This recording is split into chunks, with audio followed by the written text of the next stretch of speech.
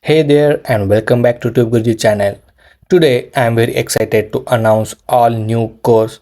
We are going to build educational application. Okay, we can call it as a code box e-learning application, and this application we are going to build with the help of React Native Expo, and we are going to build this application completely from the scratch. Okay, so right now you see on the screen is a Figma design software, and we are just made the prototype. Okay, as I told you, we are developing everything from the scratch with you, and this is just prototype. Let me walk through the different type of screen which we are going to build in our application, and then we will talk about the technologies. So very first, when you launch or open the application very first time, you will see this beautiful login screen, okay, where you can able to log in with the Google authentication. So obviously we are going to use or integrate this Google authentication in our application. Okay, so once you log in with this application, it will go to this home page. Okay, and you see on the top you will see the user's login profile pic along with the name. On the right hand side it will show the points or coins kind of thing. Okay, then we have a beautiful search bar where user can search those courses. Okay, then we have this basic courses listing, their advanced courses listing, and if you see each of this card is a horizontal scroll, right? You can scroll horizontally. Then if you see this guy, some of the course is free, some of the is paid. Obviously to buy the paid courses you have to you can ask for the membership, or you can we can integrate the membership, and that's also we'll learn how to do it. Okay, then obviously we have some of the video courses as well, so we are giving all this kind of feature. So right now in the prototype, right, I added some of this different type of homepage. Okay, and then I will teach you how to just move this courses component from one place to another very easily. Okay, once user enroll to the course and he left the course in the middle and come back to our application again, then he can able to see the in progress course with the current course progress. Okay, if you see like this. Okay, so that's a kind of functionality we will add it. And obviously when user enroll the course, I started learning that, right? At the top we will show this kind of UI. Okay, and obviously if you see, this is completely modern UI. Okay, next, if you open any of the course, you will see the course detail along with the description, how much time it will take. Even though you have option to enroll for fee, or you can buy the membership for some extra features or to some extra courses which is locked. Okay, then if you see, right, we have the list of chapters with the details. Once the chapter is complete, we will gonna show the different styling or everything, right? If chapter is not started, see the styling is different, the chapter is locked. So that kind of logic and everything we are going to build in this particular course. Okay, there are a lot of things. I am very excited, man. So next, if you open any chapter, you have the information along about that particular topic. Even though you can have different beautiful coding section, okay, you can run this, so you will get the output, everything, right? At the top you will see the progress, how much in that particular chapter, how much is remaining and how much is completed. Okay, kind of thing. Next, once you complete the chapter, you will get, or we will reward points to the user. Okay, and this is the beautiful profile section. You have user can access their courses, upgrade plan. Obviously we can add more a menu option into that one. This is a prototype. Okay, just overall prototype, because we did not create an application yet. Next, if you see there, we can show the ranking, how much all the users points ranking, okay, throughout the application or the worldwide. Okay, so and obviously we are offering the membership, so obviously we are going to integrate the payment gateway in our application, so user can buy monthly membership or yearly membership and everything. Okay, so guys, there are a lot of things that we are gonna do it. Everything or the content of this particular or all the service of this in this course we are going to use freely. Okay, so whatever the service I'm going to tell you, it's completely free, and this application is completely beginner friendly. Okay, so you can even though if you are new to the React Native or Expo or any technology, don't worry, because we are going to cover in this particular course. Okay, starting from creating application, running in on your device, to deploying it on the Google Play Store. Okay, also we are going to integrate Google Ad Mob, okay, so that you can earn from the advertising as well. Okay, so guys, this is the complete course, and this course is divided into small videos, a small some of the small chapters, so that anyone can easily learn it. Okay, you can just open the chapter which you are facing issue and you can just learn it. Okay, so before doing any further delay, let's talk about the technologies. Now let's talk about the technologies which we are going to use in this course. As you know that we are going to build React Native application, okay, and in order to build this React Native application, we are going to use the Expo build tool. Okay, this Expo build tool is one of the best tool in order to start learning the React Native application for the beginners. Okay, so it has a lot of different functionalities and very easy to build the application as well. Okay, and it helps us to run your application on the actual device as well. Okay, so that also I'm going to teach you how to do it. Then for styling, we are going to use Tailwind CSS. And if you are new to Tailwind CSS, don't worry, because I'm going to tell you how to do in an actual React Native CSS as well. Okay, so how to use it, how to do inline styling or external styling, and all of these things. Okay, next, in order to navigate or for routing, we are going to use React Navigation. Okay, this React Navigation is one of the best routing and navigation for the Expo and the React Native applications. Then we are going to use Clerk for the authentication, and you will not find any course that uses the Clerk inside the Expo React Native application. Okay, and obviously there are some video that I on my channel which use the Clerk in the React Native application. Okay, so in this application as well we are going to use Clerk, and it's completely free to use. Then in order to store the data on the backend, right, we are going to use HyGraph. There are different type of CMS available in the market like Stripe, Sanity, but HyGraph is again very easy to use, and with the help of GraphQL we'll integrate the HyGraph in our application, and again it's a completely free. Okay, and from the starting or setting the HyGraph to integrate the GraphQL inside our application, everything I'm gonna teach you in this particular course. We will learn how to add the ad mob so that you can start earning, okay, from the advertise from advertising. Okay, so that also we will go learn how to integrate ad mob inside the React Native Expo app, and this complete application we're gonna deploy it on the Google Play Store. Okay, so I will teach you how to build the APK once our application is completed, and then how to submit this particular APK file or application file to the Google Play console by creating the account, and they will deploy it on, or we publish it on Google Play. Obviously the account is not free, you have to pay $99, but if you don't want to pay it, right, then obviously we'll deploy it on the Expo Go or Expo Dev tool. Okay, that's also completely free. Then as I told you before, right, we're gonna use the payment integration, but as you know that each payment integration you need to submit some business a document or anything. But if you don't have business and if you are individual, don't worry, I have one trick that can help us to add the payment integration. Okay, with the help of buy me coffee. Okay, so it's very easy, but with the help of this one we will integrate this payment integration in our application. Guys, before doing any further delay, let's subscribe to my channel if you did not subscribe before. Also, you can join my channel and like this video, share this video. So now let's create the Expo React Native application. Okay, so if you go to this expo.dev, here you will find all the documentation and to get start or to create the application. Okay, so this is the best documentation on the expos.dev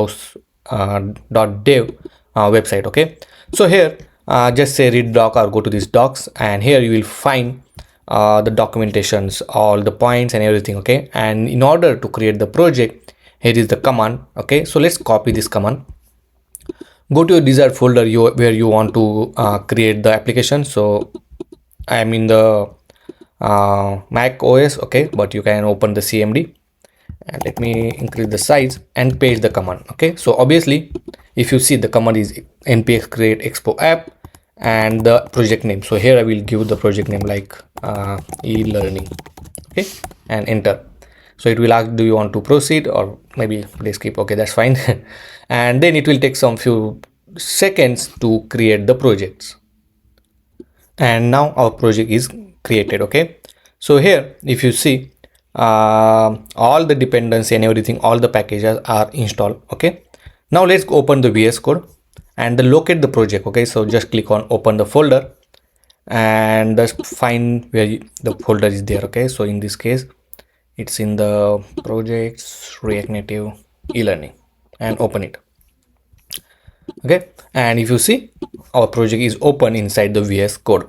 So on the left hand side you will see some of the files called assets, node modules, okay, app.js and everything. Okay, so first thing, the assets, right, where we will store all our images or anything svg files. Okay, and where we want to use the local images in our application.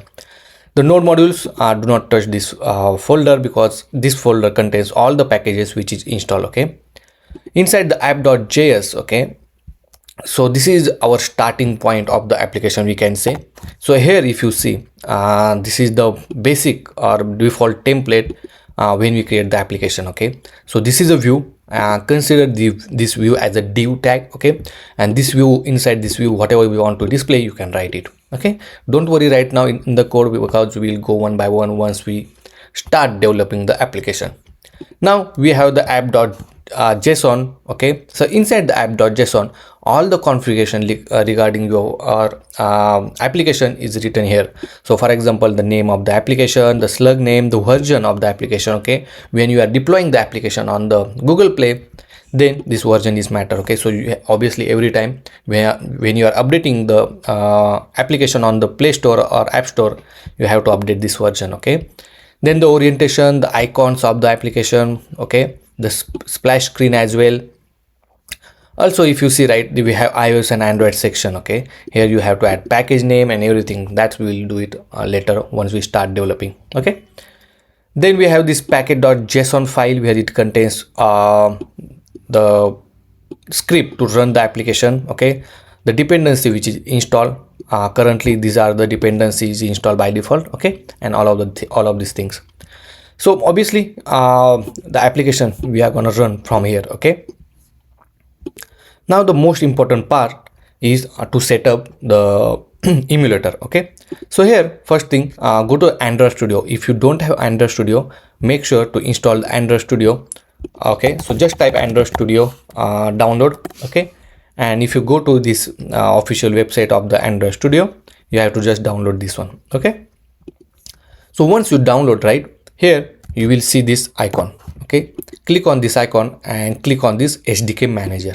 Okay, once you click on this SDK manager, make sure you have at least one Android API installed. Okay, inside the SDK tool, you have installed this Android SDK build tool, Android emulator. Okay, so these things you need to do it, and then in update side, most of the things is installed. Okay, so but make sure at least this Android SDK and Android emulator is installed. Okay, if it's not checked, then you have to install it manually. Okay, next again go to this one. Okay, now what we are doing, we are just creating the emulator, virtual emulator. Okay, for the Android device. So here if you see, right now I already have one device. Okay, but you can just click on create device, and here you can select the configuration which you want, click next, and then it will create the emulator for you. Okay, so that's how easy it is to set up the emulator. Okay, so I already have emulator, you can run it. Otherwise you can keep as it is. Okay, just close this Android Studio once you done with the setting the emulator, and here you have to run the command called expo start. Okay, so expo start is not working because that's old one, so just type npm start. Okay, if expo start does not work for you. And here if you see, you have the QR code. Okay, so what you can do, you can just with the Android device or the actual device, you can scan this QR code, and then you have to install the Expo Go application. Okay, and then once you scan it, you will see the application is running on your actual device. Okay, so obviously just go to this or you can search on the Play Store, obviously the Expo Go app. Okay, and obviously that is available for the App Store as well as Google Play Store as well. Okay, and very easy to access, easy to run in actual device. But obviously right now we are using emulator. Okay, so you have option to run on Android or I for the iOS simulator or something like this. So just type A here, okay, to run it on the emulator. So right now it's saying no Android device connected found, no emulator could not be started automatically. Okay, so what you have to do, go to the Android Studio. Okay, and here if you remember, we have this virtual device manager, and run this particular Android emulator. Okay, so let me close this one, let me close this one as well. Okay, and if you see, our Android emulator is starting here as well.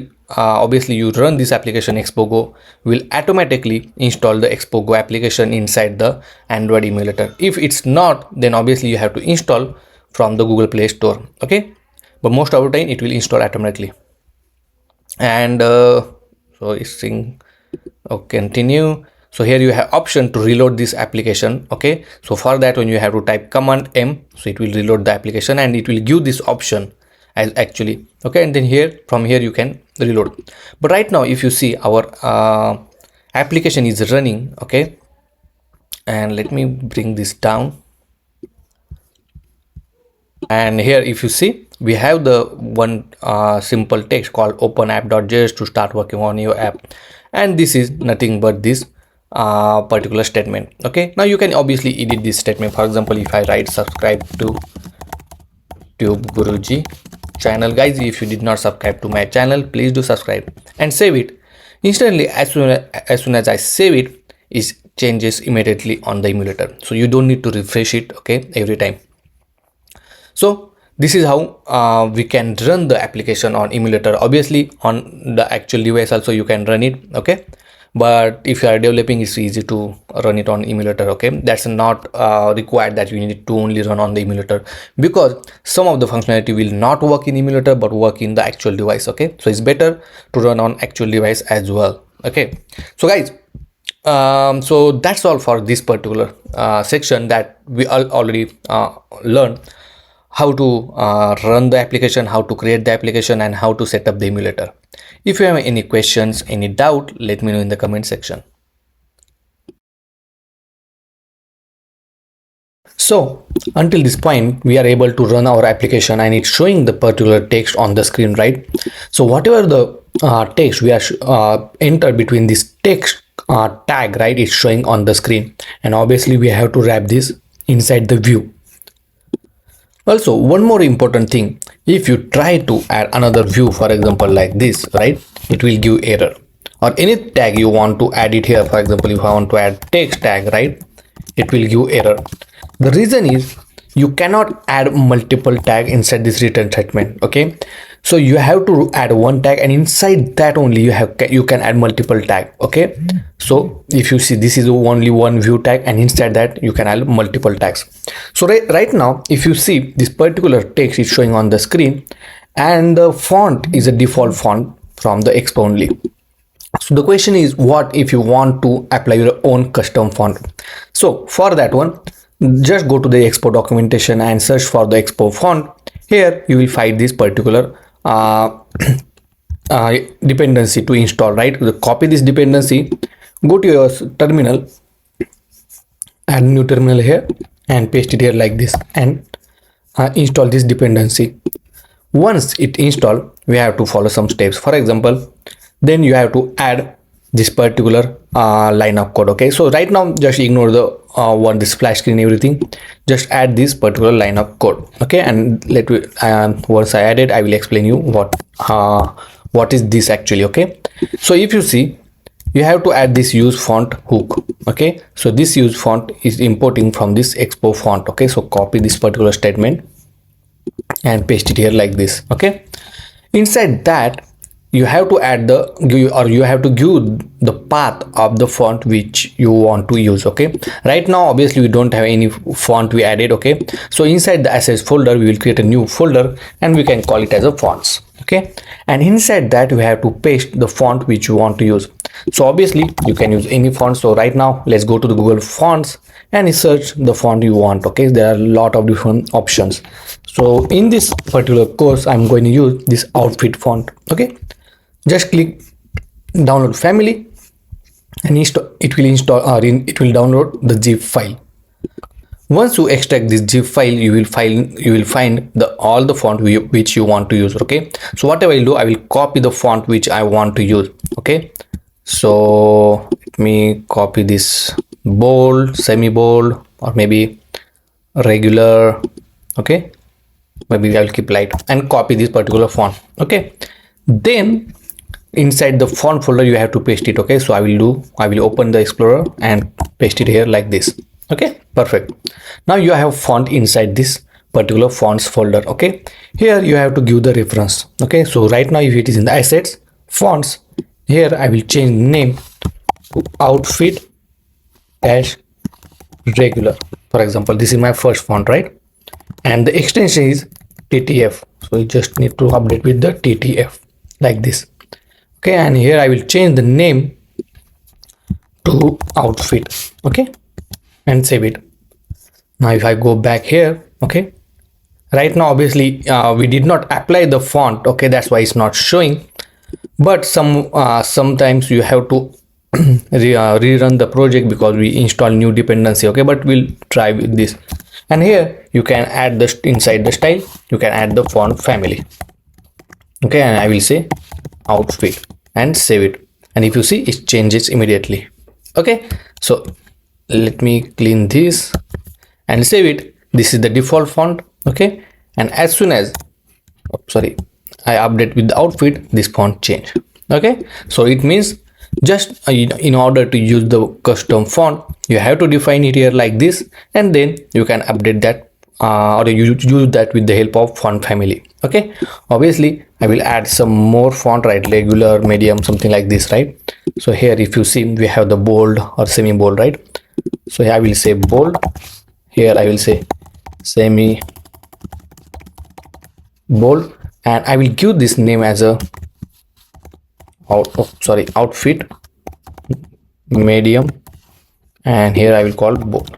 Okay, perfect. Now if I change this outfit bold, it will be bold. See how easy it is, right? Now obviously once you define it here, it will applicable in any component. Okay, so even though you create a new component, it will applicable to that component text as well. Okay, perfect.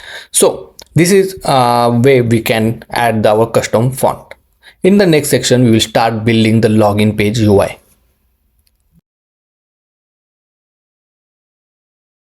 Let's build the login page UI. Okay, so for that one, go to this files folders, and inside that, right, in the root directory, we'll create a new folder by clicking this icon, and we'll call it as a app. Okay, inside the app folder we'll create another folder. Okay, and we'll call it as a screen. Okay, and inside the screen I will add the login screen.js file. Okay, so obviously this is our just login screen. Okay, and this is inside the screen folder. Okay, but you can add multiple folder. For example, if I want to add a component folder, go to the app and add the components folder like this. Okay, perfect. So right now we are just dealing with the screen login screen. So click on the login screen, and here is the login screen file. Okay, now there are two important things we need to do. First thing, if you don't have the this ES7 React extension, right, then I will suggest go ahead and install this extension. Okay, let me increase the size. So this is how it looks. Just install it. Okay, so the use of this extension, right, you don't need to type this particular default template, right? For example, this function, export function, everything, right? You just need to type React Native function and click enter, and if you see the magic, it immediately create the React Native template for the particular screen. Okay, so this is how easy it is to add the template with the help of that particular VS Code extension. Okay, now we have the login screen default template with the all the code. Okay, save this one, And now go to the app.js. Okay, as I told you at the beginning, this is our starting point of the application, right now I will remove this particular code, and here you need to import this login screen like this. Okay, so what we do, we already have this login screen here. Okay, and we need to display it on the UI. Okay, but as you know, the app.js will run or will display it on the UI, right? So you just need to import this particular component inside this particular app.js and save it. And if you see on the UI, now it's just showing the login screen, the text, right? The text which is displaying in the login screen.js file. Okay, so right now I will remove this align center and justify center, and if you see, login screen is showing. Okay, perfect. Now I already added one image. Okay, so inside the assets folder I created one folder called image, and here I added this app.png file. Okay, which is just this particular app image. Okay, so that app image we will show it on the login screen, and if you see, let me go back and let me show you the login screen. So this is how the login screen look like. Okay, so on the top we have this app image, and then at the bottom we have a button and some section. Okay, so first thing, let me remove this particular line of code, and here I will add the image. Okay, so if you see, this image tag is importing from the React Native. Okay, in the tag, and here we have to add the source. Okay, inside that we have to give the local path or local files import, right? So what we can do, we will just import that particular file. So we'll call app, or if you see we got any. Okay, so that's fine, from. Okay, and then we have to give the path of the assets. So it is the asset folder. Inside the image we have app.png, and this app we will import it here like this. Okay, so obviously inside the style we will need to give height and width. Okay, so we'll give width maybe 250, and then height I will give 500. Okay, and save it, and if you see, it's showing on the screen. Next, obviously you can make this object fit to be contained like this. Okay, and that's all.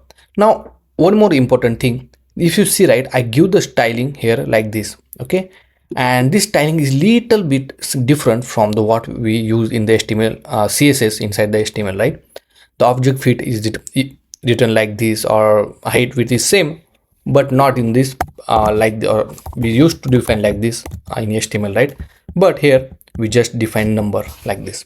Okay, so next we want everything in the center, so I will define the styling here. Okay, and we can call display as a flex, and then I will add the align item to be in the center and save it. Okay, next what we need to do, we need to give some margin from the top. So I will add margin top 20, maybe like this, maybe more. Okay, perfect. Okay, so another thing, so if you see, right, I defined this styling here, and this styling I directly added to this particular tag. For example, in this case is image, or here it's a view, right? And that's why it's called the inline styling.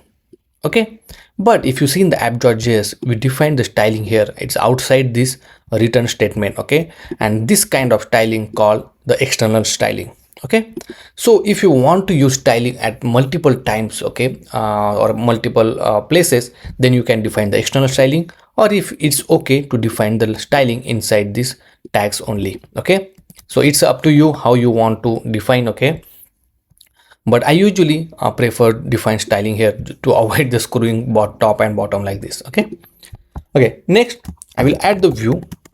Okay, and inside that first let's give some height and width. So I will add style, and we'll give height of 400. Then I will add the background color. Okay, so obviously this background color we need to add, right? And so in order to, because obviously we are going to use background color multiple times, right? So we'll create a new folder inside the app, and we can call as a utils, and here inside that I will add the one file called color.js. So all the colors related to our application, we'll keep it here. Okay, so that if you want to change any color throughout the application, it will change it. Just need to change here and it will reflect all over the app. Okay, so in this case I will add the default primary color for the application like this. Okay, and I will add the light primary. You can call hash C2BAFF.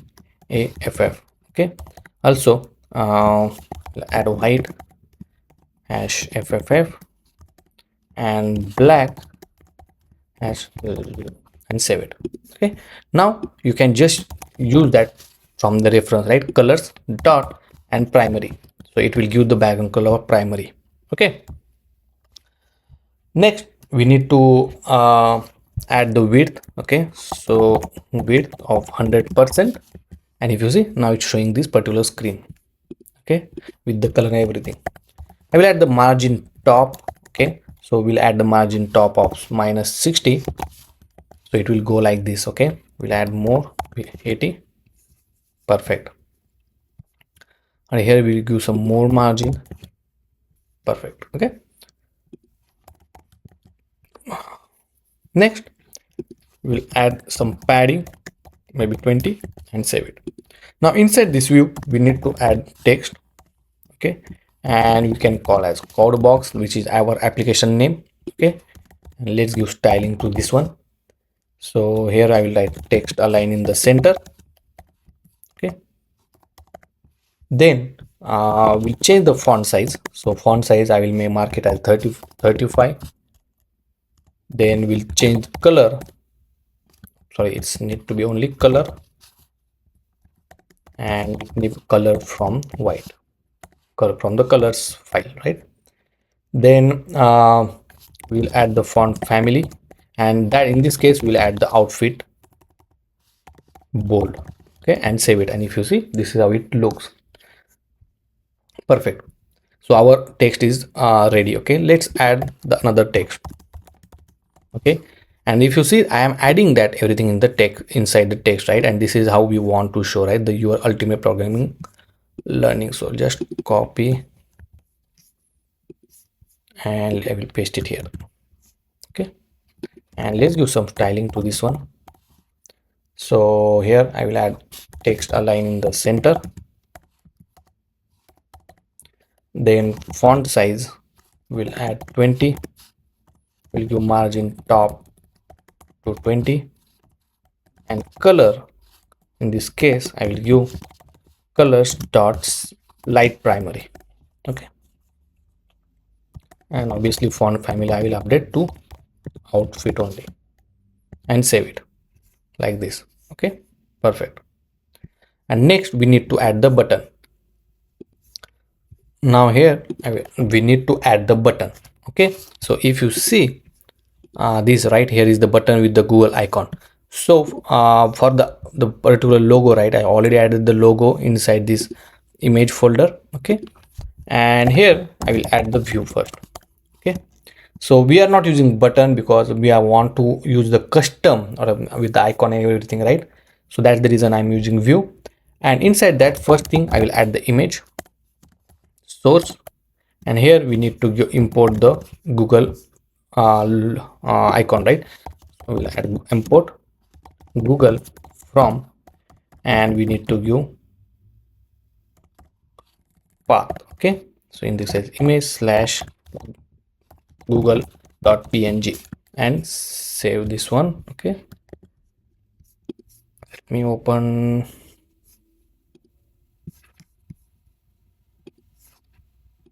Here, so we are getting error because we did not provide anything. So we'll add Google like this, and then we'll need to give width and height. So style, here I will add the width of 40, height of 40. Okay, then we'll add the text, and in this case I will add sign in with Google. Okay, let's apply some styling to this one as well. So font size of 20, color I will add colors dot primary, and then font family will add outfit. Okay, obviously the color is matching with the background color. Okay, so what I will do, I will add the styling and add the background color. We can say colors dot white. Okay, now we want everything in one line, so make it display as a flex. Okay, and then in order to put in one line, we have to give the flex direction as a row like this. Okay, also make align item to be in the center, so vertically it will be in the center, and give some gap of maybe a 10. Okay, also give text align into the, not text align, but here just mention justify content inside center. Okay, now I will also give some padding, so give padding of 10 maybe. Okay, and to make the corner to be rounded, we'll make border radius 99, so it will be rounded like this. Okay, and let's give margin top maybe 25. Okay, and to this code box, right, I will use some more margin from top. So here we give more margin, not here, but for code box we give some margin. Okay, so margin top maybe 50. Perfect, like this. Maybe 30 is fine. Okay, now we have sign in with Google, but if you see, right now this button is not clickable. Okay, so in order to make this button clickable, we have to change this particular view for the button, and we have to change it to touchable opacity like this. Okay, and is importing from the React Native, and obviously in the tag with this one only, not here, this one. Okay, and save it. Now if I try to click it, right, you will see effect, right, it's a clickable. Now you can add the on press event, so once you click, some event will happen. All right, so I hope you understand this particular UI screen part of for the login page. Okay, next in the next section we gonna add the authentication. Okay, so obviously if you just click on the use sign in with Google, user will get login with the help of Google account, and then user will enter in our application. Now let's add the authentication. So here if you go to this clerk.com, right, and here if you don't have an account before, let's create a new account and then go to the dashboard. Once you in the dashboard, right, here you can add the new application and give the application name. So in this case we can give e-learning. Okay, and you can obviously enable Facebook, Google, or there are bunch of option to enable the authentication. Right now I will just enable the Google and then click create application. Okay, so once you create the application, here you will find the publisher key and the secret key, right, and as we are using the Expo, we just need the publisher key. Okay, so obviously we have this publisher key now. Okay, now go to this documentation, open in new tab, and here is the documentation in order to integrate the clerk inside the Expo React Native application. Okay, now you are in the documentation. Let's execute this line of command in order to install the clerk inside the application. Okay, so I will open the terminal and just paste this command here and click enter. Then if you scroll down, right, you can add the publisher key inside the .img file as well, or inside the .config.js file as well. Okay, which we already have here. Then if you scroll down, the next step is to wrap all of this content inside the app inside this clerk provider. Okay, so copy this clerk provider along with the publisher key, copy this, and let me bring this down. And obviously we need to add this inside the app.js, so this clerk provider will be enabled throughout the application. Okay, here you have to add the publisher key, so I will keep it blank for now, and then let me end the tag here, copy this tag and wrap this view like this. Okay, and here you have to add publisher key, so just go here and copy this publisher key. Okay, make sure don't add it directly. Okay, but right now for the example purpose I am adding here, but once you are able pushing something or saving on the GitHub, make sure to remove this one. Okay, and now save it. So right now it's showing the clerk provider does not exist because we did not import the statement, right?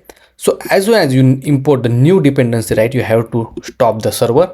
So I will stop the server, and then you have to rerun the complete application again. Okay, just say a, let me remove this. Our project is running, and then let's add this clerk provider here like this. Okay, and save it. Now let's see what's the issue. Okay, so right, it's still refreshing, and if you see our project is run. Okay, right now you see, if you see, right, nothing here get changed, right? Even though if you added the code box, nothing get changed, right? Or the clerk provider. Okay, so just scroll down a little bit, and you have to go inside this particular section called sign in and sign out. Okay, so you have to copy this statement and then paste it here like this. Okay, so let me import this particular statement. So just go here and add this sign in sign out as well. Okay, so here I will add the sign in sign out like this and save it. Okay, so let me go back here. If user is sign in, right, then you will show this content, and if user not sign in, means is sign out, you have to show this content. So I will replace with this actual login screen. Okay, so right now if you see, as we are signed out, we are just showing the login screen. Okay, now inside the go to the login screen, right here we need to do the some implementation. Now if you see at the right hand side, right here, sorry, I don't know what's the issue. Sorry. So here at this side, right, we have this auth login section, right? Go to that one section, and you will find this particular auth login where you want to implement the social authentication. Okay, so first thing, you have to create a new folder called hooks, and inside that you have to add this warmup browser.tsx file. Okay, so go inside this root folder, add a new folder called hook. Maybe it's hooks, or let me check, it's hooks actually. Okay, so rename this one to hooks.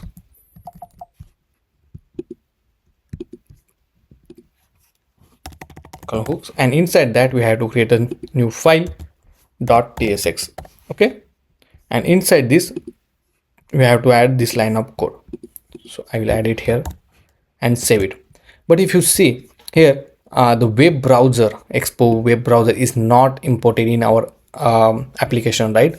So just search this Expo web browser and go to this one, right, and you have to import this Expo web browser as well. Okay, in order to work this clerk. So inside the new terminal, I will just paste this command and run it. Okay, so it might take some few seconds or maybe to execute. Okay, and if you see, it's executed now. Okay, next we need to add few more things, like go to this clerk documentation, and then this is sign in or .tsx, right? But instead of that we have the login screen. Okay, so first thing, add this line. Okay, go to this project, inside the login screen, about the export you can add this. Okay, and make sure to import this web browser. So I will just import some of the import statement here, for example this one, like this. Okay, then we have to add all of this line of code here. Okay, copy it and then just paste it here inside this login screen. Okay, obviously some of the import statement you need to paste it. For example, one of this is this one, and use auth. Okay, oops, and paste it here inside the import section and then save it. So right now, as soon as I save, we got the error that because we import this Expo web browser. Okay, and that need to restart the application again. So again you need to stop the server and then rerun the server again. Now we rerun the project again, and here we go. Okay, so right now everything is set up. Now on the click of this button, right, we need to call this on press method. Okay, so that is actually callback method. So here we will add on press event because we added the touchable opacity that enable on press event. Okay, and we'll just call on press here like this and then save it. Okay, so let's try to click on this sign in with Google, and if you see it opened the, okay, so we have to say add account. Thanks. Let's see whether we have any account or not. I'm not sure.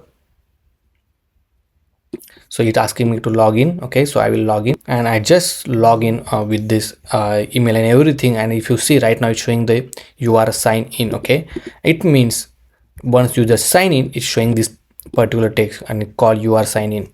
Otherwise, it will show this sign out or the login screen only. Okay. Now once it's signed in, right, if I go here and go to the read session and user data, here in this, if you go to the use this use auth or use user, you will get the user's information as well. Okay, so this is how we can implement the sign in and sign out functionality. Obviously I was not able to show that I log in with my email and password, but once you click on the sign in button, you will able to redirect on this particular page. Okay, so guys, that's all for this particular section, and I hope you understand how to do the or how to use the clerk inside our React Native Expo application. Okay, in next section we are gonna add the navigation tabs. Okay, so that we can able to add multiple screens and we can use the tabs inside our application.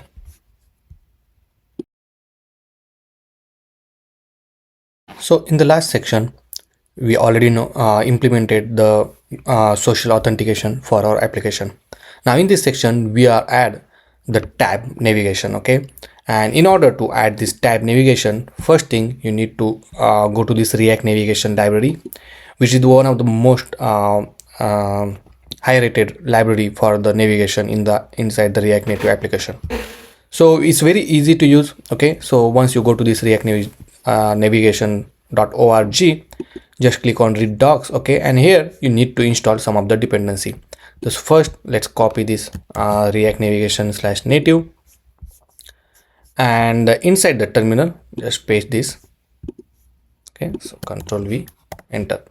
And if you scroll down, right, again you have to install this dependency, and this dependency is for the Expo management project. Okay, so make sure you are installing this one as well. So once it install, we will install this one. So it's still okay, so now we can install. And now we need to use a tab navigation. Okay, so obviously we also need a stack navigation as well. Okay, so if I go here inside the navigation section, you have the stack navigation. Okay, and this is how it works. For example, if you click on some button or some action, it will open the new page. That is nothing but the stack navigation. But as we also need the bottom navigation, and this is how it looks, right? If you click on any tab, it will open that particular page. Okay, so first thing we will install this tab navigation. So copy this line of code, okay, to install the tab navigation. And then if I scroll down, this is the way you can install this tab navigation. Okay, so let's go to our project, and you can do one thing. You can just stop the server, because as you know, we install some of the new dependency, right? So let's stop the server and rerun the project again. Now I just restarted my application. Okay, now inside your app folder, we'll create a new folder. Okay, so we can call it as a navigations,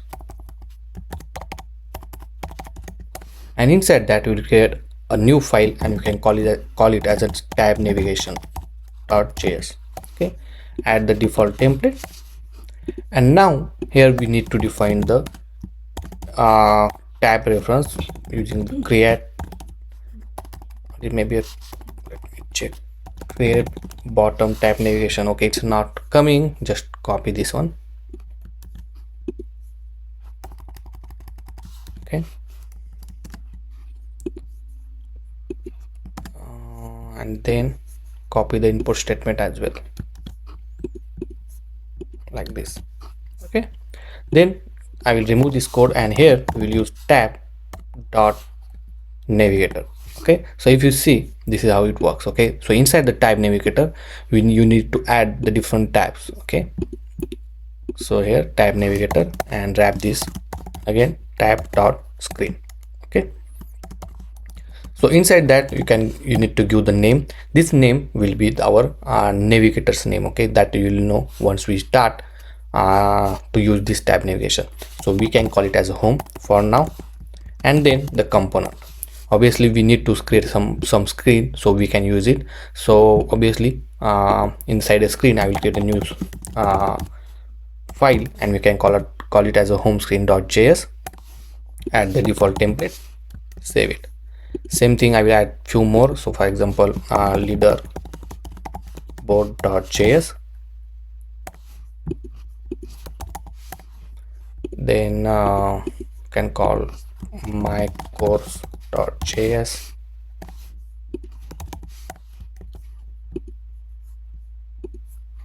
LeaderBoard, and the profile, another one is profile.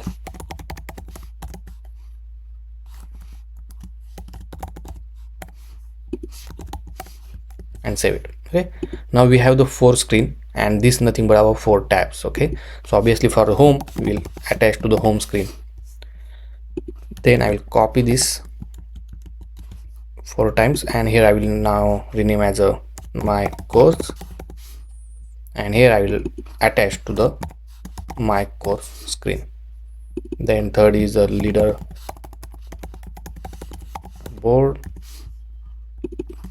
you can call it as a LeaderBoard, and the last is profile.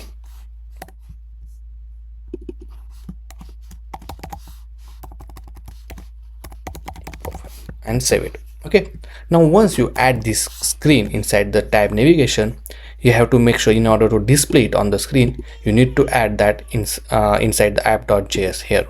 Okay, so once user sign in, we need to show the tab navigation. So here what I will do, I will first wrap this in a navigation container, and if you see, this navigation container is importing from the React Navigation /native. Okay, and inside this navigation container you have to define your navigation. So in this case is tab navigation, which we created, and is importing from this /app/navigation/tab navigation. Okay, and then save it.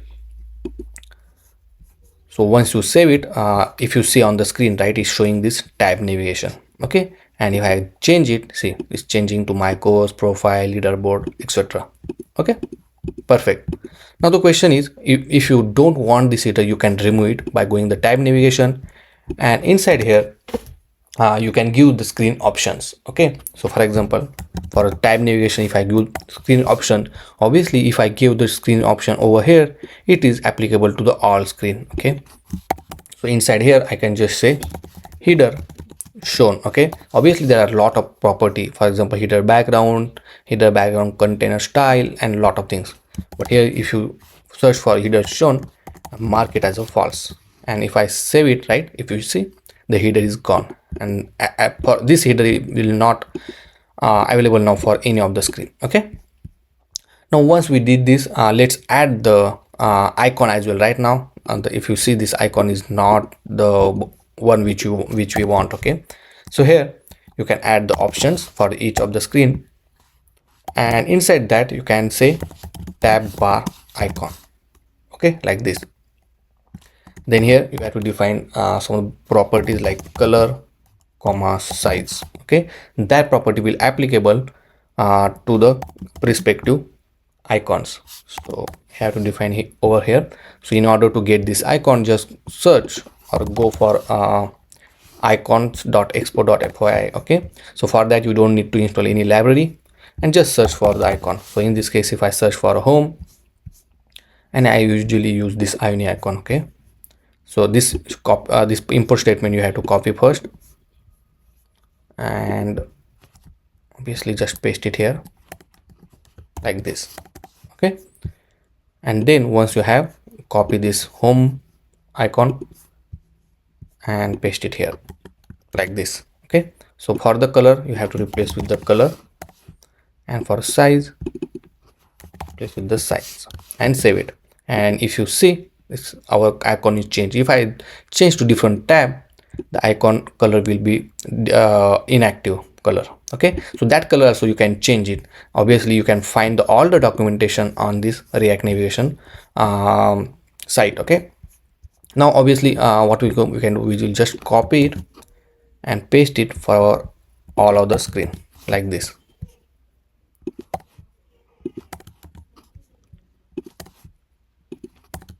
Okay, and if I save it, obviously right now it will show home, but we will change to some other any icon. So for example, here I will change to book. For leaderboard, let's say what we have. So for leaderboard, I will choose this material icon. So obviously I need to import this statement here like this, and then we'll copy this line of code only for the leaderboard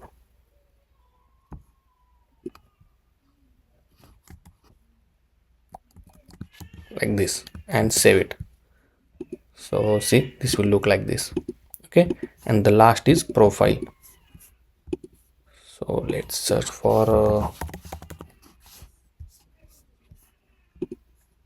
we'll check material icon.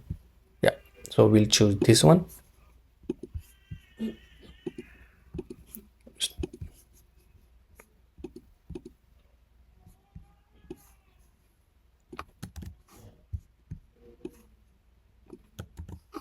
And we'll replace with the name supervised user circle. And if you see, we got all the tab with their icon. Okay, obviously you can change the color, but this color is matching with our theme, so I will keep this color as it is. So we successfully added this tab navigation. Obviously we are going to implement one by one later on in this particular course, but I hope you understand how to create the tab navigation with the help of React Navigation's library. Now one more thing here, right? Obviously this is just tab navigation, but what if I click something or some button and want to jump to another page which is not a tab? So for that one we need a stack navigation. Okay, so if I go here, right, and this is how the showcase or preview will look like. Okay, so once you click on any of these button, it jump to the other screen. So for that one as well, you need to install this stack navigations dependency. Okay, so I will copy this and just paste it in your terminal. Okay, so in the later in the course we don't need to come back on this page and do it. Okay, also install this gesture handler. Okay, for the Expo. So if you see for the Expo you need to install, so just install it. If you did not install, that will not affect anything, but it's better to have that one. And if you see, this is optional third, so I will not install, and that's all. And if you see this implementation, right, this is how it works. But don't worry, once we start developing, we will implement the stack navigation as well. Okay, and you will learn how to do it. So in the next section we will start developing the home screen.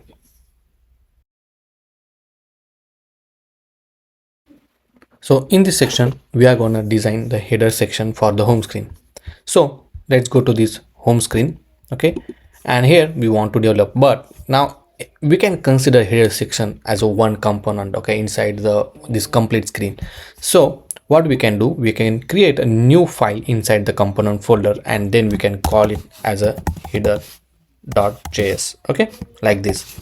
But obviously in our throughout the application we have multiple components, right? So what we can do inside the component for the organized purpose, right, we will create a new folder and we'll call it as a home screen inside the components, and all the related component which is all the component which is related to this home screen we will keep in this particular folder. Okay, and same thing we will do for the all the screen. So right now inside the component we have the folder called home screen, and inside the home screen we have file called header. Okay, it means this header is belong to this home screen. Okay, this is just for our understanding purpose and to make the project more structurable. So I added this default template. Now in order to use this header, right, we need to add this component inside this home screen. Okay, so we can just add it here like this. header and save it. And if you see right now it's showing header, okay, but it's going at the top. So what we can do, let's go to this app.js, and inside the container, right, we can give some margin from the top, margin top maybe 20. Okay, and if you see it will look like this. Perfect. So this is applicable throughout the screen. You don't need to add the margin for each screen. Okay, now we have header. Let's go to the header.js. Okay, and let me remove this one. So here, first thing, we need to add the user profile image. Okay, so let me go back here and show you how we want to develop, right? So if you see at the left hand side, we have the user profile image, then this welcome text and the username, and after on the right hand side we have the coin icon and this number. Okay, so in order to get users login profile image, right, you can get it with the help of this. So here we can say is loaded, okay, comma,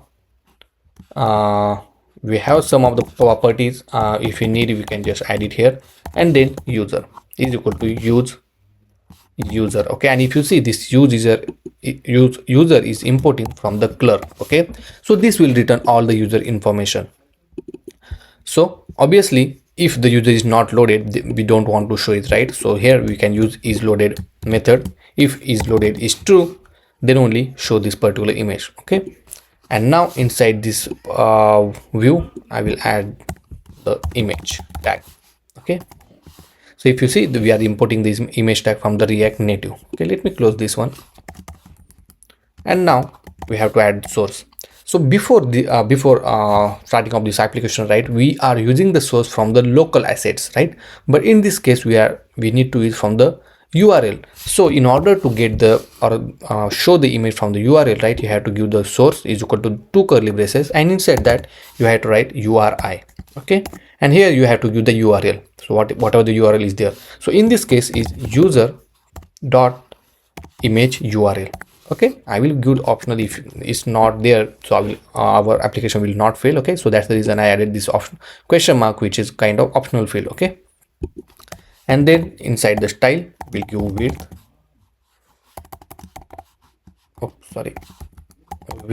of 50 and then height of 50, and save it. And if I save it, you see on the right hand side, right, we got this user profile image. Okay, perfect. Then obviously you can make it rounded, so I will add the border radius to be 99, so it will be rounded like this. Okay, perfect.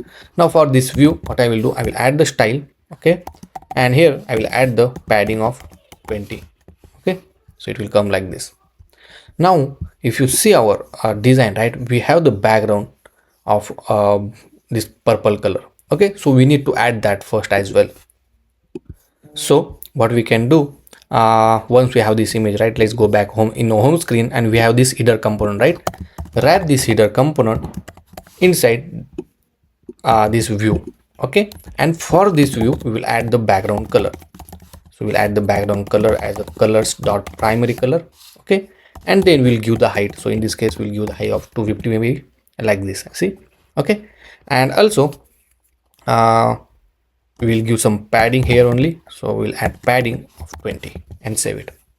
Okay, so obviously we'll remove this padding from here, we don't need it for now, so I will keep it empty. Okay, now after this view I will add the one view in order to put the user's name and everything. Okay, so here I will write first text, and here we will just call welcome. Okay, and another text, to display user's name. So you can get the user name from user dot full name. Okay, and if you see we got the welcome and then gameplay, which is user's name. Now let's give some styling to this one. So I will add the style is equal to color. We add colors dot white. Okay, and same thing we will do for this one, color dot colors dot white, and some more property. For example, we'll add the width and height. So sorry, means the font size and all. So we'll add font size of 20, then font family maybe, so it will be outfit, and then add the color. Oh, color we already added. Okay, save it, and if you see, this will look like this. Okay, we'll also add this font family to the welcome text like this and save it. Now let's bring this in one line. Okay, so first this view will add the display as a flex, and then we'll add the flex direction, which will be a row, so we want in one row. Okay, and also we'll give some gap of 10 and make align item to be in the center, so it will come vertically center like this. Okay, so that's the reason I wrap this image and this text along with this view inside this view, so we can apply this flex direction and everything. Okay, next after this I will add one more view in order to display coins and their count. So I already have the in the assets folder I have coin, so I will just move it to this image. Okay, so inside the image I had the coin.png. okay, so that I will use it to display it. So I will add the image tag first. Okay, and inside that we'll add source, and let's import this particular image. So import coin from and give the path. So it's in the assets folder, right? Assets slash images slash coin.png, and we'll just provide that for the source like this. Okay, and obviously we'll give some style. So we'll add the width, maybe we can add width maybe 20, maybe 35, and the height to be 35 like this, and save it. Okay, perfect. See, it's showing on the screen. And the next is text. Okay, here we can add, for now we can add some random text like this. Okay, now obviously I want the style, whatever the style we give this gameplay, we want to show it to this particular text as well, right? But if I just copy and paste it here, right, we will repeat this particular code. So what we can do, as I say, right now we added all this styling, the inline styling, right? But in order to display it externally so that we can use multiple times, so here in order to display the external styling, you just type rnss, right? rnss, I don't know why it's not showing. Okay, just add the rns, and if you see React Native style, right? And here you can define your own style, right? Obviously let's make sure to import the style sheet from the React Native, and then here you can for example define main header. Okay, and then whatever the style you copied for this, so you have this full name, I will remove this one. Okay, and paste it here. Okay, and now you can just use this style. Okay, so you have to just define one style, after define the style, one curly braces, and then in order to access that style you have to define styles dot main header. So in this case we give the style main header, or say main text, we can give main text, so a little bit meaningful. Okay, and same thing we will apply here. So style curly braces, one curly braces, and we can give styles dot main text. Okay, and save it. And if you see, is applicable to the both of them, correct? Now same thing, obviously we want everything flex and everything, right? So this for this particular style as well, I will put it externally so that we can use it. So here I will say row style and paste it here. So this needs to be a colon. Okay, so this will, the external styling will help you if you are using or reusing particular code, okay, multiple times. So like this, right? And here as well I will define this style, and here I can say styles dot dot row style, and save it. See? Okay, and again for this complete both of this view, because we have two view, right, we will define the style. So here styles dot row style. Okay, but if you see, I defined this row style, but it's not we want this icon actually at the right hand side, right? So along with this one, okay, you can define your own style as well, okay, along with this external styling. So here you can just define justify content, and you can make it space between, okay, and if you see the magic, okay. So not only means you can use external styling or internal styling, but you can use both the styling at once, okay, and this is you have to define it like this, okay. Perfect. Now our header is almost ready. Only thing now is pending to add this search bar, okay. So in order to add the search bar, so what I will do, I will wrap this complete view inside another view, okay, like this. Make sure nothing is get changed, and inside that I will add one view, and here I will add the input. So in order to add the input so the user can type, we have one tag or property called text input inside this React Native, okay. So if you see, this text input is imported inside from the React Native, okay. So it's inbuilt component again. Here you can provide the placeholder. So in this case we can say search courses, okay. And if you see here the search courses, the text input is showing. If I click on this one, right, the immediately the keyboard is open, okay. It means you can able to enter this value, okay. Now we have this input. Also we want the icon here to of the search icon. So what I will do, let's go to our icon, and here click search for the search. I will use this icon, okay. Let's import the statement,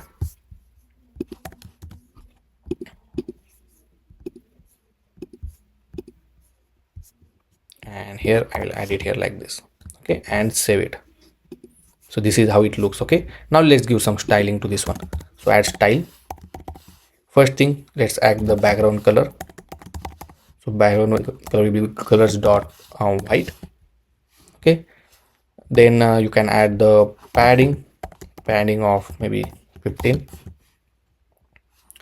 okay. Let's make it all in one line. So obviously you can use the styling which we have. So what I will do, sorry, here I will wrap this in a brackets, and after this I will add the styles dot row style like this, okay. For this input text, and let's add style and make width 100%. So it's going beyond that, okay. Let me remove this style from here, and let's see, okay. Let's make it flex first, and then we'll go to justify center, okay. So for this one, let's make display flex, then justify content, let me make it flex, and flex direction to be row like this, okay. Let me remove this width. Let's see how it looks, okay. We'll check it out why it's showing, but let's give some styling to text input as well. So here we'll change the color to the, it's black only, so you don't need, yeah, it's a black only, okay. So no need to change the color.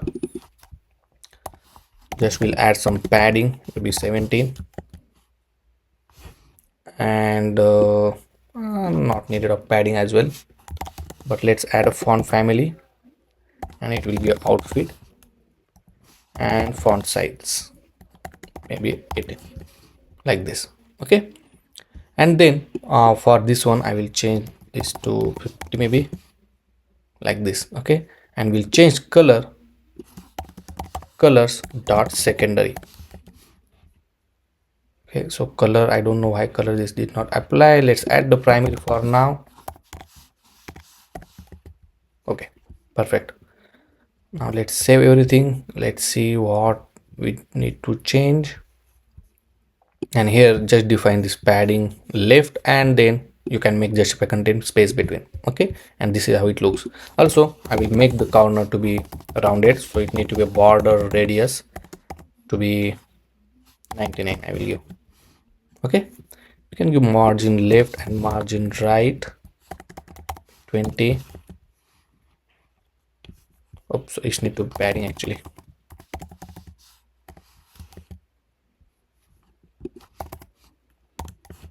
maybe like this, Okay, now once we have this search bar ready, let's add some margin from the top so it will look little bit decent like this. Okay, perfect. So we are ready with our header section. Okay, and if you see the mockup, that's how it looks. Okay, at the top section. Okay, and if you see, okay, now next, okay, we need to fetch this list of course. Okay, but before that, obviously we need the list of course in our backend. Okay, so in the next section we will learn how to set up the HyGraph. Okay, and once we set up HyGraph, we'll learn how to fetch the data from the HyGraph with the help of GraphQL. And then once we have the data, obviously we can able to display this list of course. Okay, so see you in the next section. In order to store our data, as I told you in the beginning of this course, we are going to use this HyGraph. Okay, HyGraph is one of the best CMS platform. Okay, if you know already about the Strapi, the HyGraph is kind of similar. Okay, only thing that they use the GraphQL in order to fetch the data, and that's very easy to use it. So go to this HyGraph.com, and if you don't have an account, create new account just. Okay, and once you create the account, just log in with this account, and then you will land on this first page. Okay, so I already have some of the projects created. Okay, the one of them is the latest one is this course list, right? The building the LMS, the learning management system. So you can go here and check it out. So now in order to create a new project, just click on this add project, and here you can add the project name. So in this case is e-learning. Okay, add the description, the region which is near for you. If you are from India, just add India. Okay, right now I'm in US, so I will add the US Virginia, which is quite near from my location, and then click add project. So once you add it, if you see, it's landed on this page. Okay, so here this is our dashboard. Okay, and it will show the how much uses it happened on your particular project. Okay, so it has 1 million call, 100 GB of traffic, and that is more than sufficient, because this particular call, API call and asset or everything is a monthly basis. After 1 month it again reset. Okay, and that's very helpful for us. If you are a startup, a small business, then it's very comfortable to use this HyGraph. Okay, and it's completely free. Now the most important part is to create the schema. So on the left hand side, if you go here, we have the schema. Okay, and here on this particular schema you can add the new schema, or you can add new component. Okay, new enumerations and etc. So there are in the model section you have by default 2. Okay, you cannot delete that. Now here you can add the new model, and you can give the model name. So in this case I will give courses. You can add the description, everything. Okay, so this need to be in the singular form. Okay, and just click add model.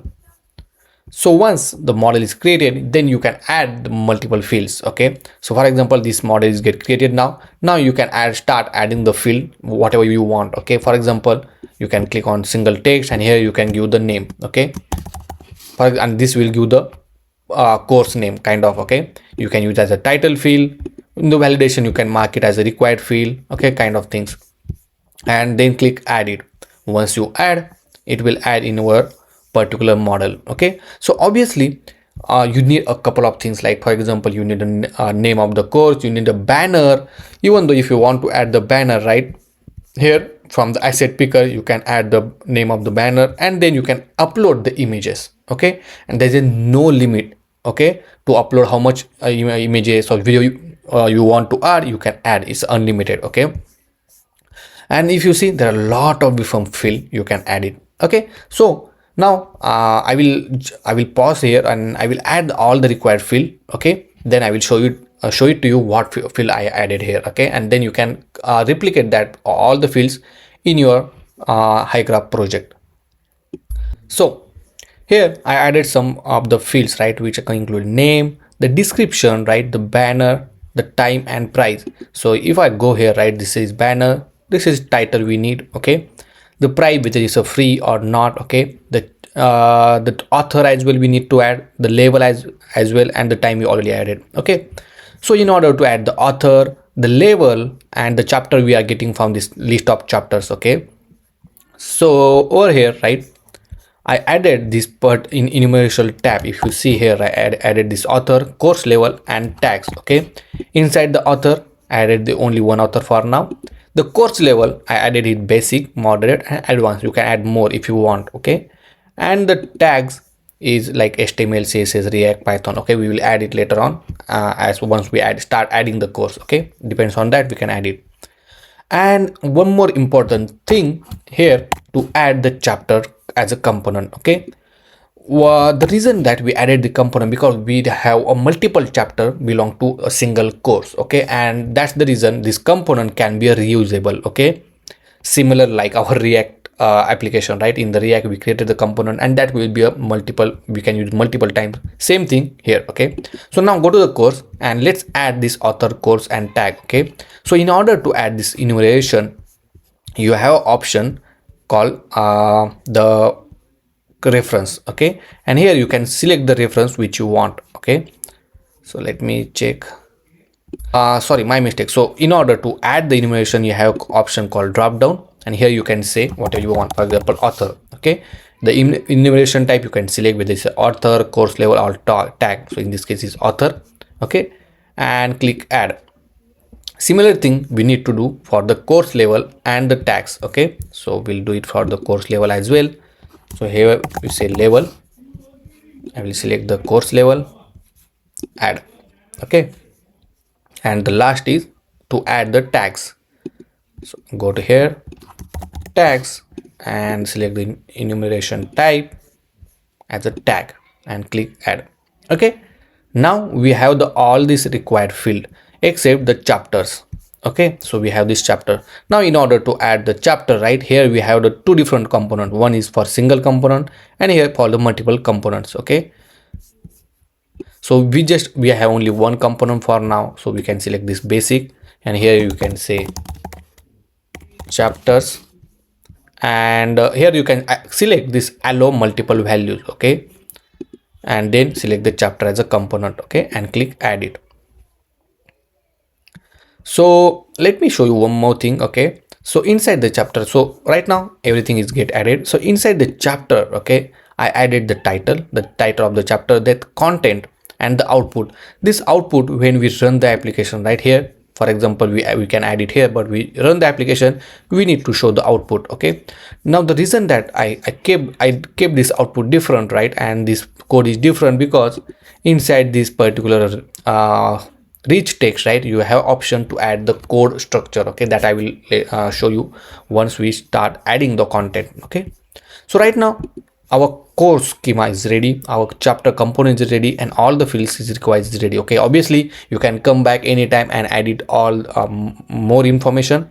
Okay, more fields here, but right now we are good to go. Now let's try to add the content. So here on the left hand side you have option called content. Click on it. Okay, and select the course. Then once you select the course, you have option to add the entry and add the entry. Okay, so here I will say basic HTML course, like this. Okay, and here you can add the description. So let me copy it from our Figma for this example. Okay, so I don't know, oh, it's just showing Python. Let's add the for Python then. Okay, so I will change this basic Python course. Okay, here I added this particular line of code, and now if you see in Figma, right, we have this code, correct? So what we can do right now, oh, I don't know why it's in the text format. Let me copy this one. So let me add it here inside the code block. So just select this code block as option and paste your code. Okay, and let's add some banner. So let's add a banner as well. So click on add banner. Okay, and this is the assets we need to add. So click upload button and select file to upload, and here I can select the file I want. Okay, so in this case I don't know where did I save the file. Let me find it. Okay, so this one. Okay, and open it and upload. Okay, and if you see, the file is uploaded. Now the time, for example, to complete this course, you need a 2 hour 30 minutes. Okay, and then price, whether you want to make it free or you want just put some value. So right now I will make it free, so only 0. The author you can give as a Tube Gurji. The level, whether it's a basic, advanced, so select basic. The tag, so in this case is Python, and then you have to add some chapters as well. Okay, so my mistake actually, here we need to add the description and not the chapters information. Okay, so let me copy this description. Okay, so this is just a sample description, okay, and not the one which we want to use it. So I will remove this from here, and inside the chapter I will add that one. Okay, so I will add the uh, code here. Okay, the title I will give introduction. Okay, then this some value here. So this is just a sample content, okay, that we are going to add. I don't know why it's not.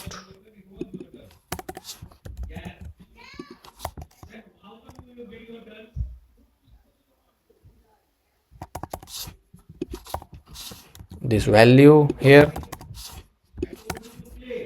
and then just I added all this information and just say save and publish. Okay, while you're doing save and publish, you also need to publish this image. So select this image and then click save and publish.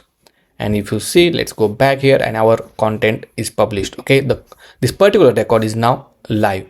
Okay, so this is how you can add the schema and the content for your courses. Okay, so until this point, if you have any question, any doubt, let me know in the comment section. Okay, so one more important thing, the question is how to get this data. Okay, and that's the reason we are going to use GraphQL, because HyGraph uses the GraphQL, and we have option called API Playground where you can test it and then you can use it. Okay, so that we will see in the next section.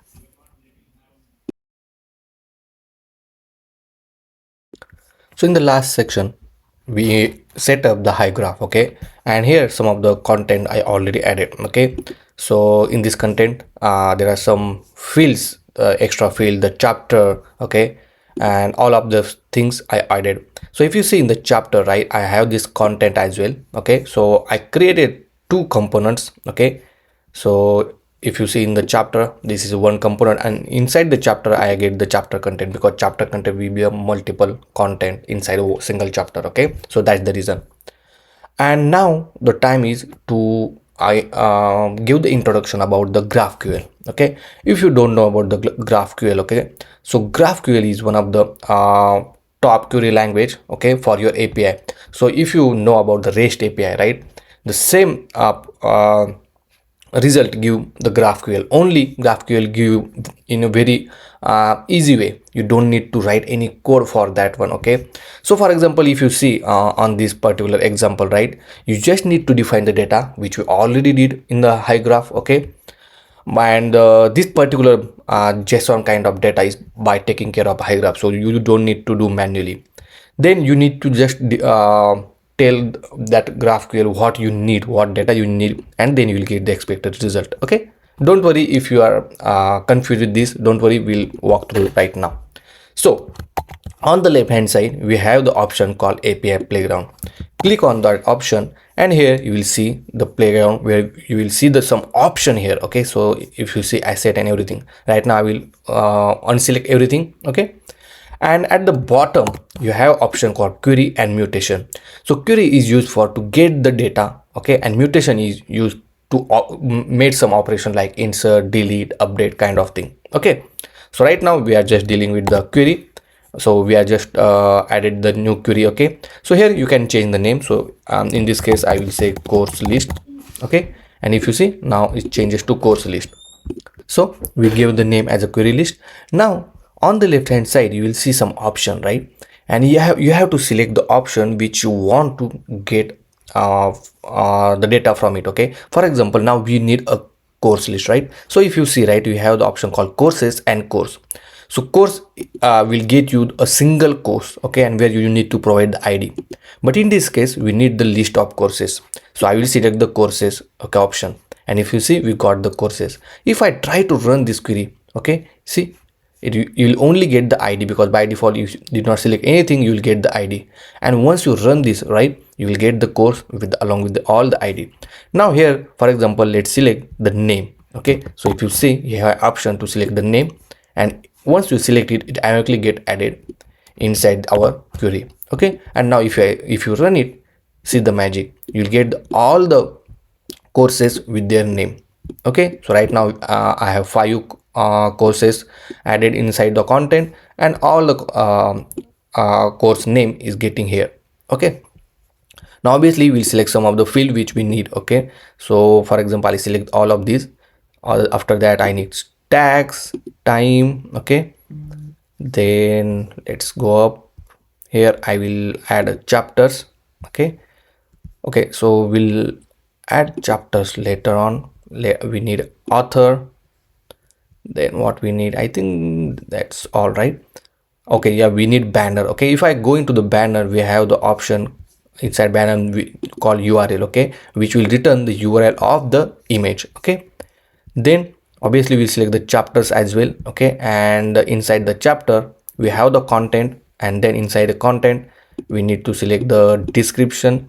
Okay, let's just select the, I think we'll just select the chapters, because we need the count of the chapter in order to display here, right? If you see that the 15th chapter kind of thing, so that's the reason we need that one. Okay, and if I try to run it now, okay, and if you see, we get the courses with the name, price, level, tag, author, banner, URL along with the chapters. Obviously we just need the length, that's the reason I fetch the chapters. Okay, and also for all of this it fetch all the data. Okay, now what we need to fetch only the level as basic. Okay, so obviously we'll pass some value whether we want to fetch basic or we want to fetch advanced kind of thing. Okay, so inside that if I scroll a little bit up, inside the courses we have the condition called where. Okay, and inside the where condition you just need to search for the level, because our field name is level. Okay, here if I see, okay, if I select this, you will get the option, because in level is our drop down and we have only 3 options. Okay, and here is the only basic courses we will fetch out now. Okay, if I try to run it now, only basic course is get fetched. For example, this is the first course, this is second, and this is third course. Only 3 courses are get fetched because these are the basic courses. The level is basic. Okay, if I get advanced one and run it, now we'll get only 2 courses with the advanced. Okay, so this is first and this is second. Okay, so beautifully. Now this query we need to use in order to fetch the data in our application. Okay, so this is how easily you can create the query with the help of this API playground in a HyGraph. And then once you have all the data, you will check the result whether you are getting expected result or not, and then you just need to copy this query and paste it in your application. Okay, so obviously in next section I will teach you how to fetch and how to integrate GraphQL inside your project so that you can fetch the data efficiently. Okay, so see you in the next section.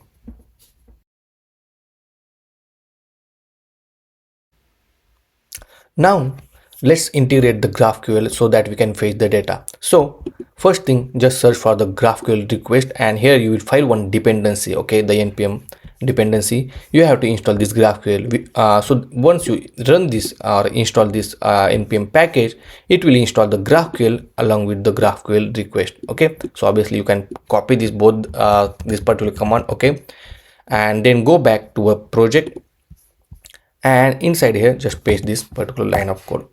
Okay, perfect. Now it installed.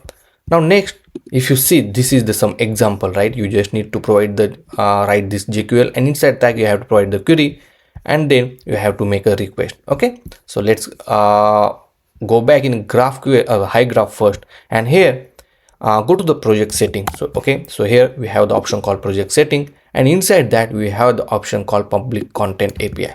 Okay, so here once you go here, right, you need this content API URL. Okay, so copy this URL, and after that inside the public content API you have to add the permission. So what permission you want to add? So in this case we need a operation. Okay, so select that and add it. So I already added one permission, okay, which is a read operation. You can add the other operation, depends on your requirements.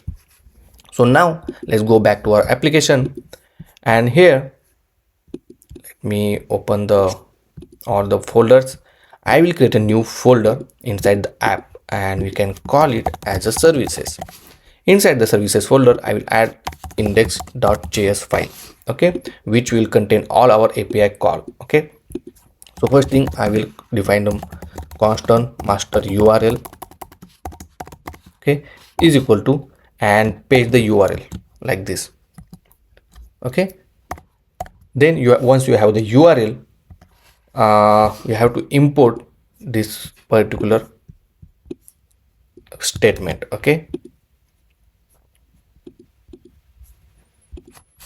so just add this statement like this, and then you have to write one method you can call export constant, because in order to throughout the application you have to export this particular method, and we say get course list like this.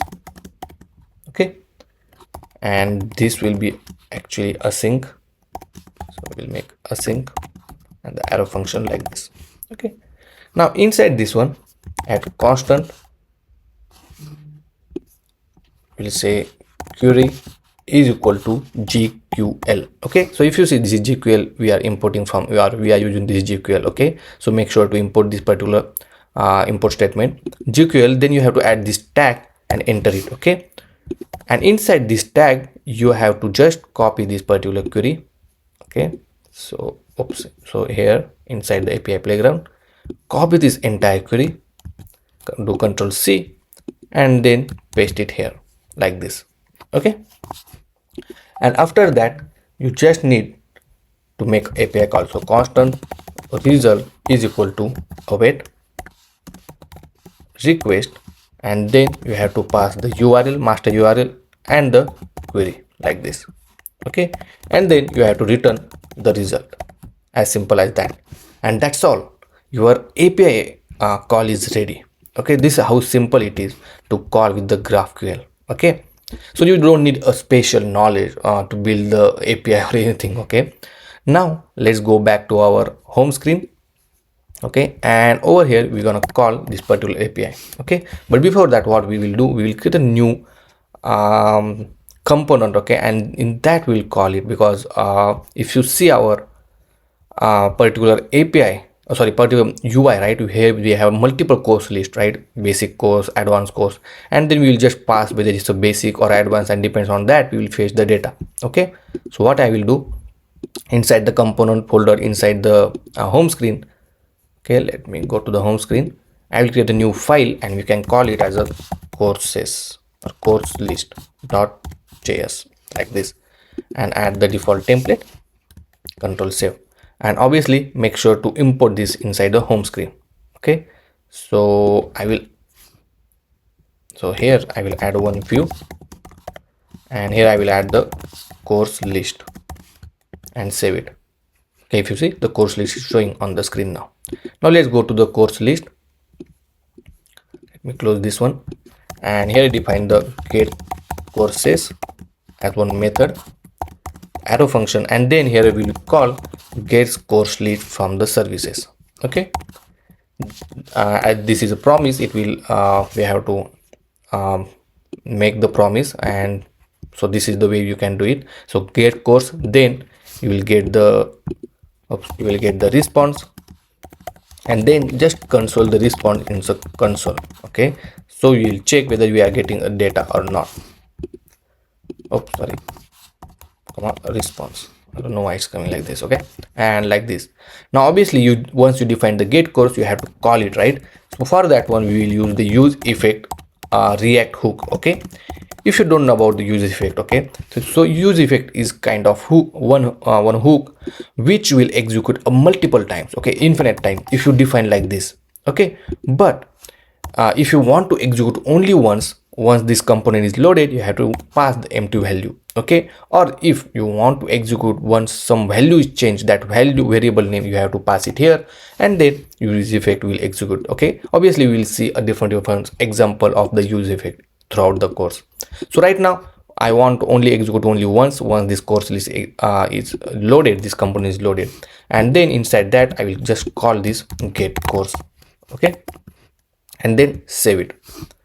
Now let's go back to our terminal, and if you see in the terminal, we have the response and we got the list of courses. Okay, obviously this is the not the correct JSON format, but right now obviously in terminal you cannot see, but obviously it's a perfect JSON. Okay, and it contains this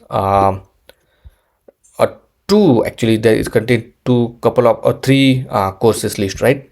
But if you see, let's go back to my index.js. Here I'm passing the level as advanced, the by default. Okay, now here obviously you need to change dynamically. Okay, so what you can do, you have to add this code, and here you can add the variable name. So in this case level, and obviously you have to pass it here like this. Okay, so whatever the level value you will pass it here, it will pass to this courses list, and only that course you will get fetch. Okay, so for now, for example, I pass it here, and inside the course list, okay, we need to pass the level value like this. Okay, obviously you need to define somewhere. Okay, so what we'll do inside the home screen. Okay, so in this case I will pass the value as a level is equal to, we'll say basic.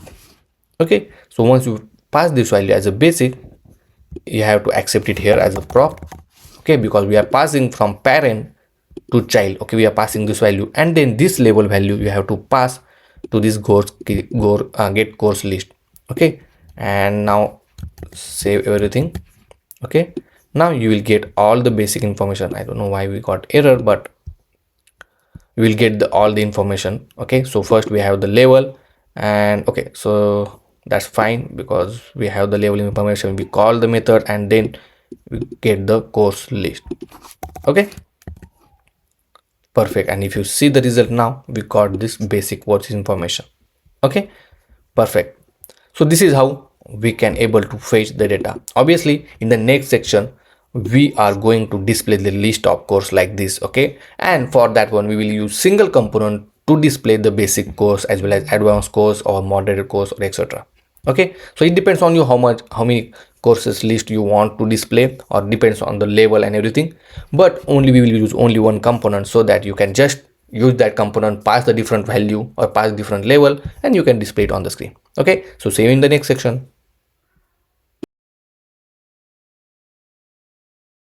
So now we already have the list course list. Okay, now let's display the list of courses on the screen. Okay, so for that one, let's save this course list in one state. Okay, so let me go here and define one state. Okay, so if you don't know about the use state, right, use state is a inbuilt React hook. Okay, and it used to store and set the value for the given state. Okay, so it's like a getter setter method in Java. Okay, so in this case I define this course list and set course list. Okay, so it need to be a list, and define the use state, and initially I pass the empty array. Okay, so the value, default value of this course list is empty.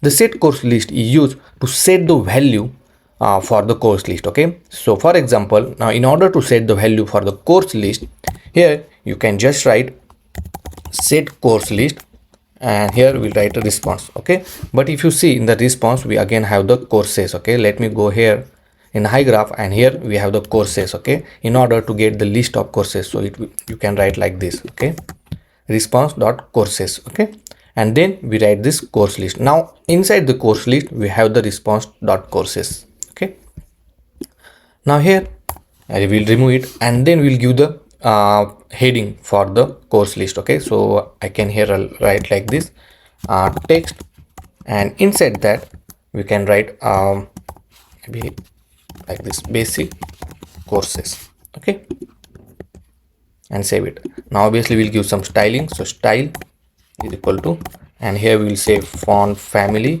to be outfit bold. Okay, then font size maybe 20, maybe make 40 24 like this. Okay, now obviously we'll give some style to this one, and then we'll give padding. But before that, right, we need this text multiple times, right, because we have the basic course or advanced course, right? So in order to repeat this line of code, what we can do, we can create a component for this particular line of code. Okay, so inside this component folder, okay, so we have this component folder. I'll create a new file because that is used throughout the application, so I will keep it in the component folder, and then we can call it as a subheading .jsx or maybe JS. Okay, and add the default template like this. Now here inside the subheading, we'll add this line of code. Okay, here like this, and instead of basic course, so whatever the line or a text we will pass, we'll print it out here. So I will say text.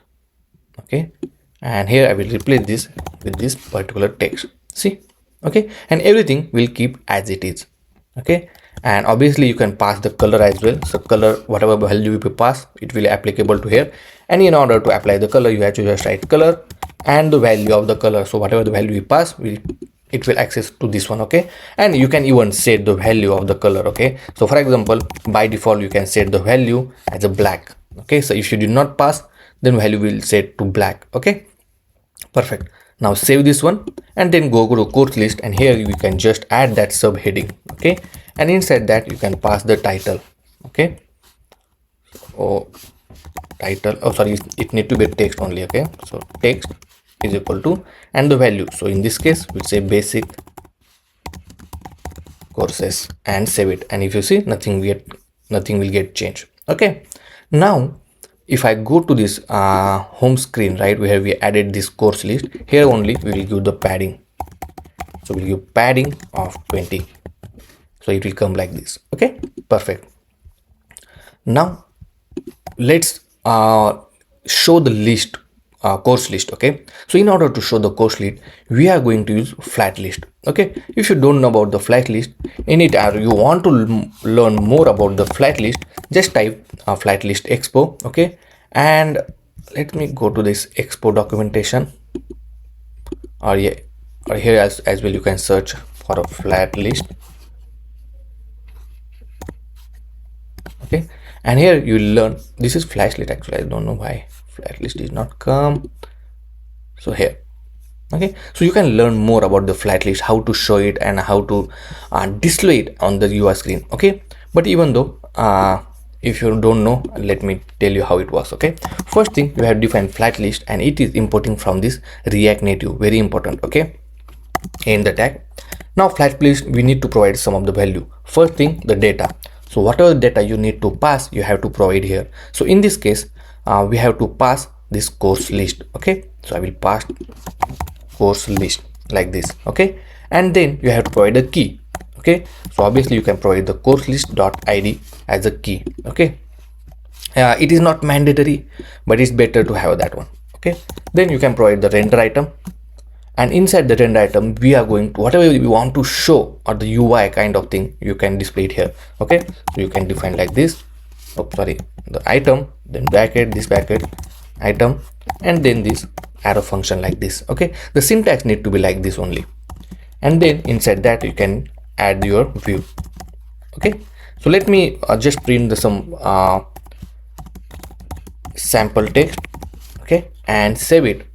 And if you see, I got 3 sample run, because inside the course list we have 3 courses. Okay, and that's the reason this flat list execute or render 3 times. Okay, so if you see, sample is coming. Right, now let's try to print the course name. Okay, so if see, this is the item, right, and this item contains a single course information. If I just write item dot name, right, maybe it's and print out, if you see, we got the HTML basic Python, basic Java, which is the 3 courses belong to this course list. Okay, and it render this item one by one. Okay, how simple it is, correct? Now what we need to do, we need to just design the UI inside this view. Okay, so inside this render item, we added this view. Now here I will add the image, and this image type from this React Native, and here I will add the source. Okay, let me close this one. Now as we already know, we are need to fetch the image from the URL. So you have to write URI, and then inside that you have to write atom.banner.url, because if you see our response in the HyGraph, we have the banner and then inside that we have the URL. Okay, I will just make optional field like this. Okay, and then after this I will give style in order to give width. So we'll give width of 210 and then height of maybe 120 and save it. We open this and if you see, we got the list of all the courses. Okay, sounds good, correct? Perfect. Now in order to, if you see, right, it's vertical, but if you see our mockup, it's showing the horizontal, right? So it's very easy to make it horizontal. For this flat list, it has one property called horizontal is equal to true. Okay, by default flat list will show vertical, but if you want to show the list in the horizontal way, you just made to make horizontal be true and then save it. And if you see, now it's a horizontal, right? But if you see one more thing, you are getting this scroll bar, right? And we don't want this scroll bar. If you want, you can keep it, but in this particular prototype we don't have that scroll bar at all, right? So in order to hide the scroll bar, you just write show horizontal scroll indicator and make it false. By default it's true. And now if you don't have a scroll bar, but it's still scrolling. Okay, perfect. Next let's give some style to this particular view. So I will write padding of 10. Okay, then we'll make the background color to be color.white. Then we'll make margin right to be 15. Okay, and I will make border radius to be 15, and if I save it, this is how it looks. Okay, obviously for this image as well, I will make the border radius to be 15. So border radius to be 15 like this and save it. Okay, perfect. So it's little invisible right now, but if you see, we got this border and background as a white. Perfect. Next, let's add some information. Okay, so I will add the view here like this inside this view, because we need to add these values, this field. Okay, perfect. So here I will add the view, and here I will add a style. Okay, and inside that, first thing I'll add the text, and text will return the item.name, which is a course name, item.name. Perfect. Okay, let's give some styling to this text, and here I will add the font family as outfit, and then font size to be 70. Okay, I will make this medium. Perfect. Okay, now for this view, what we can do, we can add some padding, maybe a 7. Okay, that's look much better. Okay, perfect. Now once we add text, we have some more information, like we have this chapters number, and then this clock information, whether it's a free or not. Okay, so let's add that one. So in order to add that chapter, I will add the view, and then let's get this icon. Okay, so let's search for book, and if I go here, okay, for any icon, so this one we'll choose it. Okay, so copy this line, import it first here, and then copy this one as well. Okay, and paste it here, and then we have the just sample text, and it will return the chapters. Okay, so it will say item dot chapters. Okay, and if I go back here, let's make sure that is correct. So we have chapters.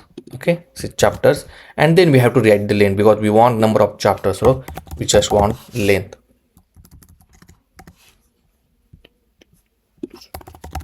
like this.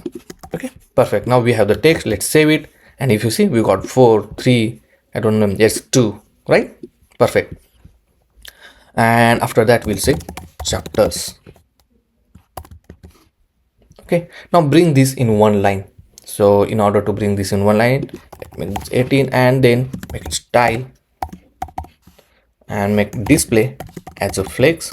Okay, this is how you can easily make it in one line. Okay, so display, make it flex, then flex direction, like direction to be row, then align item center. Okay, and also we will give gap of 5 maybe. Okay, gap of 5 and save it. Okay, perfect. Let's give some margin from the top like this. Okay, perfect. Now we have the number of chapters. Same thing we need to do for the clock as well. Okay, so what I will do, I will, because obviously we are going to use this line of code, but that's fine. Let's make another view and copy the same line of code here like this. Okay, and instead of this chapters, we're gonna show time. Okay, so we got one error. Let's see.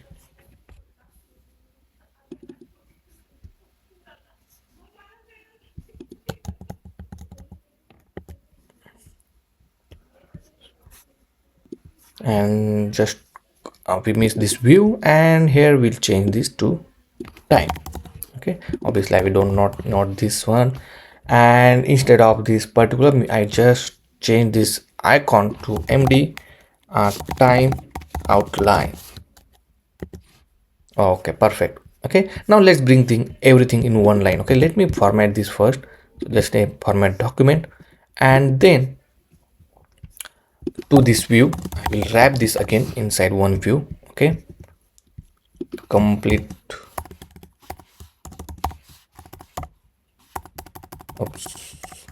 view like this.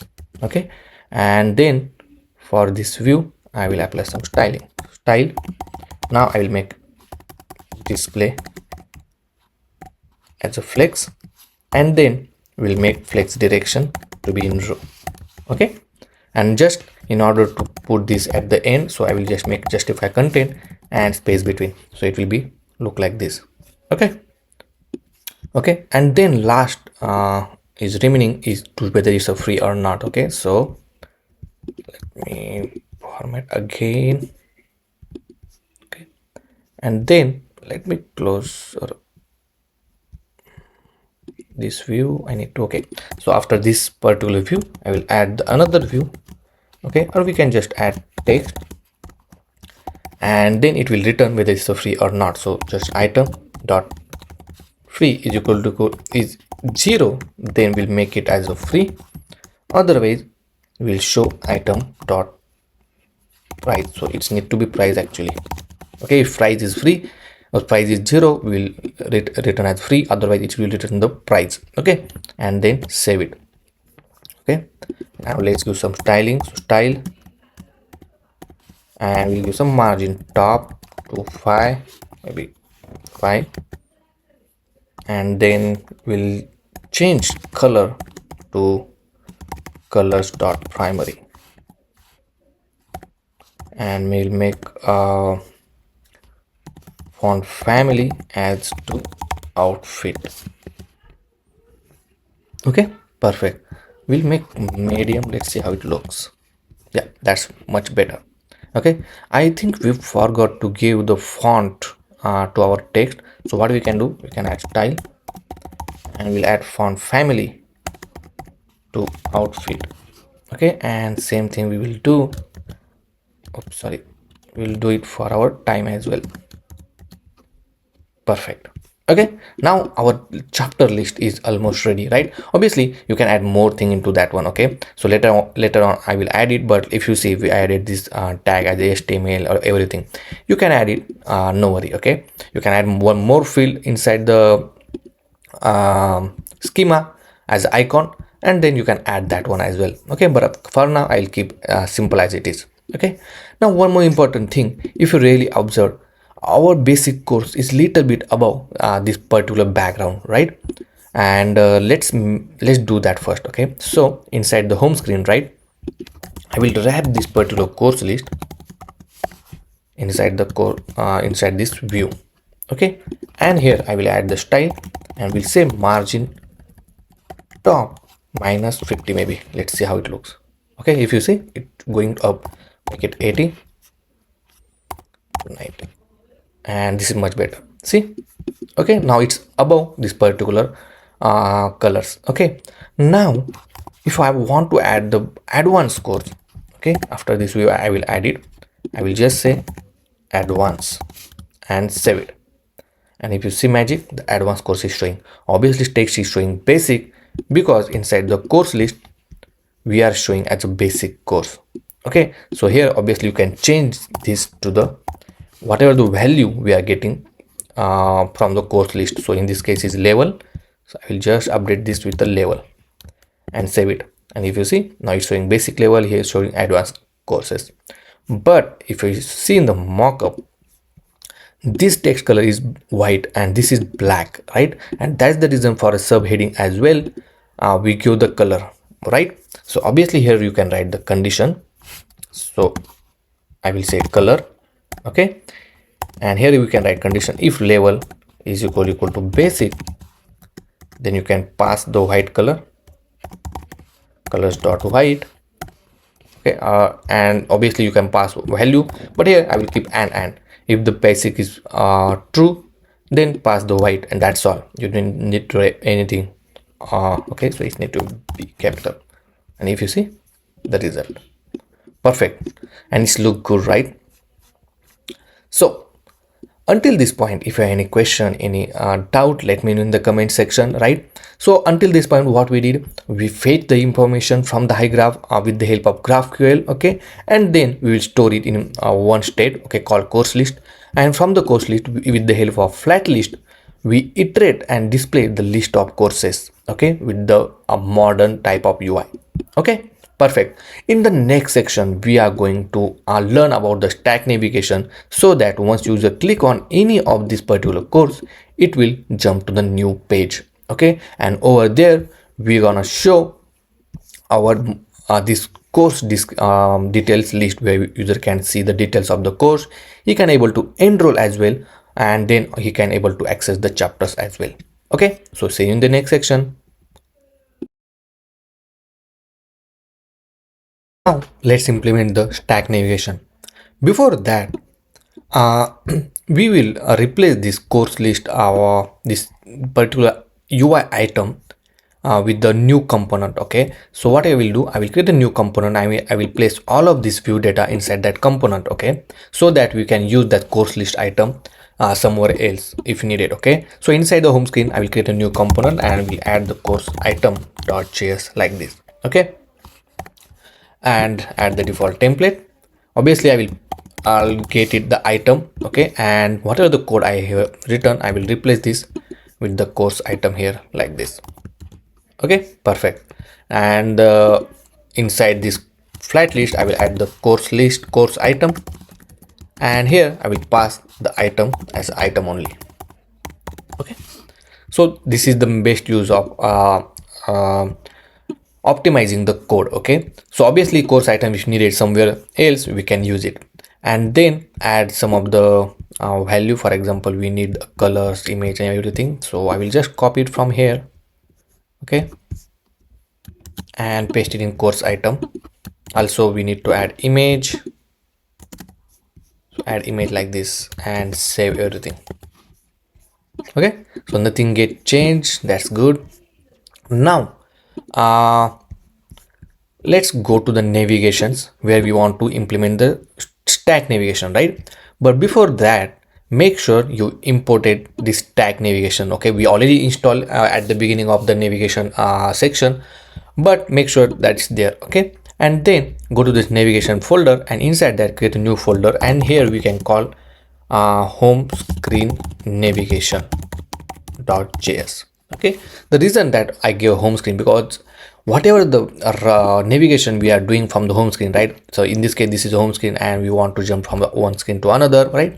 So that kind of navigation, we will keep everything inside the home screen navigation file. Okay, so here add the default template, and here just define constant stack is equal to use create stack navigator like this. Okay, and replace this code. We close this one, and here we have to write stack dot navigator, and inside that navigator you have to define the screen. It's similar like the tab navigation, okay, only that we are using the stack. And now here you have to define the name. So in this case our first screen will be home screen, okay, because as we are developing from the home screen, and attach the component. So in this case is home screen, like home screen only. Okay, perfect. Now obviously we need a second page, which is a course detail page. So inside the screen folder I will create a new file called course detail screen.js. okay, add the default template. So this will be our course details page. And now inside the home screen I will add another screen called stack.screen. okay, and we'll give the name course detail, okay, which will help you. This particular name will use to route from a home screen to the next screen. Okay, and the component will be the course detail screen. Okay, now save everything.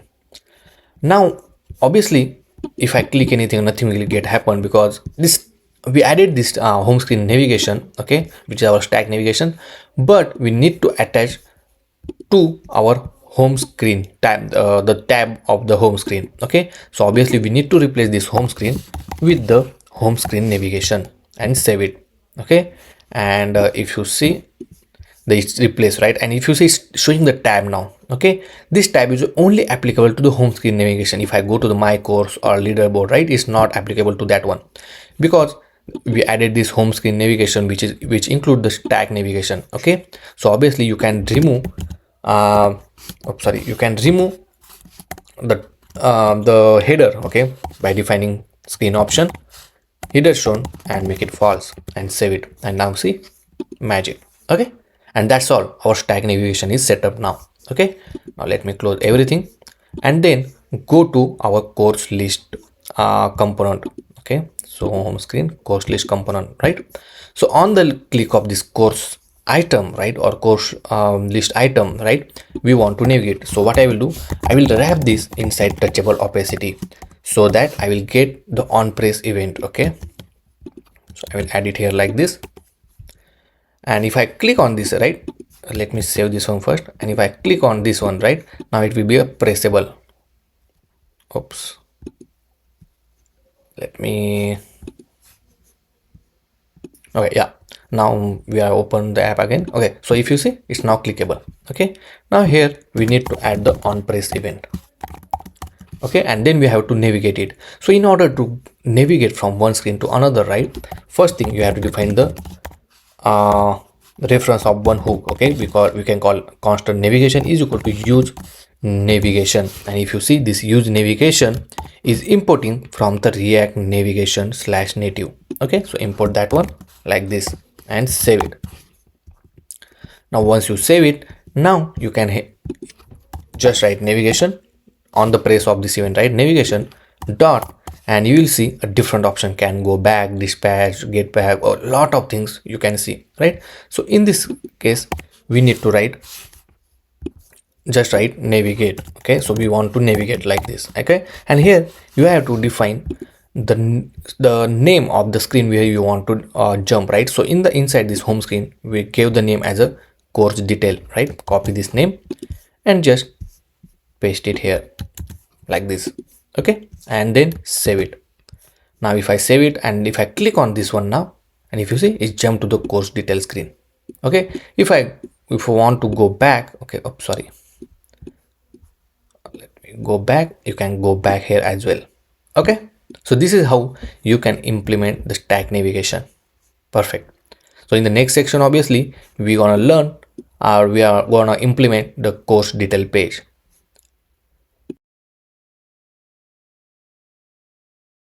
So now let's implement the course detail page. So inside the course detail screen Right now we just have text. Okay, so I will remove this text, and then first thing we will add is back button. Okay, so from the icons, okay, we will get the back button icon from the icon. So if you scroll, so we can use this one. Okay, so copy this vector, both these particular command lines, and paste it here first, and then icon like this. Okay, and save it. Now if you see, it's very small. Okay, so first thing I will do here, as I will give padding of 20. Okay, and then the size I will increase to maybe 40 and save it. Okay, now what we need to do, once user click on this one, right, we are need to navigate to the back screen. Okay, so to do that, right, we will add the navigation again. So constant navigation is equal to use navigation. Okay, we'll name it as a navigate and use navigation like this. Okay, obviously this use navigation is importing from the React Navigation /native. And then for this icon we have to use the on press event. So we will use touchable opacity, and make sure this touchable opacity you are importing from this React Native. Okay, Control X and paste it here like this. Now add the on press event, and inside that only we'll call navigate dot, and we have method called go back. Okay, and save it. Now if I click on it, right, it will go back to the previous screen. Okay, see. Okay, so this is how easily you can implement the back button functionality. Okay, perfect. Next, now once we click on any of this course, right, we need to send some course information. Okay, for example, we need this description, image, banner along with the course ID. So inside this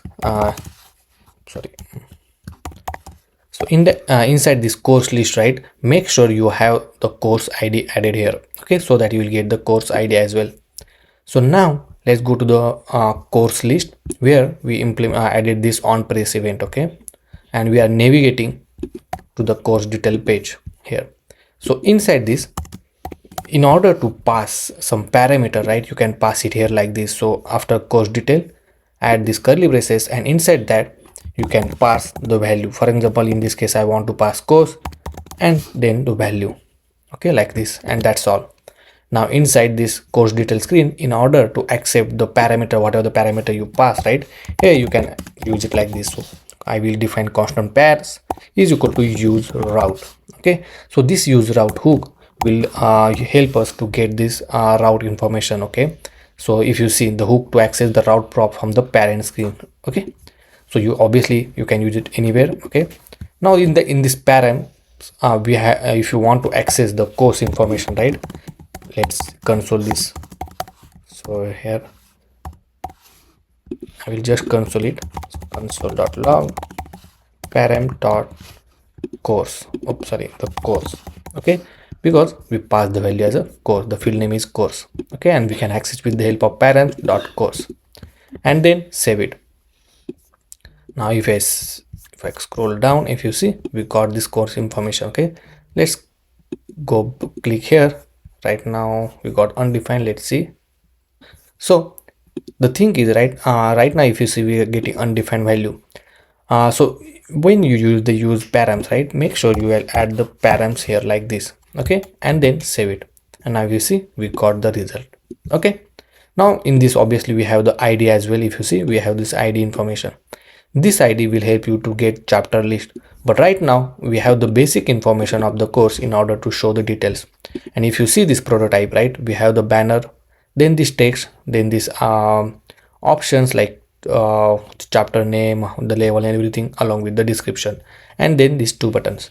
So we will divide this section into different components. So this first section we will call it as a detail section, then description, and then we have this two buttons. Okay, so inside this component folder I will create a new folder now for the course detail Okay, maybe call detail screen, and inside that we will create a new file and we can call it as a course detail, or just we can call detail section.js. Okay, let's add the new default template, save this, and make sure to add course detail screen here like this. Okay, perfect. Let's make sure. Okay, so this need to be course detail section,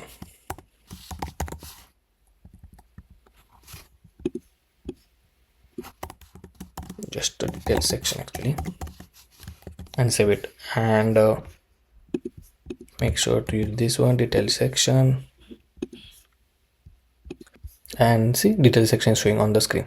Now let's go to the detail section, and here we need a course information, right? So just pass this course information here, course is equal to, and you can just use this param.course as well like this. Okay, and you can render this once you have the parameter param.course information. Okay, means once you have the course, then only will display this particular component.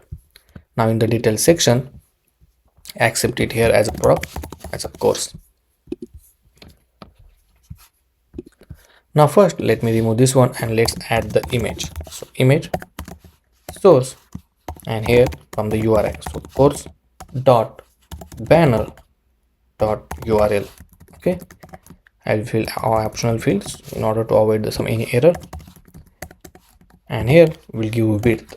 So width will be, now I will give with the width of the screen of this particular width. So I will write dimension dot get, and we'll see screen.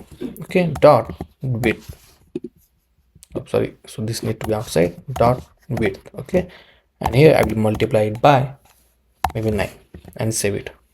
Okay, after this we need to give height. Oh, so this need to be in the style actually.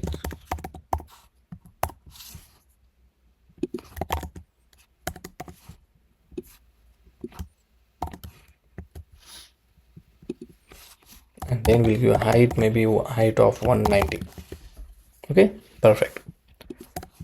Now let's add the border radius. We'll add border radius of 50. Okay, perfect. Now if you see this prototype, right, so this will have again a background of white. Okay, so we'll add one more view, or you can give style to this one only. We'll add padding of 10,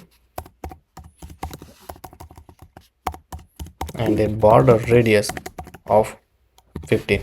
Okay, and we'll add the background color of white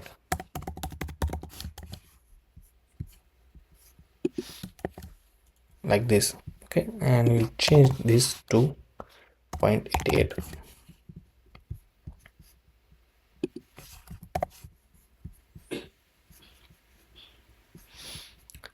Next we need to add the text. So here I'll add the text, and this will be our the course name. So course dot name, and let's give some styling to this one as well.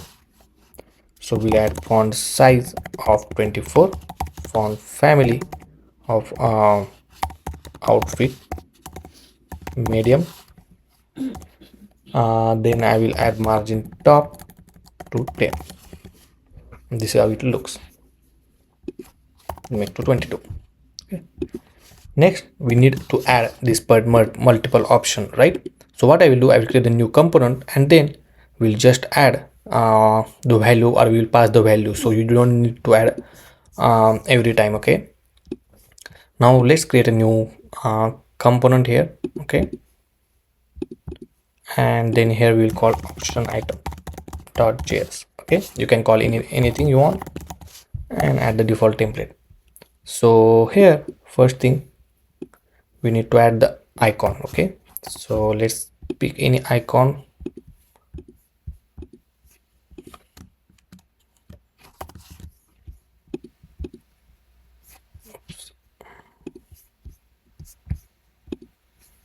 And this icon as well. Okay, so So obviously this particular implementation we already have inside the course list item. Okay, so let's copy it from there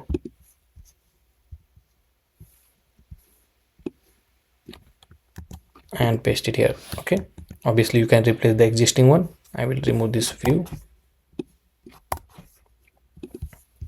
and here we'll replace the icon, whatever the icon user pass. Okay, so here obviously I will pass the icon, and then the value, whatever the value we need to show it here. So I will replace this per complete text with the value chapter. Okay, and save it. Now inside, go to the our detail section, and inside here we'll add one view, and inside that let's add the option item. Now here you just need to pass some value. Okay, so in this case obviously we pass icon, and the icon will be like, for example, for a chapter we have the book outline like this, and the value will be the course dot chapters dot length, and we can call it chapters. Oops, so it doesn't need to be inside actually, and save it. Okay, see, so same thing you have to do for all 4 items, only we'll change this name to other. And if you see, I added all of these things. Okay, it needs to be cellular. Okay, now we need it in one line. So for this view we'll take 2 items, paste it here, and then for this one let's apply some styling. So obviously here you can add the external styling by defining RNS, and then import the style sheet as well. Okay, and here you can define row style, for example, and here you can say display flex,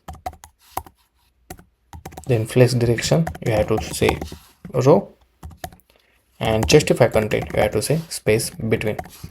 And this particular row style you can apply over here by accessing style dot row style.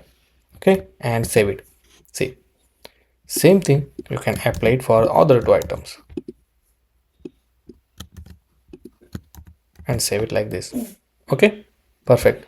Now you can obviously give some margin, so we'll do margin top, maybe bottom to 10. Perfect.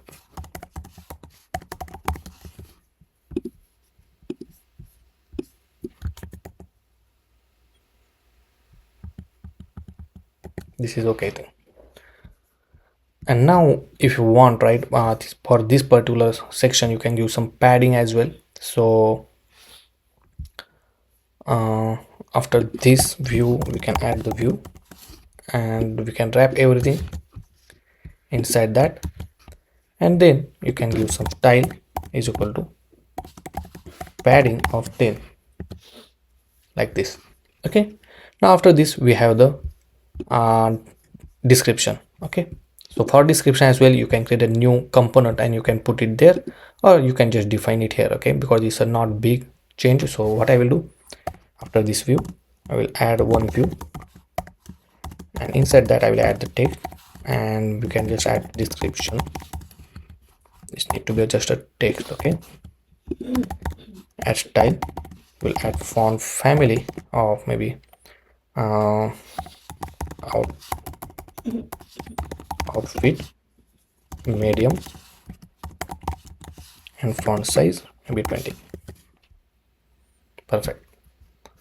And after this we'll add text, and inside that it will be a course dot description dot, and if I go back to our API playground, so we have the course dot markdown, I think. Okay, so this need to be a markdown. Okay, so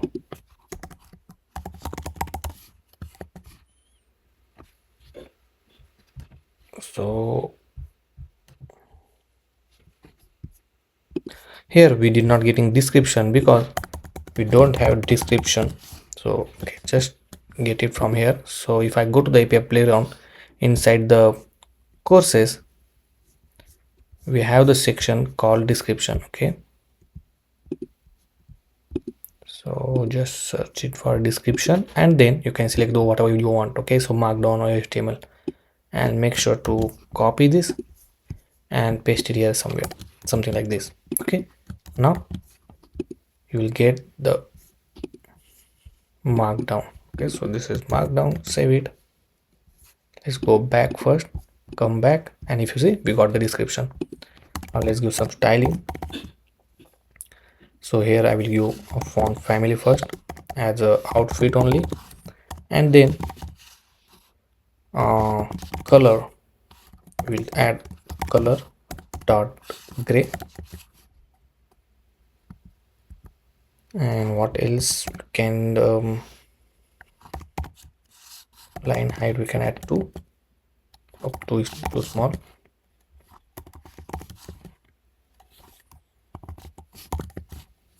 Maybe this is okay, maybe 23. Okay, perfect.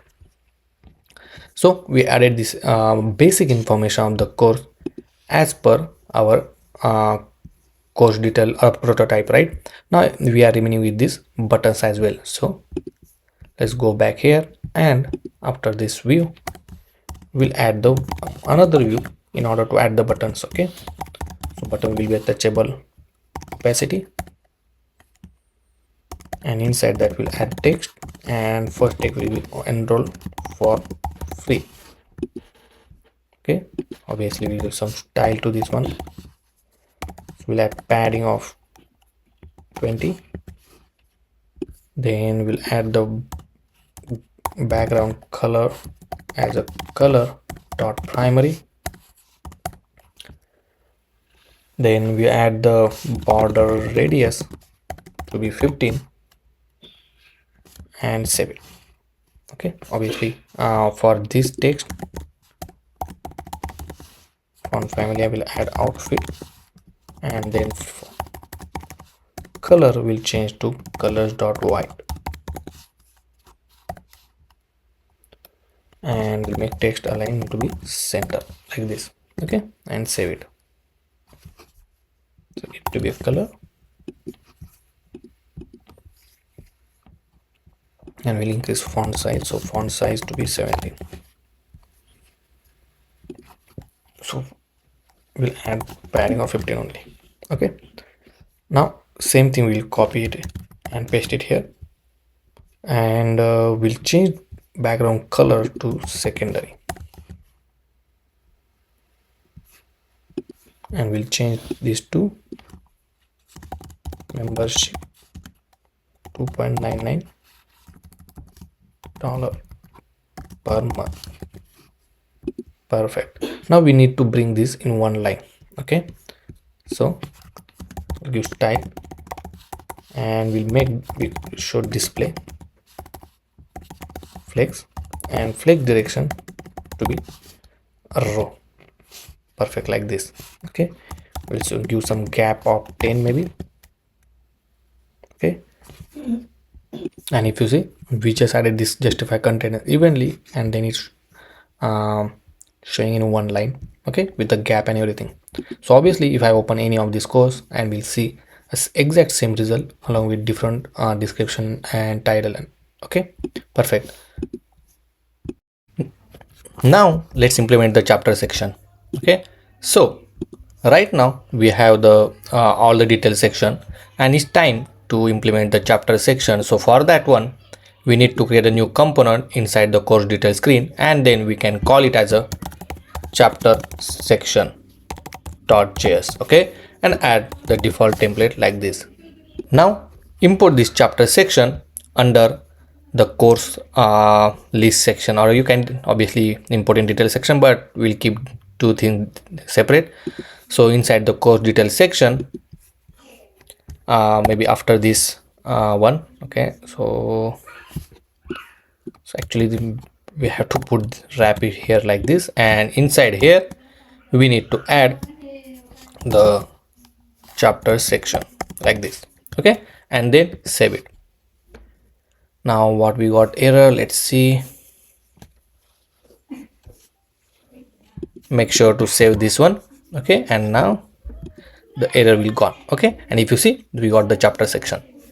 Now inside the chapter section we need to show the list of chapter. Okay, but right now with the current API what we build, right, it only returns the chapter ID. Okay, so if I go to the index.js, if you see here, we are just returning the chapter ID. Okay, obviously we can return all the information, but we can call a different API. Okay, and that will return the chapter, all the chapters by ID. Okay, but if you really want to add it here, we can add it here as well. Okay, so let's go back in our API here, and let's add the chapter. Okay, so go to the chapters, and inside that we need to add the content.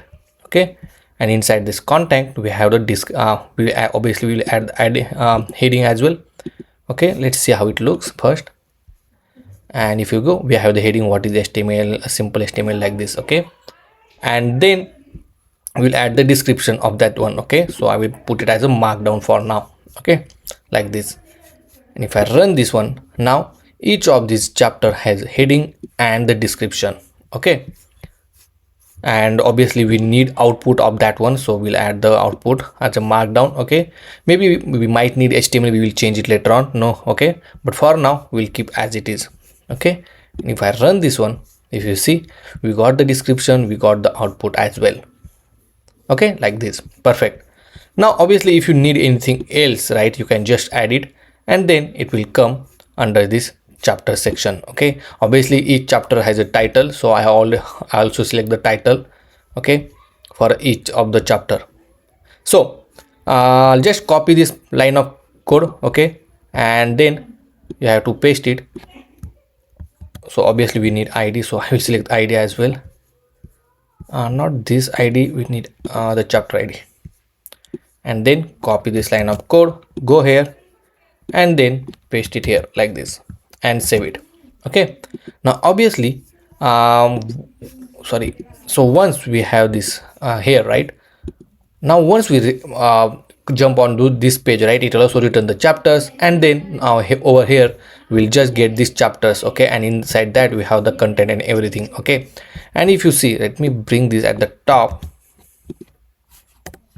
here like this, and if I run it, right, now each chapter has a title, and along with that it has an ID, and inside that we have the content. Okay, now let's go back to our application. Let me open our emulator. Okay, and then inside the chapter section we need to get the course information here first. Okay, so go back to our course details screen. Right here we are getting the course, and inside the course we will just send the chapters list here. Okay, and then we will just say course dot, and if you see, the field name is chapters, so the chapters only. Okay, see, like this. Okay, so only this array we are going to send. Okay, so chapters one. Perfect. Now go to the chapter section and accept it here as a chapter list. Okay, perfect. Now here we're gonna use the obviously we can use flat list, but it's a vertical list, right, and we are not adding anything, so we'll just map it like this. Okay, so we are just iterating this value now with the help of chapter list dot map, and then here we'll pass the item. So this need to be split, and we just made the arrow function, and then we will add the view like this. Okay, so we got one error, maybe it need to be like this, not sure. Oh, so we are just mapping this, right, so this need to be wrapped like this only. Okay, and then once we map it, right, I don't know why we got this error, or maybe this because of this. So I modify a little bit, okay. And once we define this arrow function inside the view, okay, we will add our list of chapters. So obviously here I will add the number. In order to add number, just add the index here, and this index will return 0, 1, 2, depends on the how much length of this particular chapter list, okay. So let's add text here, and inside this text we'll add the index. Obviously this index will start from 0, but we want 1, 2, 3, so I will add 1 every time, okay. And if I save it, let's see what we got. The cannot read map, okay. So here it's saying the course list is not available, okay. So we got the error because we missed this param.course, okay, but because we just use course, so you have to add param because we are getting the value from this params, not we are not saving in a course, okay. So that's the reason we are not getting this value, but now we got this value, okay. And okay, so here is thing, right? If you have any issue, any course, or if you did not understand any point or any section, you can always refer my source code, or you can DM me on my Instagram channel, or you can just comment in the comment section, okay. So we'll move forward. So here we have added this index +1, and also we will add the name of this particular chapter. So I will add, so here the text and the name of the chapter. So inside that we have the chapter, inside the what is this item. So item dot, and if you see that we have the title, okay. So just add the title, so item dot title, and save it. And if you see, we got the title as well, okay. So let's give some style to this one. Style is equal to, we close this one, and we'll say font family. Here I will give outfit medium. Then we'll give the font size maybe 27, like this, okay. And for this one I will add style. We'll make font family as outfit, then font size to be 21, okay. And now let's make this flex. So style will make display as a flex direction, the flex direction will make it row, and align item to be in the center, and save it, okay. Also we'll give some gap, so I will add gap of 10, okay. Now for this particular view, right, let's add some more style. So for example, we need some padding, so add padding of 15, okay. And also wait, so not here actually. What we can do, because we want to add this play button as well, okay. So let's add that play button first, and then we will add the styling. So from the icon we'll add the play button from the ionic icon, so this one, okay. So copy this, paste it here, and ionic icon for this one. So after this one I will add it, okay. And we'll wrap this view again for a complete view, okay. Perfect.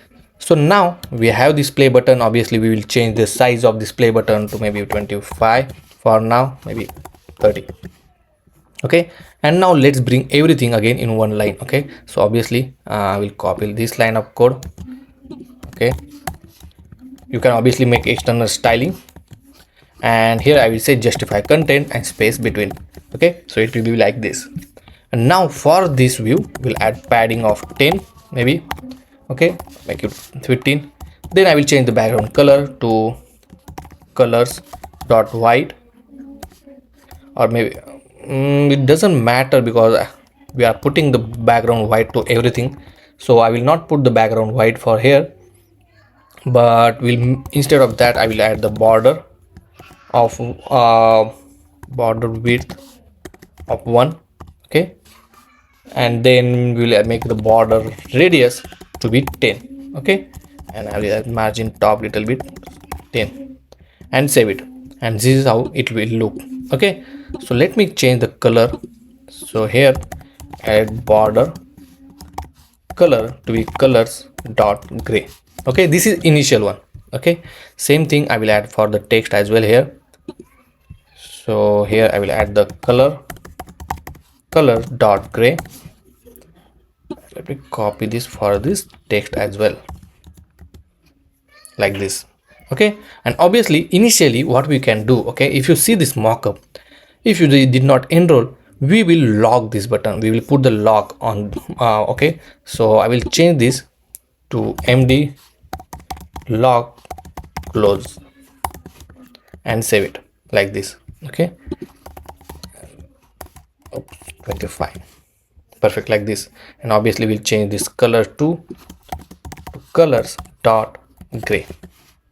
Okay, and if you see right now, I'm not able to scroll it. Okay, the reason is right now this is just a view. Okay, and in order to make it scrollable, right, we need to make this view as a scrollable view. Okay, so inside the course detail, right, all the page we want a scrollable, right? So replace this view, or you can wrap this view inside the scroll view. Okay, so I just replace this as with the scroll view and save it. And now if you see, I can able to scroll it. Okay, perfect. And now you can able to see this information as well. Okay, now for this particular detail section, inside this chapter section, for this view I will add the style, add some padding of 10 maybe. Okay, and then I will add the background color to be colors dot white and save it like this. Okay, I'll obviously give some margin from the top.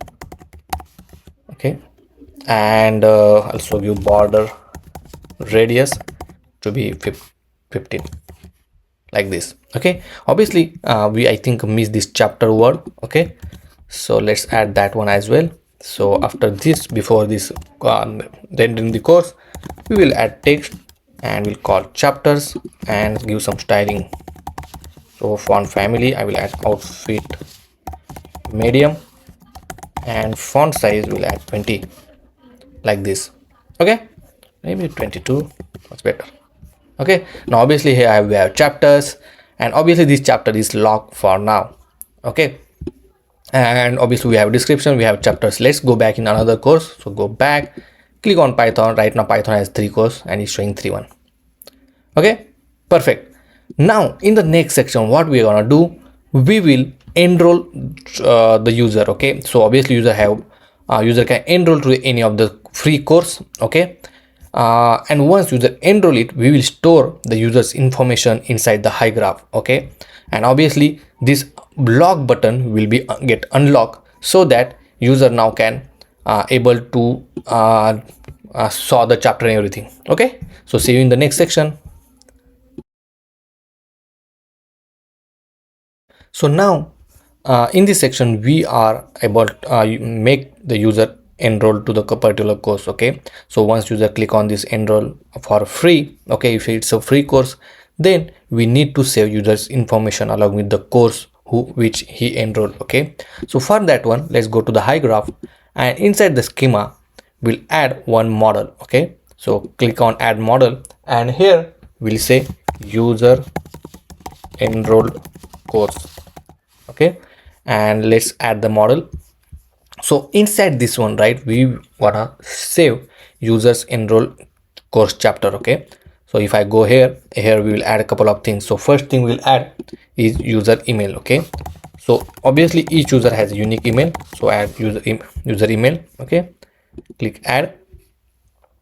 Then we will add the course ID. Okay, so for which course it is connected. Okay, so let's add the course ID. Next we will add the completed chapter. Okay, so obviously we need to add that component for that one, but before that let's add one more field, and which is the course field. Okay, so we need to connect this field to the course the course model. Okay, so obviously we can do that with the help of reference. Okay, so we'll select the reference. So in this case is course, and right now I select the 1-to-1. Okay, and set continue. And so it's showing the display name, everything as it is. Click add, and once we add that one, this course will also get attached. Okay, and here inside the component we create a new component and it will say completed chapter. Okay, and this component obviously contain a multiple chapter ID. Okay, so obviously we need to just add one ID here. Okay, so let's select this one and say chapter ID. Okay, and everything you can keep as it is and set add.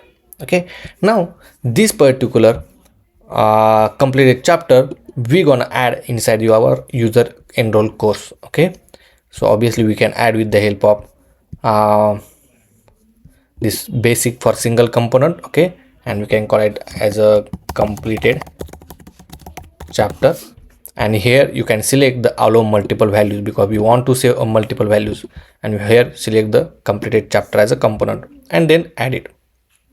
Okay, so it's very simple as it is. You can just pause the video here and just make sure you will add all these fields here. Okay, same with this completed chapter as well. And once we have this field, right, then we can able to add the user's information. Now once we add the schema, let's go to the API playground and over here select the mutation. Okay, so mutation will help us, and click add obviously. So mutation will help to create, update, delete or publish the record. Okay, and if you see the example, right, if I see here, okay, you will see the option called create course, create user enroll course, and lot of option. Okay, publish, unpublish, update, everything. So this particular with the help of this create enroll course and everything, we gonna update or create the user enroll. Okay, now select create in enroll course. Okay, because we want to create the course first time. Okay, once user enroll to the any new courses, and here you have to select the course ID first and the user email. That's all. And one more thing I think we need to select is the course. Okay, and inside the course we need to add the course ID. Okay, so maybe this is returning values, not here, this one. Okay, and here you can connect with the ID like this. Okay, and if you see we have this information. Oh my bad. Okay, so let me give this. So here obviously if you say course to connect, and here you need to provide the ID to connect that particular course. Okay, but right now for this example I will remove this one and let's try to add some random value. Okay,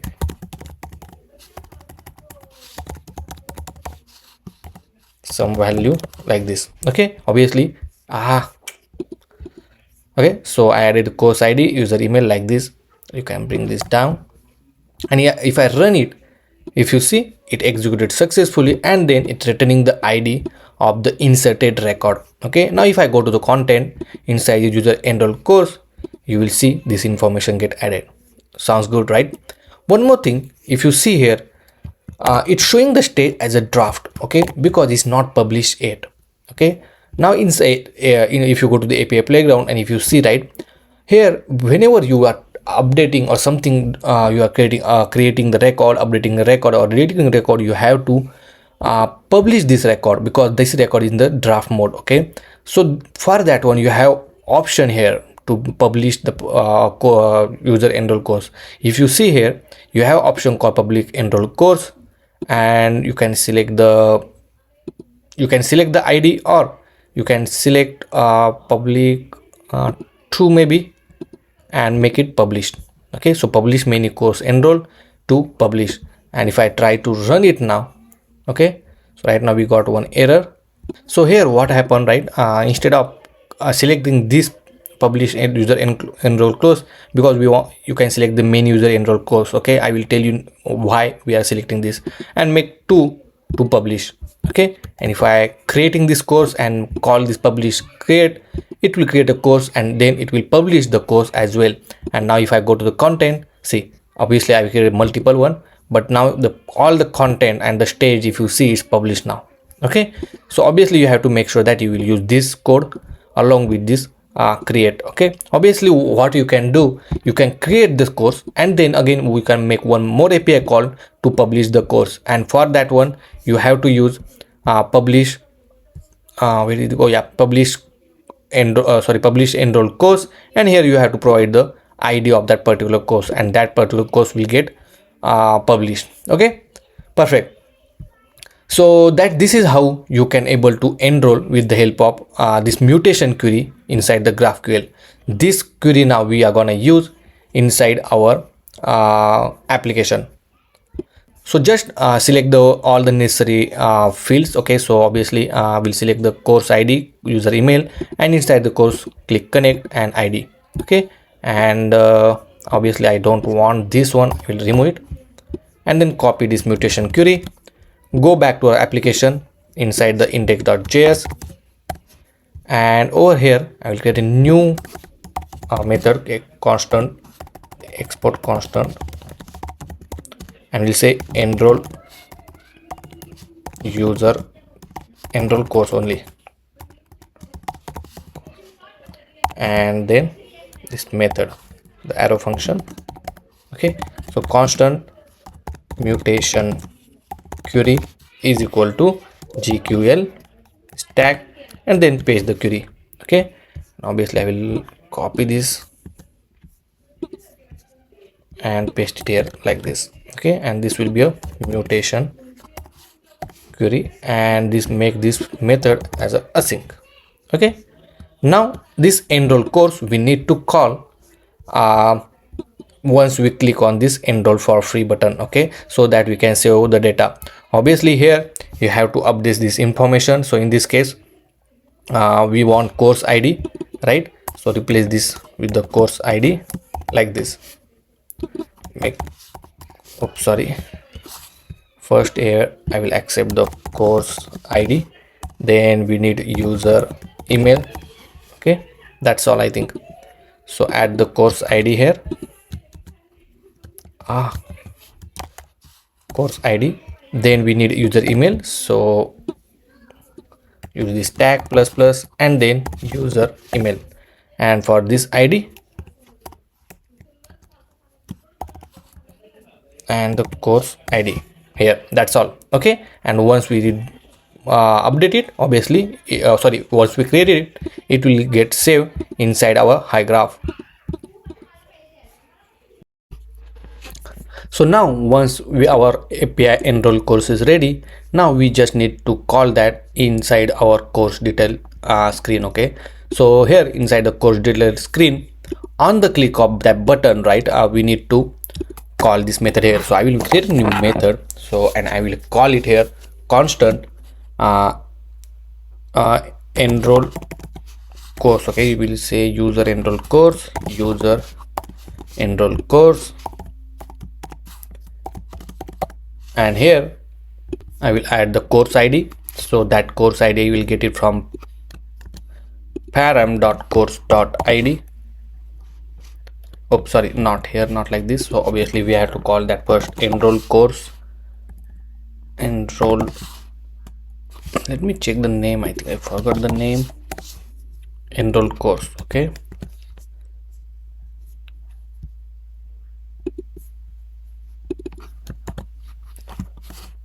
course we have to import it from the services, and inside here we have to pass course ID. So course ID from the param.course.id. okay, comma, you have to pass user email ID, right? So in order to get the user email ID, obviously we can get it from the use user hook. Okay, so here I will write user is equal to use user. Okay, and if you see from this one we get the user information, and from this we'll get user dot primary email address dot email address. Okay, this is how you can get the login user email address. Okay,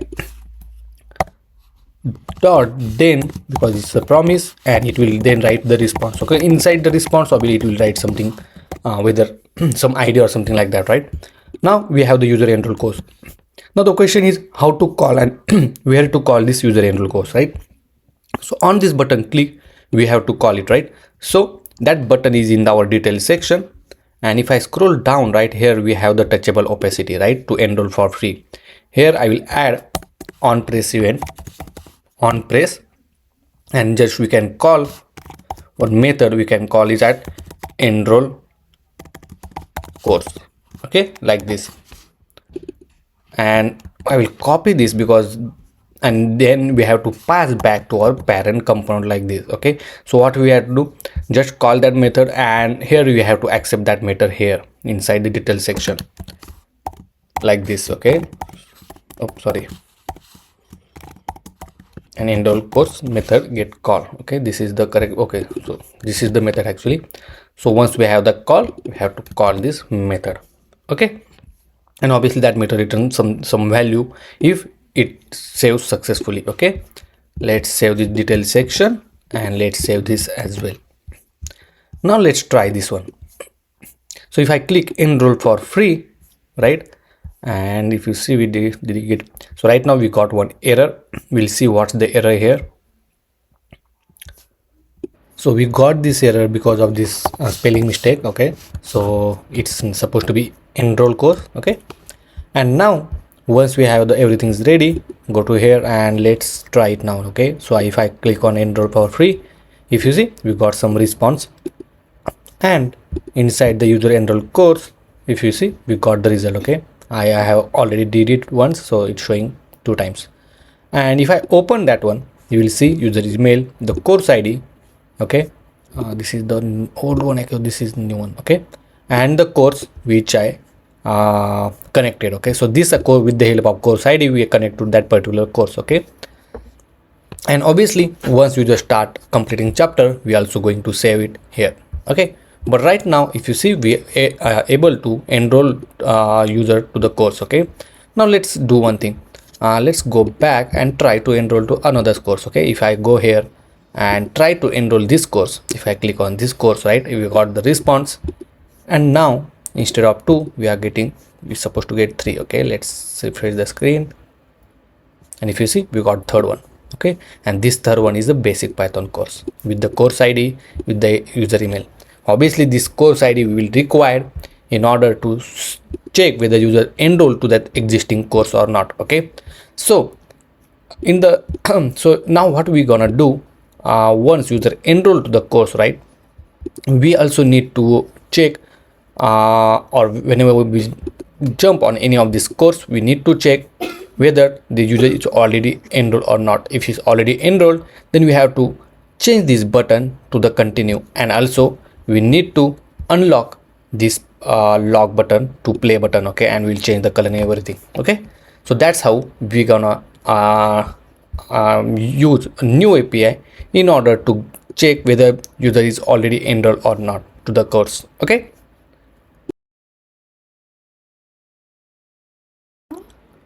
so whenever we open any of the course, right, we need to check whether this particular course is enrolled by user or not. Okay, so in order to do that, we need to create a new API. So let's go to inside a HyGraph, inside a playground. Okay, I will remove this one, and obviously here we need a get API. Okay, so we need a simple query, and here just search for the user enroll course. Okay, so here we can go, instead of user enroll, you can go to this user enroll course courses. Okay, and here we have the ID. With the help of ID and the email address, we gonna check whether this particular course is enrolled or not. So we will select the course ID, and also we will select the user's email ID. Okay, because that will be a unique. Okay, so let me copy some course ID here, and I will paste it here like this. And for the email address, I will put the user's email address. Okay, and obviously what we need, this is the just where condition, but what field we need, we can just get it from here. So we need the, let's say get the ID as well. Okay, then course ID if needed, the completed chapter, obviously we need this. Okay, so obviously we need the chapter ID, and if you need the course you can, but right now I will okay with this particular query. Okay, I will change the query name to get user enrolled course. Okay, and if I run this now, if you see we got the data with the ID and course ID. Obviously we don't have any completed chapter yet, that's why it's showing empty. Okay, but if you try to fetch some user emails. For example, this is another user, okay, and if I try to fetch, see, it's showing empty. Okay, now obviously whenever it's showing empty, we need to show the enroll button. But if we have some data like this, then obviously we need to replace this enroll button with the some continue button. Okay, or you can obviously, if you want, you can remove that one as well. Okay, so copy this particular query, go back to our index.js file, and here we create a new API or API endpoint. So constant, let me close this one, get user enroll course, and here I will paste the query. So query is equal to GQL, like this. Okay, now obviously we need two things, user ID comma user email. I will replace this with the user ID and this one with the user email. So whatever the user email and user ID we pass, according to that one we'll get some result. Okay, and here need to be a query. Okay, and yeah, it is, we need to make this function as a async, like this. Okay, and just make this export like this and save it. Now let's go to the course detail screen, and here we will call that method. So constant user enroll course get user enroll course,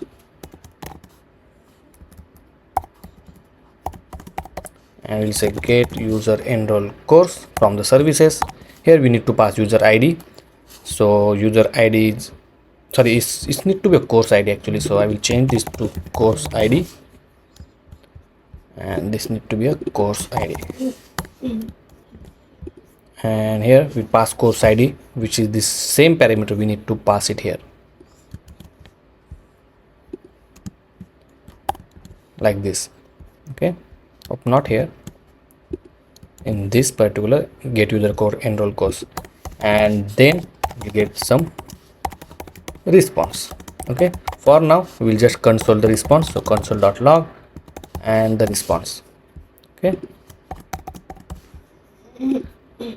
so here I will keep this as it is for now, and once we get the user enroll course, we need to call that method over here. Okay, so along with the parameter course, here and we need to call once we have the user information, and here we can write condition if user and param dot course is available, then call this get user enroll course method, like this. Okay, and obviously we'll get some response. So save this one, and if you see, we got the response. Okay, so inside this response we have the user enroll courses, and inside that we have the list. Okay, so obviously I will save this.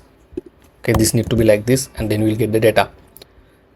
So here I will define one state, constant user enroll course list. Of course I will say the only course, and make this one set user enroll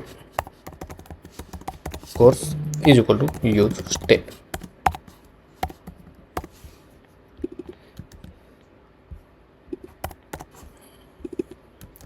And let's set the value here. Okay, so this need to be inside this particular state. So in order to set the value of the user enroll course. Okay, perfect. So let me comment this out, and then inside the user enroll course we have the user enroll course if he already enrolled. Okay, now let's pass this information. So we need to pass this user enroll course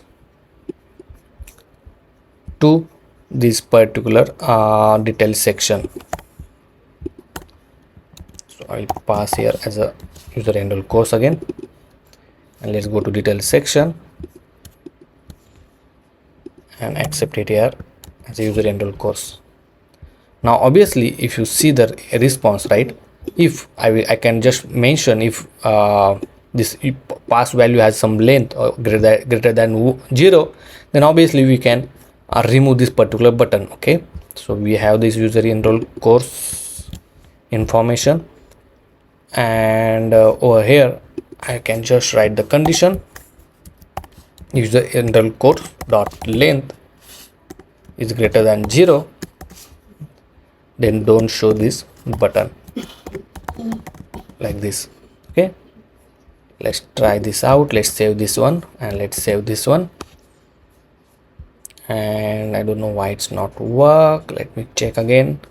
So that's because we wrote the condition incorrectly. So this need to be actually is equal to, if the length is empty, then only show this enroll for free. Okay, if I save this now, if you see, now button is gone. Okay, let's check for other course. So if I try to check for this one, right, the button is not there because we already added that. But let's see for a basic Java. See, it's showing for the enroll for free.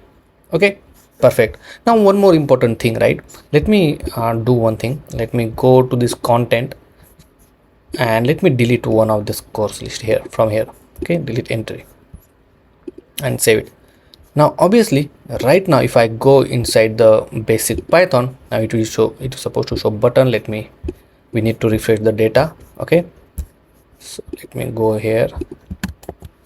That's fine, I don't know why it did not refresh. But what we need to do, once we click on enroll for free, right, we need to make sure that the user enroll course get called again. Okay, so inside the course detail screen, whenever we calling this user enroll course, and if the response is successful, we need to call this get user enroll course. Okay, like this, so that it will update the some updated value. Okay, and let's save it now, and now let's test this out. Okay, the only thing what we did, once user enroll the course, we will get the updated information. Okay, with the enroll course, and then we will update the value. Okay, now let's go to the basic Python, and if you see right now button is enabled because we deleted that course from the database. And now let's enroll this one, and as soon as I enroll, right, see, this method get called, and now that button is gone because now obviously we will get to know, okay, this particular course is enrolled by the user. Okay, and obviously now here we can do a couple of things. Once user enroll to the course, you can show the pop-up message that user is enrolled, or you can show some toast message that user is enrolled to this course, or congratulations kind of thing. Okay, so that you can obviously do with the help of if you want to implement the toast, right. So just search for the Expo toast.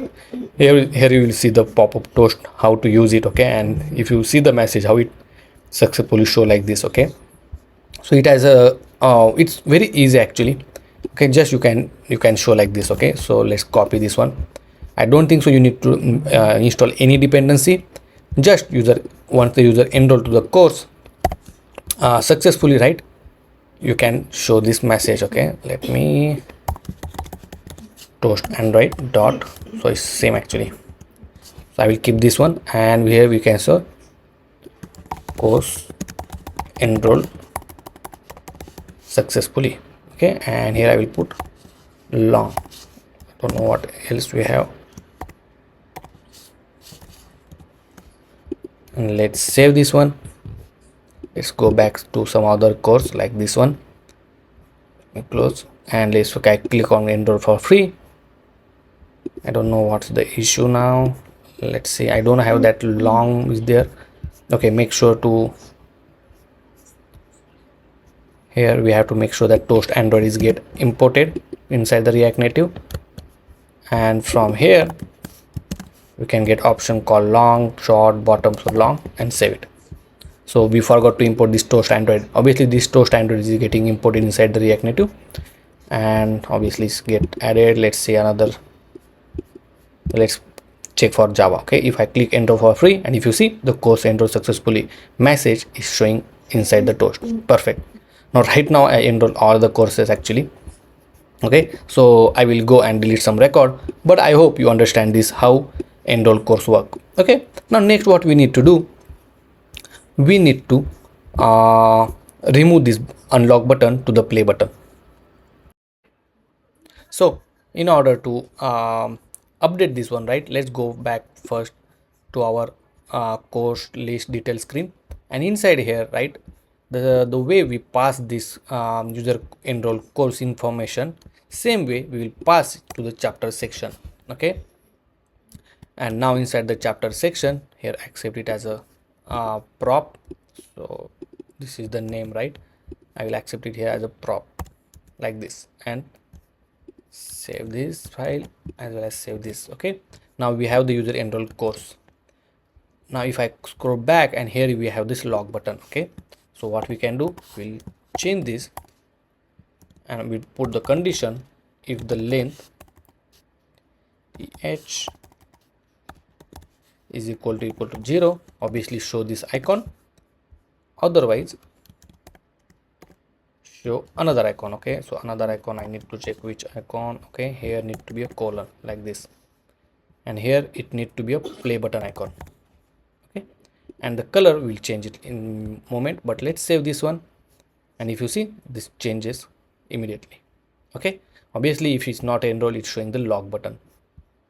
Now along with that, we need to update some of the things. So first thing, we need to change this gray color. Okay,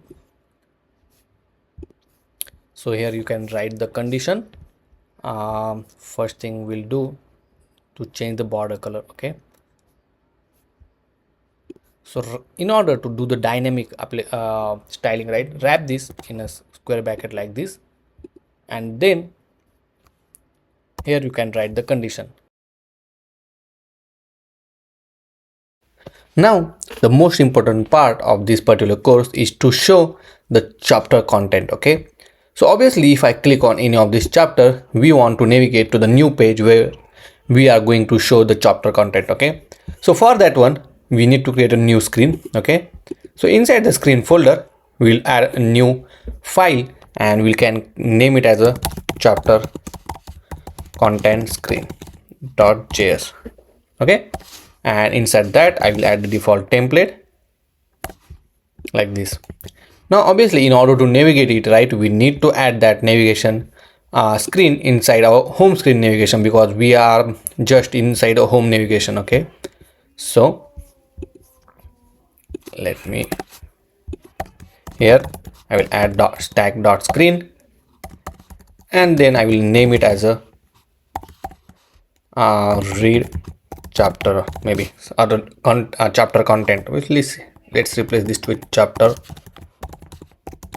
content. Okay, and obviously the component name will connect chapter content screen like this, and save it.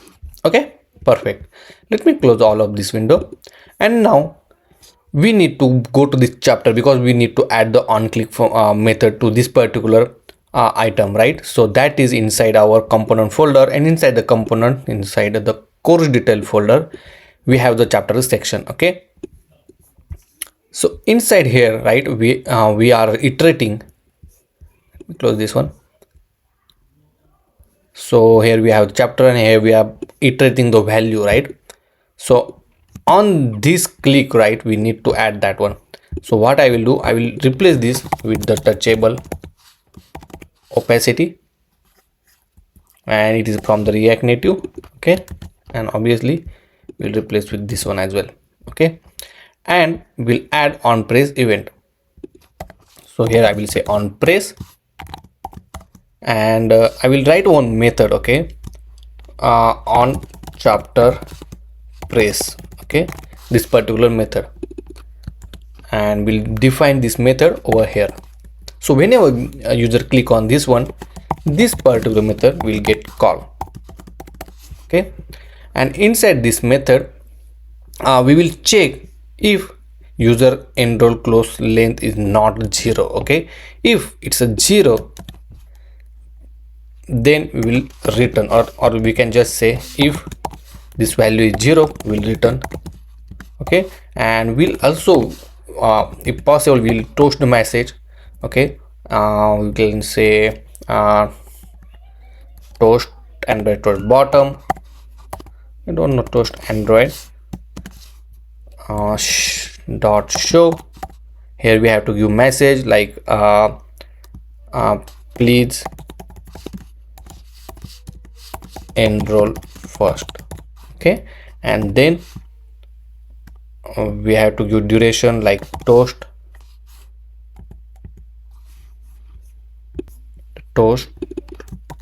and write dot long maybe. Okay, and save it.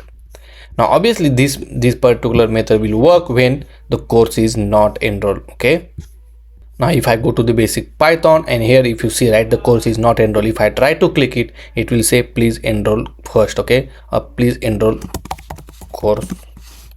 Okay, like this, and save it. Okay, if I try to click it. Okay, but now if I click on this one, right, see this particular log button is gone, this button is also gone, and we have this button now. Okay, and if I click it, that particular toast message will not show anymore.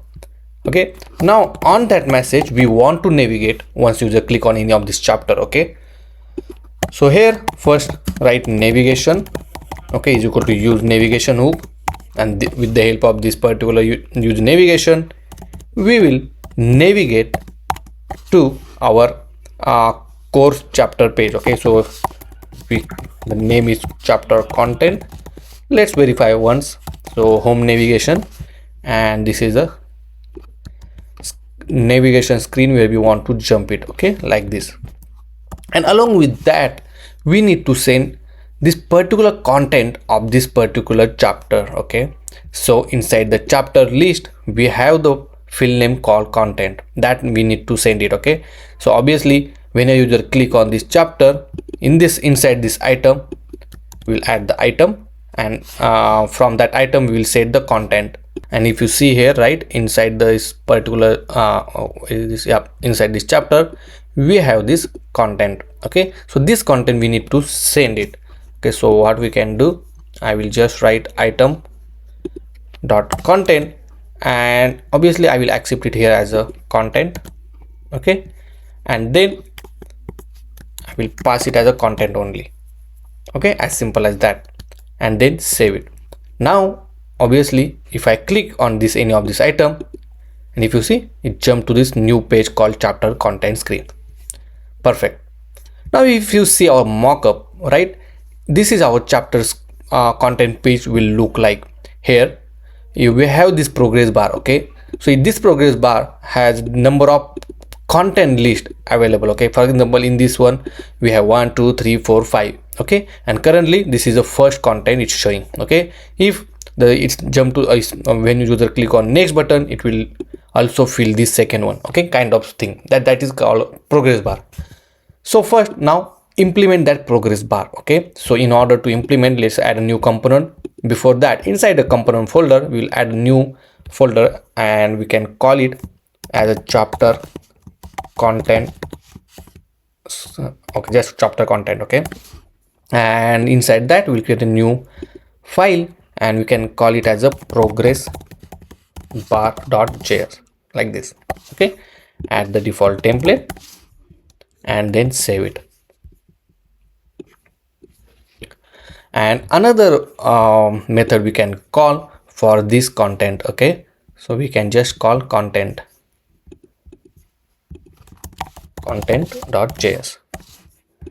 here rfc, like this. Okay, and inside the content we will add the progress bar. Okay, this need to be a React Native function. Okay, and inside the content we will add the progress bar. So here I will add the progress bar. Okay, and now this content I will put it inside the chapter content screen. Okay, so instead of this one I will add the content screen and save it. And if you see, we have the progress bar and content as well, because we only import the content, and inside this content component we have this progress bar along with this content data. Okay, now before start to implement progress bar, right, inside this chapter content, from the previous screen, some of the field parameter they sent, right, so get that parameter first from this constant param is equal to use route hook. Okay, dot params. Okay, and if this parameter is available, then obviously we are going to show content. So I will write a condition here, param dot content and okay, so param content is available, then only show this content. Obviously I need to send this parent content to this content component. Okay, so don't confuse with the file name and the content name. Okay, so obviously the component name will start with the capital letter, and all other we are starting with the small. Okay, and here will be a param content like this, and save it. Now go to the content, and here we'll accept as a content only. Okay, now in the progress bar, first we need to send the number of content is available, right? So in order to send the number of content, we will just send content length. Okay, is equal to, inside that I will add content dot length. Okay, and we'll make optional field like this. Okay, and along with that I have to send one more variable, and this will be a content index. Okay, so it will tell you at right now at what position or in what index we are on. Okay, so right now let's do I'm on the second index. Okay, maybe first. Okay, and save it. Now let's go to the progress bar and accept it here as a content length, and what the name I gave, the content index, like this. Okay, and save it. Now there is a very easy way to do this progress bar. Okay, first we have this content length. Okay, now from the number let's convert the what is it, the number to the array. Okay, so that we can iterate that one. Okay, so over here I will say the size or array size, I will say simply. Okay, let me close this one, is equal to array dot from. Okay, here we need to provide the length, so I will provide length which is equal to our content length. Okay, comma, we have to give underscore comma index, and this will return index plus 1. Okay, so this will be the increasing value, how much you want to increase. Okay, but so we want to increase by 1 only, so that's the reason. And the next we need to calculate width. Okay, that's I will tell you why we need this width. Okay, so this is very depends on the screen size, right? So we can call 100 divided by content length. Okay, like this, and save it. Now let's do the magic here. So first thing we need to do, we need to iterate the array size. Okay, so array size dot map, and obviously we map with the atom comma index, and inside that I will add a view. Okay, so this view, if you see, right, we just need to give the some width, some small height, and then background color. Okay, so the same thing I'm going to do. So let's add a style here. I will add the background color. So background color will be color dot primary. For now I will add maybe secondary, the secondary. Then we'll add the width. Okay, so how much width we want. If there is only one content, the width will be 100. If there is two, it will be divided into two parts, right? That's the reason I defined this width. Okay, then I will add border radius to be 10, and then we need to add the height. Okay, we'll add the height of 10 and little bit margin of 5, and save it.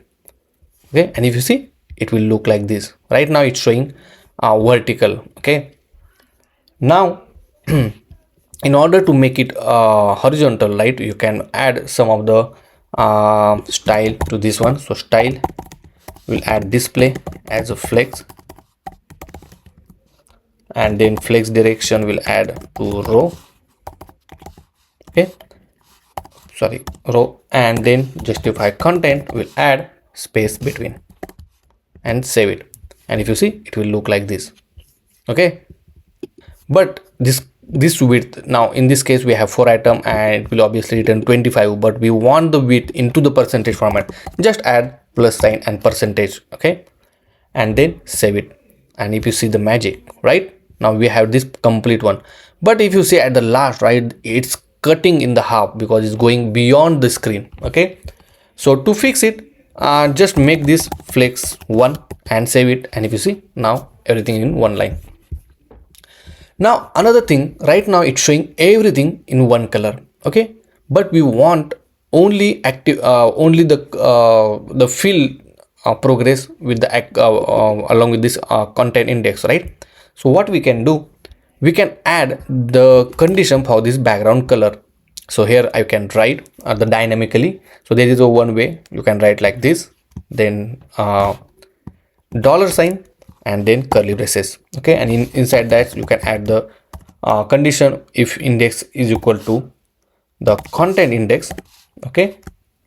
If this condition matches, then we'll show color dot primary, okay, and if it's not, then show color dot secondary, okay, secondary, like this, and then save it. And if you see, oh, not secondary, we need a gray actually, see, okay. So right now content index is 1, I think, so 0 1, right? So that's the reason 0 1, and that's why it's 2 field is this 2 progress bar is filled, okay. Now let's give some margin from the top, okay, like this, perfect. And inside the content I will add some padding of 20, okay, it will look like this, see, okay. Let me go back and open some other example. So in this case we have 3 chapters, right? And if I scroll down, go to this chapter, right now is a so let me go back here, okay. If you see, we have now 3 only, and it's equally in size or width and height, everything, right? So this is how beautifully we can easily implement it. So in this case it's a 5, okay, perfect. Now it's time to add the chapter content, and if you see our prototype, here we have the heading and then we have the content, and inside that we have this if there is some any input field, right, and so that we can run it and then we'll get the output value, okay. So let's build that one. So let's go back in our content file and let me remove this one, okay. So here we will iterate the content first, okay. So we'll use the flat list in this case, so flat list, and this section is very important because the flat list we are going to add some more fields, okay. So first thing, obviously we're gonna add data, and in this case is content. Then we will add the render item, and inside that we have item, okay, and then we'll add the view inside that, like this, okay. Obviously let's make add some text here. I will add the index if we need it, and here we'll add just a heading or title of the particular chapter, okay. If I go here and if you see inside the content we have the field called heading, so that heading we need to display. So we'll send add item dot heading and save it, and if you see we got 1 2 3 4 because there are 4 sub chapters inside this single chapter, okay, or we are calling as a content, okay. So but right now it's showing vertically, okay. Obviously you can make it horizontally, and the easy way is to make it horizontal. You can obviously, if you mention like this one, obviously it will show horizontal, or you can do like this as well, it's up to you, okay. And now if you see, it's showing horizontally. Another thing, you can say paging enable, okay. Once you define this paging enable, right, once you scroll it, it will act like a page, okay, the slider. So that's the reason we define this paging enable, okay.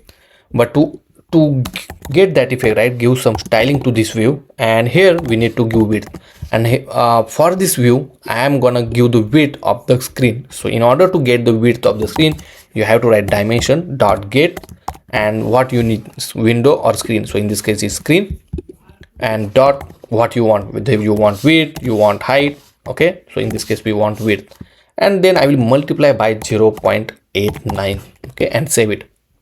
And if you see, like little bit it's showing, so you can just make it at 8 or maybe 9 like this.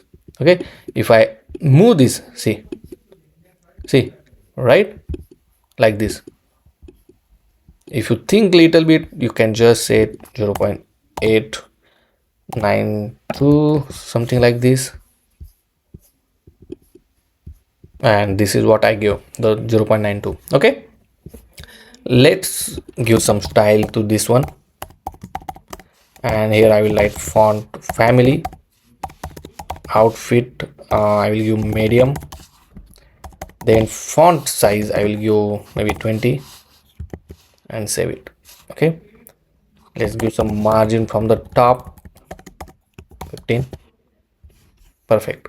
Okay, let's give a little bit font bigger. Now we have the name of this particular heading, right? See, everywhere it's showing the correct heading. Okay, obviously I don't want that horizontal scroll, so I will remove this show horizontal scroll indicator and I will make it false. Now next thing we need to do is to add the chapter content. Okay, so the description and everything, so this particular field. Okay, so in order to add, what I will do, I will create a new component. Okay, and I will keep these things in a separate component. So what I will call content item.js, add the default template, and let's add that template after this.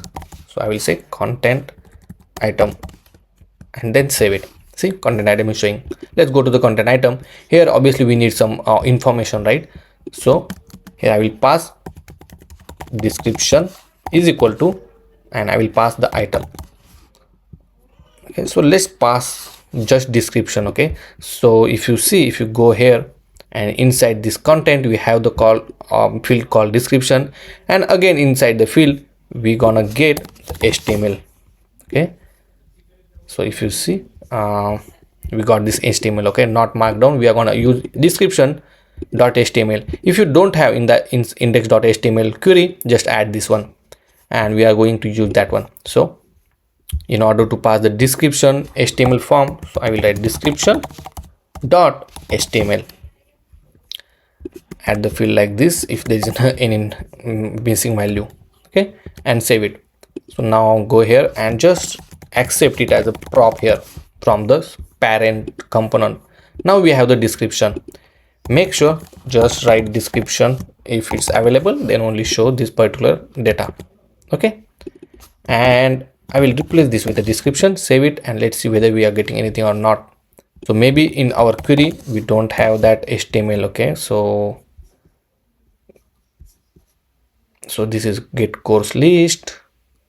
We have heading, description, markdown. Inside that we have HTML, and same I will do it here as well, and save it. So let's go back in our course list. Okay, so let's go to basic Python. Oh, sorry, let me go to the introduction, and now if you see, we got the result. Okay, perfect. Right now the result is look little weird because it is in the form of HTML, right? Because we are showing HTML, but we want to show it like this, some decent one. Okay, so this particular code and everything. Okay, so how to do it? Now the best way to do it, right, is to add one library called render HTML. Okay, so go here, just search on Google render HTML React Native. Okay, and here you will find the first this particular code. Okay, open this npm package and copy this particular command in order to install it. Okay, and go to your VS Code and paste it here like this. Okay, so in meantime let me explain how it works. Okay, you need to provide the HTML content, okay, in this form. Okay, and once you have this one, then you need to render this one. Okay, with the help of a render HTML component, you have to provide the width, okay, and the source, as simple as that, and that's all. Then it will show the proper HTML format to you. So this is how easy it is. Okay, even though you can go to the official website, and here it will explain how to do this images things, or you can even style this component. You can do internal style, external style, everything. Okay, you want to look that in a moment, but make sure you install that one. And once you install, let's go back to this particular example, right, the render item. So just copy this, and instead of this text, okay, I will add this one. I will just commit it for now. Here we need to give the width. Okay, so if you see the way they gave the width is with the help of use window dimension hook, right? Okay, so just I will add this hook. Oops, sorry. Okay, and this hook is importing from the React Native. Okay, and obviously this will return the width, and in for the source we have to define this I will say description. We can call it description source. Inside that I have to provide the HTML and then this particular description like this. Okay, so this how easy we can just add this particular HTML formatting. Okay, just now replace this source with our description source, save this one, and right now if you see we got the error that property HTML does not exist. Make sure to import this particular import statement.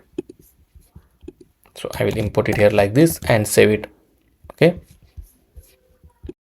and try it again. So let's go back here in introduction, and if you see it's correctly formatted. All right, see the magic. Okay, now if I scroll it, right, I can scroll everywhere, right? Obviously we did not attach the progress bar yet, or we are not passing any value, but obviously right now you can even scroll it, okay, like this, and it obviously showing everything. Now let's give some styling to this. The question is how to use style to this particular rendered item, right? So if you see, right, in the styling, and if you scroll down little bit, we have the section called mixed style record, and here the way they applied like this, the styling and everything. Okay, same thing we're gonna do it. And then once you have the style ready, just attach the style with the help of tag style property. So first thing, let me copy the same thing. Okay, we'll change it. So here I will add this, we'll add this here below, and we have the tag style. Okay, so body, I will write the font family. I don't know font family will work it here or not. Okay,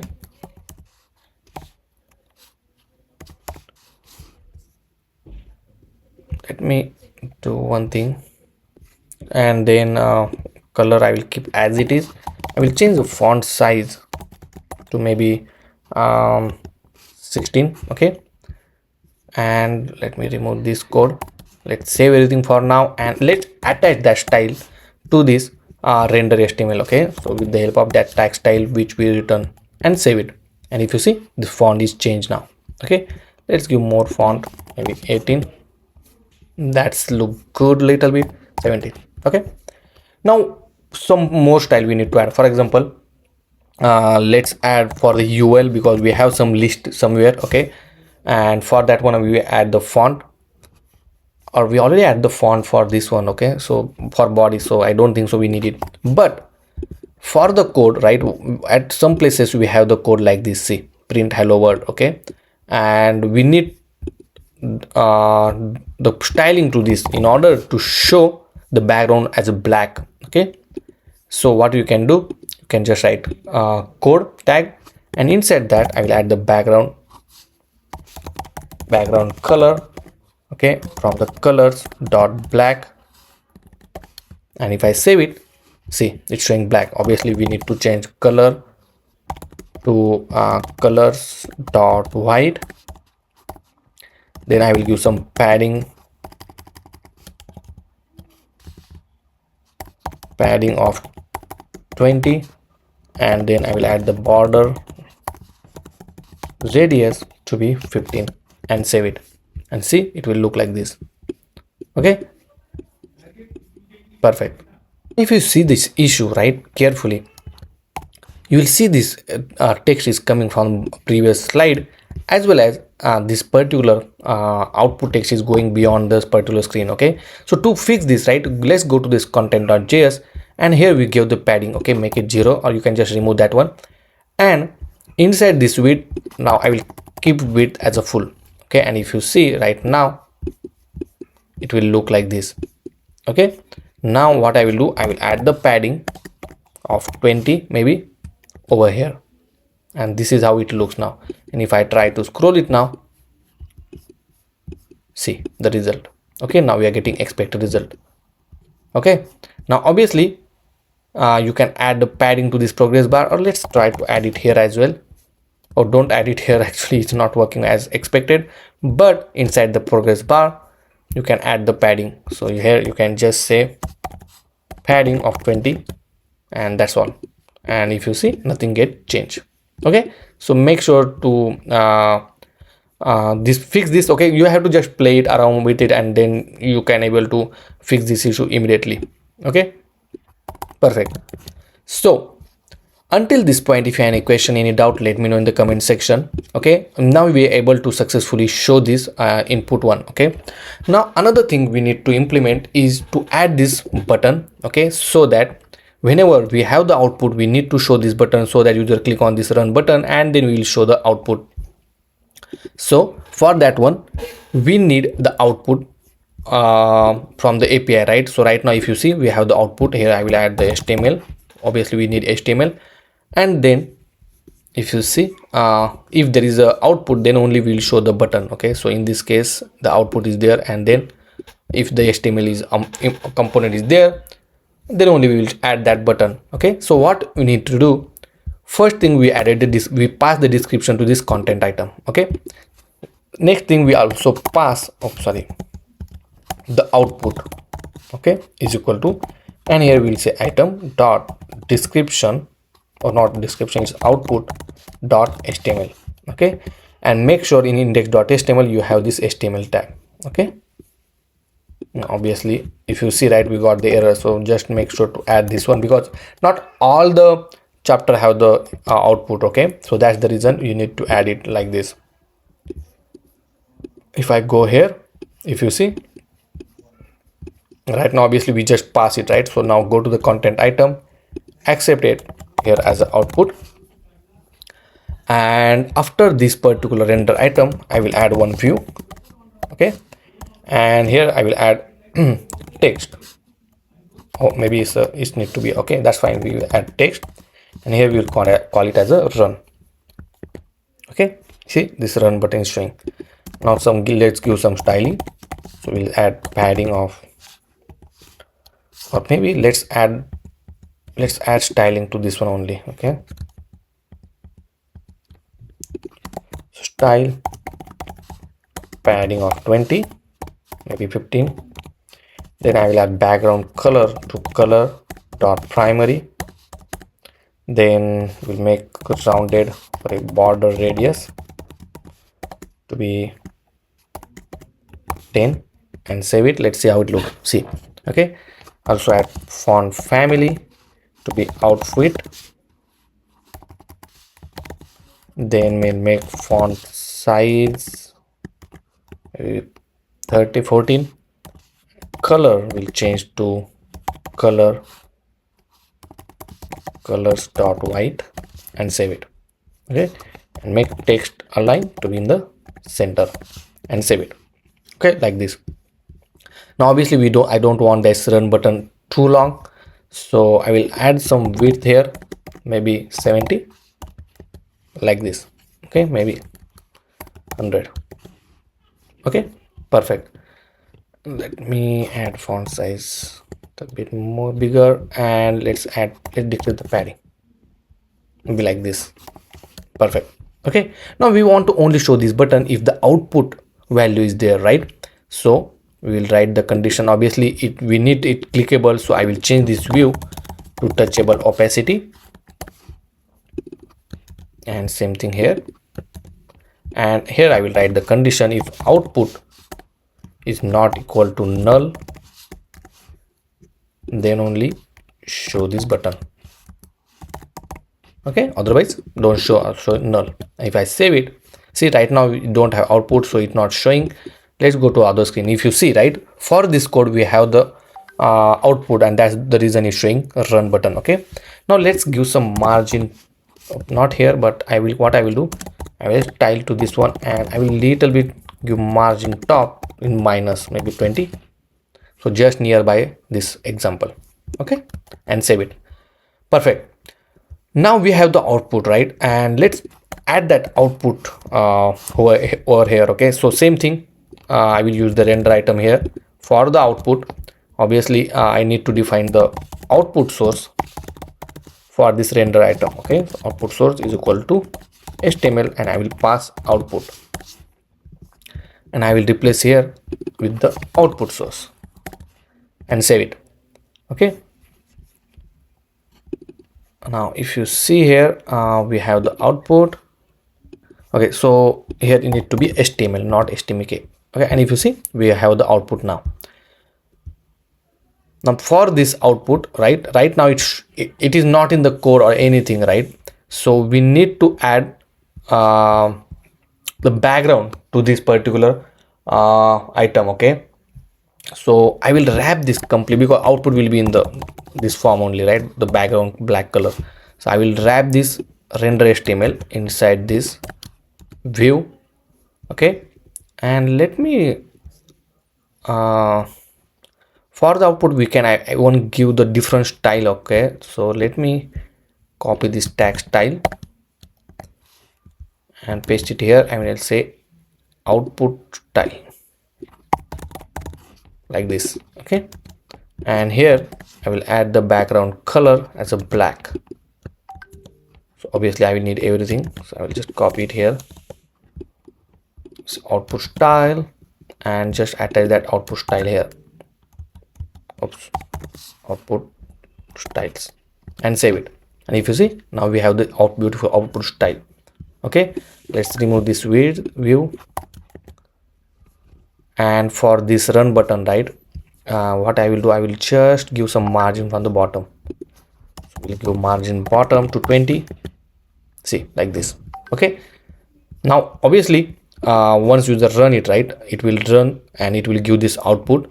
And let me add one text here, and let's just say output.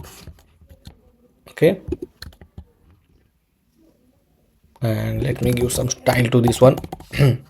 So I will give font family to outfit medium, maybe. I will add the font size to 17, and margin bottom little bit to 10. Okay, perfect, like this. And now we have this output as well. Now we want to show this output only when user click on this run button. Okay, so for that one, what we can do, we can define one state here, and we can call it as a is run. Okay, and I will say set is run. Okay, initial value I will keep as false. Okay, and save it. Now if it's run, then only will show the output. Okay, so I will say is run is true, then only show this particular view. So let me wrap this everything in one tag, and then show this particular tag, otherwise show null. Okay, or don't show anything kind of thing. Okay, see this particular ternary operator. Okay, now save this one. Now if I click run, okay, so obviously we need to set the event, or we need to set value. So set is run to true. Sorry, on press event, on press of this run button, we need to set value set is run to true, and save it. Okay, now if I click on this one, see the output got. Okay, perfect. Now there is one issue with this. Okay, let me go back some other example. Okay, now let's say here, if I run it, right, see output is showing. Okay, and see the output is showing. I think that's will work. I don't think so we have any issue now. Okay, but if you showing the output every time, right, what you can do, every time whenever this you are getting the output content, right, inside the use effect, you can set the value. to false, and then it will work. Okay, but right now I think everything is working fine. See, okay, and now you are getting output like this. Okay, perfect. Now this particular method or the particular content is almost ready. Okay, but now what we need to do, obviously we are not adding the scroll bar. Okay, but if you see our example, we have this next button. Okay, so we need to add that next button inside our content. So once user click on next button, it will automatically go to the next content like this. Okay, so instead of scroll or instead of swipe it, we just add a next button. Okay, so what we'll do inside the content, over here I will add the next button. So I will add the touchable opacity. Okay, and inside that I will add the text, and here I will say next only like this.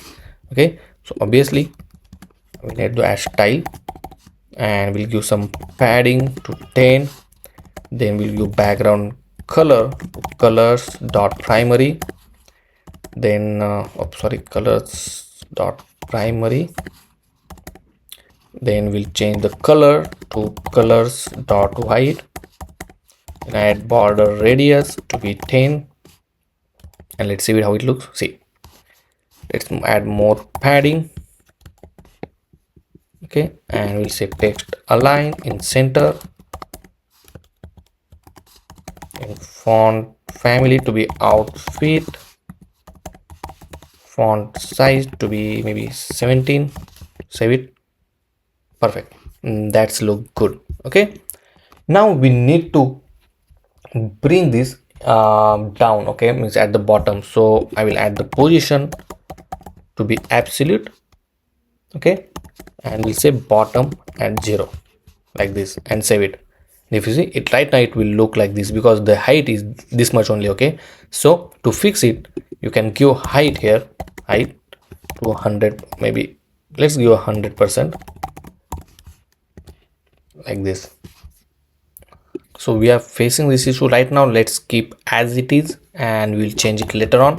Okay, but right now if you see, this is look perfectly fine. Okay, now on this one I will add on press event. Okay, and we'll add on press one method, and we can call on next press, on next button press like this. Okay, and here I will pass the index value only. Okay, and then here I will define one method. So here I will define constant, this particular method, it will accept the index like this. Okay, perfect. Now one more important thing here to do, let's define one variable called let content, called content reference. Okay, and this content reference we need to add to the flat list. Okay, so that we can control it. Okay, so here I will add reference is equal to reference, and attach that to our content reference is equal to reference like this. Okay, and now let's go back in our on next button press. Okay, so once user click on this on next button press, what we can do, we will add content reference. So it need to be content t con reference like this. So now we did a spelling mistake, let me fix it quickly. Okay, and now with the content reference dot, we have method called scroll to index.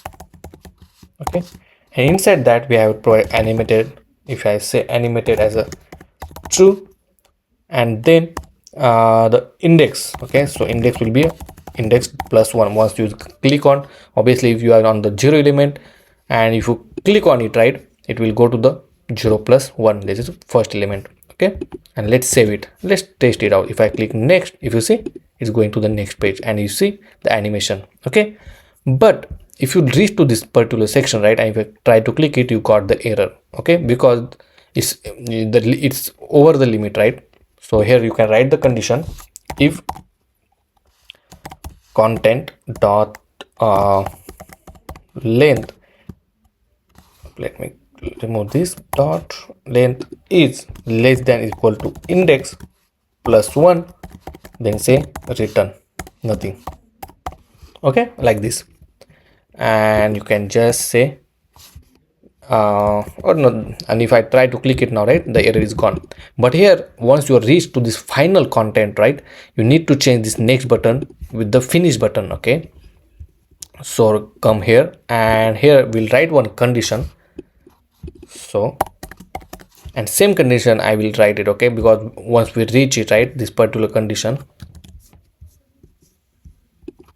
if I reach to the end of the chapter, right, so we can just say if this condition is valid, say next. Oh, sorry, if the condition is just change this to greater than if condition match, then next, otherwise finish. Okay, and then save it. Now if you see, it's right now it's showing finish. Okay, let me go back, and it's right now everywhere is showing next. Okay, but at the last it should say finish. Okay, and once it's finished, we need to go back to our course detail page. Okay, so obviously we need to add the navigation. So navigation is equal to use navigation hook in order to go back. So here next to navigation dot go back. Okay, and save it. If I click next, next, next, and finish, see, it go back to the course. Now you can open the different course. See, next, you can even run this, and if you see the magic, right, you can give some output or for the margin. For example, here you can give some margin from the top 10. Okay, like this, and go to next, next, next, and if you see, this is last, and if I click finish, it will finish it. Okay, perfect. So this is how easily we implemented the whole chapter content functionality. Okay, so until this point, guys, if you have any question, any doubt, let me know in the comment section. Now one more important thing we need to update is to this progress bar. Okay, so in order to address this progress bar, let's add one state here. So constant active, we'll say active index comma set active index is equal to use state, and obviously initially it will be a 0. Okay, and now in order to when user click on this active index, right, we will set the value. So here I will set after this one set active index, and here we will say index plus 1. Okay, and this index value we need to set here inside the content index. We'll say active index and save it. Okay, and if you see right now it's showing first. If I click on next, see, it's showing second. If I click next, it's showing 3, right? And after finish, it's going back to the original page. Okay, so right now let me go next, next, finish. Let me go to this one. So it has a 5, 1, 2, 3, 4, and 5, and last is finish. See, okay, so how easily we implemented this particular functionality. Okay, so guys, so there are a lot of things we need to cover it now. Okay, but if you did not subscribe to my channel yet, please do subscribe, share this video with your friends and family, like the video, join the channel, or you can even join the membership on the link below in the description. Okay, so you will get the free source code of all of my projects. Also, you will get a special discount on many of the courses as well. So you can just join the membership. Okay, so see you in the next section.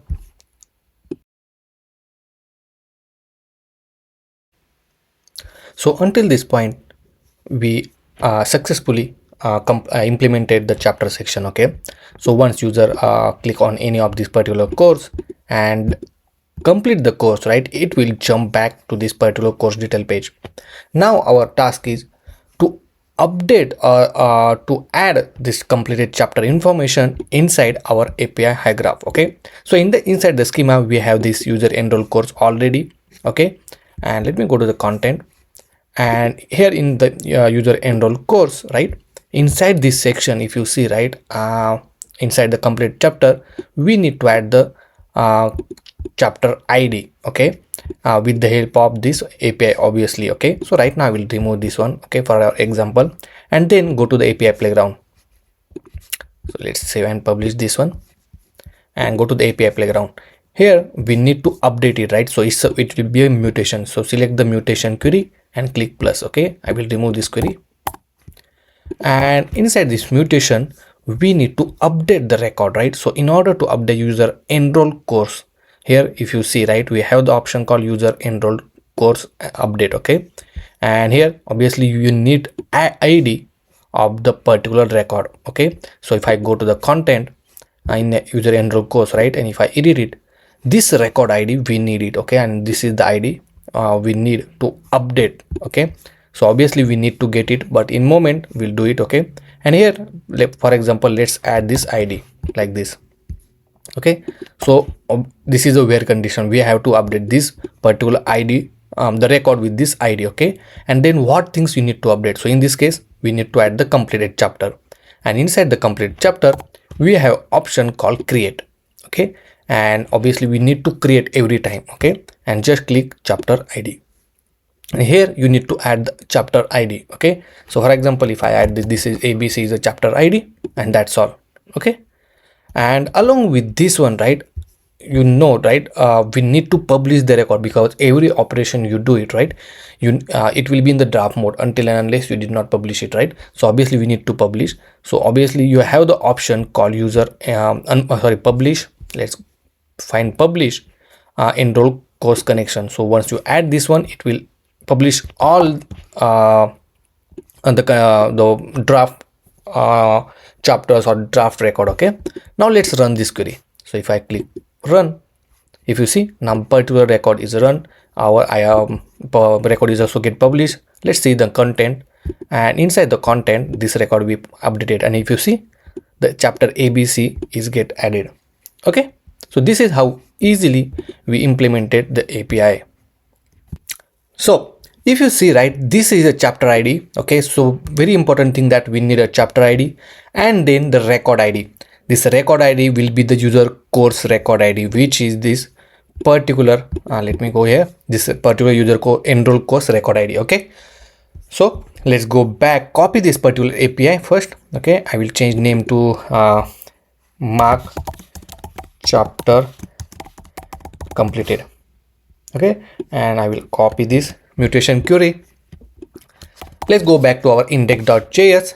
Okay, let me increase the screen size for now, and here I will create a new method, export constant, and we'll say mark chapter completed. Okay, and this will be a async function, and inside that I'll get a mutation query is equal to GQL, and then paste your query like this.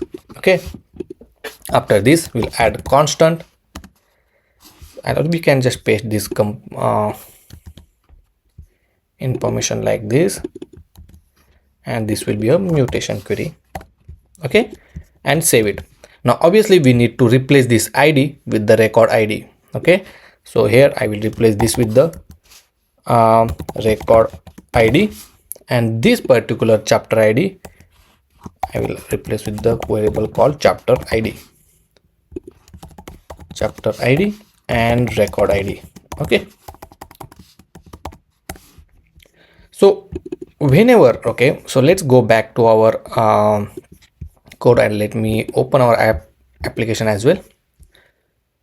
So here inside the chapter inside the chapter content, right, on the contact, on the click of this finish button, right, or on this particular block, it means when we click on finish button, it's going back. Okay, instead of calling this method over here, we will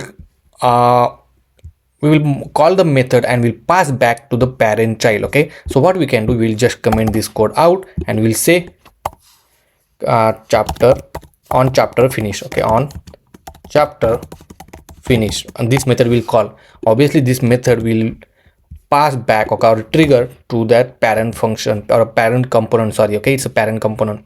So I have added this method inside the content, and obviously this content we define this particular component we added inside our chapter content screen. See here. Okay, so here I will accept it,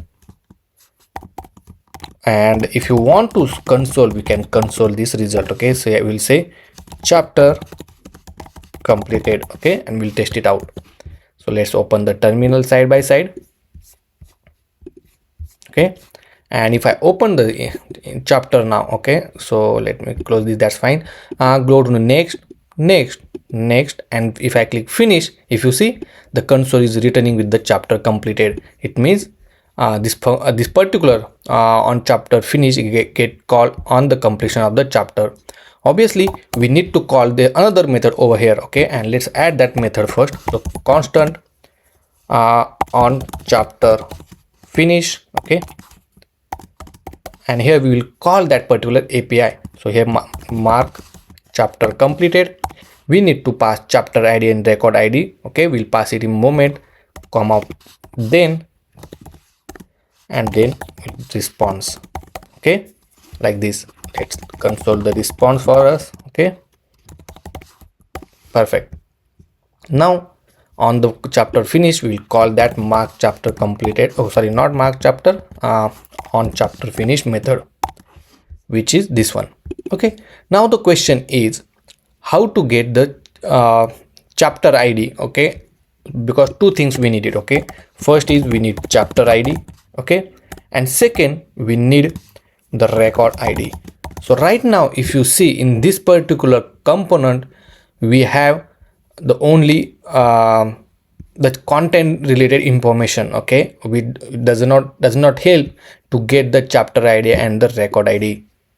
So to get this information, right, let's go back to our this content the inside course detail in the chapter screen page where we are. Let me click finish. So right now we did not add the go back method. Let's add that go back method. Okay, so for example, let me go to our content screen, not a content screen, actually inside the chapter content here, right? We are just consoling the response. So what we will do, let me comment this out and we will add the navigation. Okay, because we want to go back to the screen. Okay, so that method will add. So constant navigation is equal to use navigation. Okay, because right now if you see, right, if you are trying to finish, click on finish, it doesn't do anything because we don't have any function to go back to the course page. So here now we will say navigation dot go back. Okay, like this, and save it. Now if I click finish, next, let me close this, next, and finish. Now it's going back to this course detail page. Okay, perfect. Let me close this one. And over here, right, if you remember, we have the on click method. Okay, so let me increase the size of this one, and in the chapter section, right, we have the touchable opacity, and on the chapter press event we have, right, on the press of chapter, right now we are just sending the content information. Okay, so here along with that we are need to send the chapter ID. Okay, and user enroll course ID, which need to be update. Okay, so along with this content we will see two more parameter. One is chapter ID. Okay, and this chapter ID we will get it from the chapter. Okay, so right now we are just sending content, because here if you see, right, we are just sending content. So what I will do, I will send the item. Okay, and here I will add item dot content. Okay, and I will replace this with the item nothing but the complete chapter. Okay, so don't misspell this one, means maybe you can write chapter. Okay, and this makes sense. And now here I will add the chapter dot ID. Okay, and another parameter we want to send is the user record ID. Okay, so I will call it as a user course record ID. Okay, and that will get it from this user enroll course. Okay, so this will be a user enroll course, that is first element from that, and ID. Okay, if you remember, we are taking first element because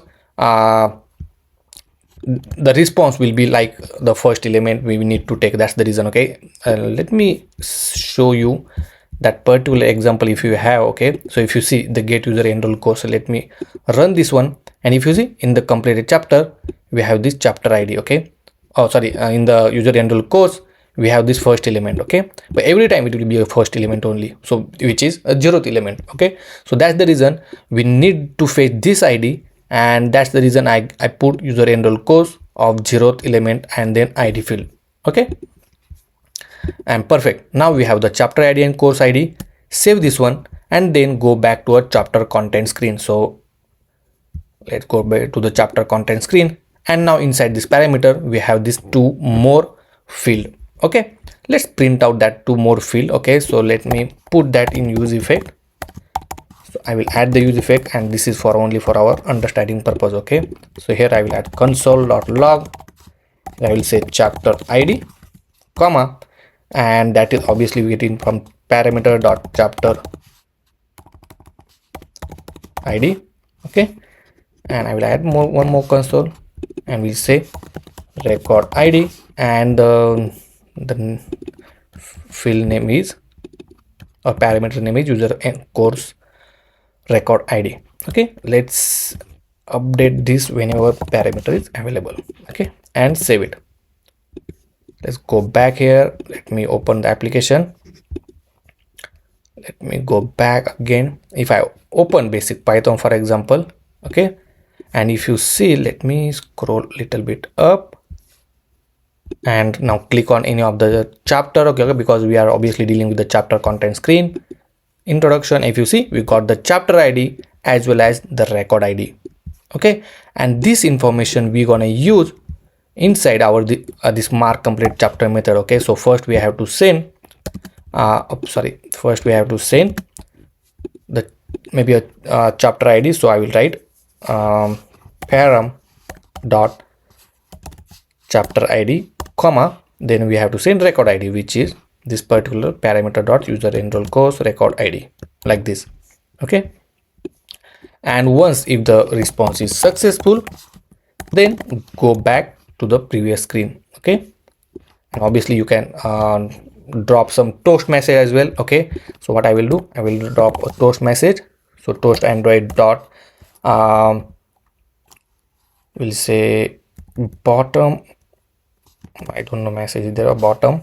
Okay, here we have to write the message. So we'll say congratulations. Okay, comma, I don't know it is correct or not. I think I misspelled this one. Okay, it's maybe a show, I think. Okay, and make sure to import the toast android congratulations, comma, did I misspell anything? Let me search the previous toast the way we written. Okay, so this is how we need to write actually. Okay, I'll just paste it here, and here we'll say congratulations or just course completed. Okay, and obviously so long, that's fine, and save it. Okay, now let's try it. So let's make sure in the content, okay, we are dealing with this second one. Okay, because we are updating second one, I will remove everything from here, save and publish. Maybe this is Python course, hopefully. Okay, and let's go back here. Let's go to basic Python, and here open the new introduction, click next, then next, then next, and let me open this one. Let's click finish, and if you see, it's saying course completed. Okay, I think I pressed two times, but now it says course is completed. Let's go back in our enroll course, open here. I don't know, in basic course it's not showing. Oops, sorry, maybe this is the course, I don't know, we'll check it out. Let me refresh this complete HyGraph because sometimes it's not loaded properly, and open this Python, and if you see, the complete app chapter is showing under this complete chapter. Okay, if you want to try second one, let's try second one. Okay, so this one I tried, Let me close this one, go to the next. If you want to run, you can run it, and then click finish. Okay, and now it's saying course completed. Now let's go back here, go to the user enroll course, second one, and I don't know why sometimes it's showing, sometimes not. Okay, and if you see, it's showing. It's taking some moment to refresh this. Okay, but now if you see, our record is showing. Okay, so 2 chapters is now completed. Perfect. Next, what we can do, now we have the complete chapter list, right? And obviously, 2 things we need to update. First, whenever user come back on this screen after completing the chapter, we need to update the completed chapter user enroll course list. Okay, so we have to call that API. And second thing, obviously we need to show this complete chapter with a different layout, right side, like this. If you see in the green one, okay, like this, we need to show if the chapter is completed. We will show in the background color green, this check mark and everything. Okay, so in this section, what we're gonna do, whenever we mark this chapter as a completed, right, on the click of finish button, we are obviously saving the data. Okay, once we save this data, we have to make sure that this particular chapter, a border and everything is get changed. Okay, as I mentioned in the last section. Okay, so let me show you the prototype, right? Once we mark it as a completed, we are showing like this. Okay, so for that one, first thing, let's move this all of this particular styling um, externally. Okay, so I will just cut it from here and I will define it here like this. Okay, so RNS style, make sure to import this style from this React Native, and here I will give the inactive, okay, sorry, incomplete chapter, okay, as a class name like this, and I will paste all of this code. Okay, now obviously we'll add this particular style to this touchable opacity. So instead of the one which we removed, okay, and is complete styling, and if I save it, nothing get changed. Okay, we'll keep for now as it is. Now inside the chapter list, obviously we have the list of chapter, and inside this user enroll course we are getting the chapter which is completed. Okay, let me show you in the console first. So I will just console.log user enroll course. Okay, and inside this user enroll course we have the option called chapter completed. Okay, so we'll just print out completed chapter. Okay, and let's save it and let's see the terminal. Okay, and if you see here, we have the chapter ID, okay, which is marked as a completed, and obviously this already it's in our database. If you see, right, these are the chapter completed. Okay, now we have to write function and we will check if this chapter is completed or not. Okay, so what I will do, I will write one method here, constant check is chapter completed. Okay, this will be arrow function like this, and here what we're gonna do, we will first check if this complete chapter's length is greater than, or if it's smaller, then we'll return false. Okay, so we'll check if dot length, sorry, is less than or equal to 0, then we'll simply return false. It means you did not complete any of this chapter. Okay, otherwise what we gonna do, we will just use this user enroll course. I will write constant response for here, and dot will find that particular chapter ID. So here I will pass the chapter ID. Okay, so this particular chapter ID will come here, and then from this item dot ID, obviously we'll check each item from this completed chapter. Let me bring this down. Okay, and okay, so it will be like item and then item dot, oh sorry, item dot ID, and we'll check is matches with this particular chapter ID. Okay, then obviously we'll get some response, and then we'll just return the response like this. Okay, and this is check is chapter completed. We will call um, directly inside this particular style. Okay, so here we added this style, right? So what we're gonna do, we will add the condition. Okay, so in order to add the condition, we have to put this in a bracket because we are dynamically now applying the styling. Okay, So we'll check the condition. If check is chapter has some value, then we need to show completed chapter. Okay, otherwise we are going to show this incomplete chapter style. Okay, not showing, we are gonna apply. So what I will gonna do, I will copy this, paste it here like this. Okay, and we'll say completed chapter. Okay, and for this complete chapter I will add the green color. Okay, and I will keep everything as it is. Only thing I will also add the background color. Okay, will be colors dot. I don't have green for now, but I'm gonna change this green color in some moment. And I added this light green color inside the colors. Okay, and then obviously if the each check is chapter completed has some value, it means this chapter is already completed by the user, and then I will just attach this completed chapter style. Okay, otherwise I'm gonna apply incompleted style, as simple as that. Okay, and then save this one, and let's go back to our application. Right now it's showing everything. Okay, so something is missing.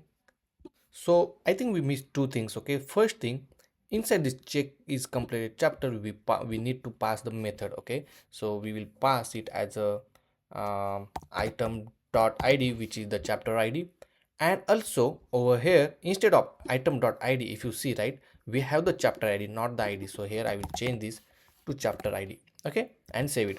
And now if you see, the two chapter we completed, and this two chapter is showing on the screen as a completed one. Okay, sounds good.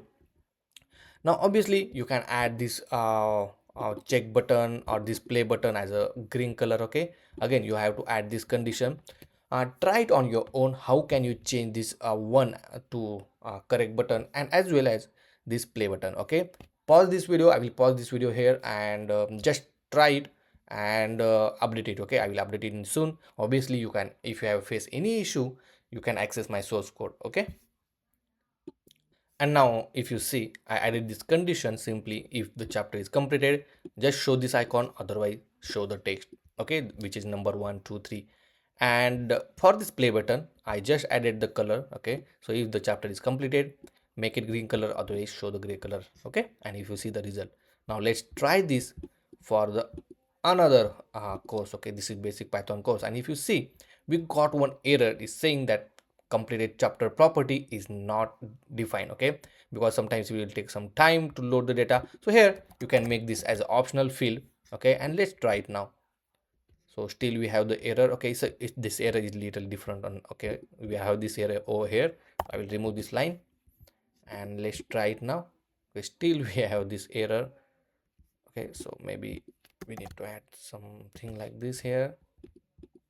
Okay, now the question is gone. Okay, this is because, right, because sometimes what happen, the user enroll course is completed, right, it will take some time to load, and that in that moment of time it check, okay, this is not finding.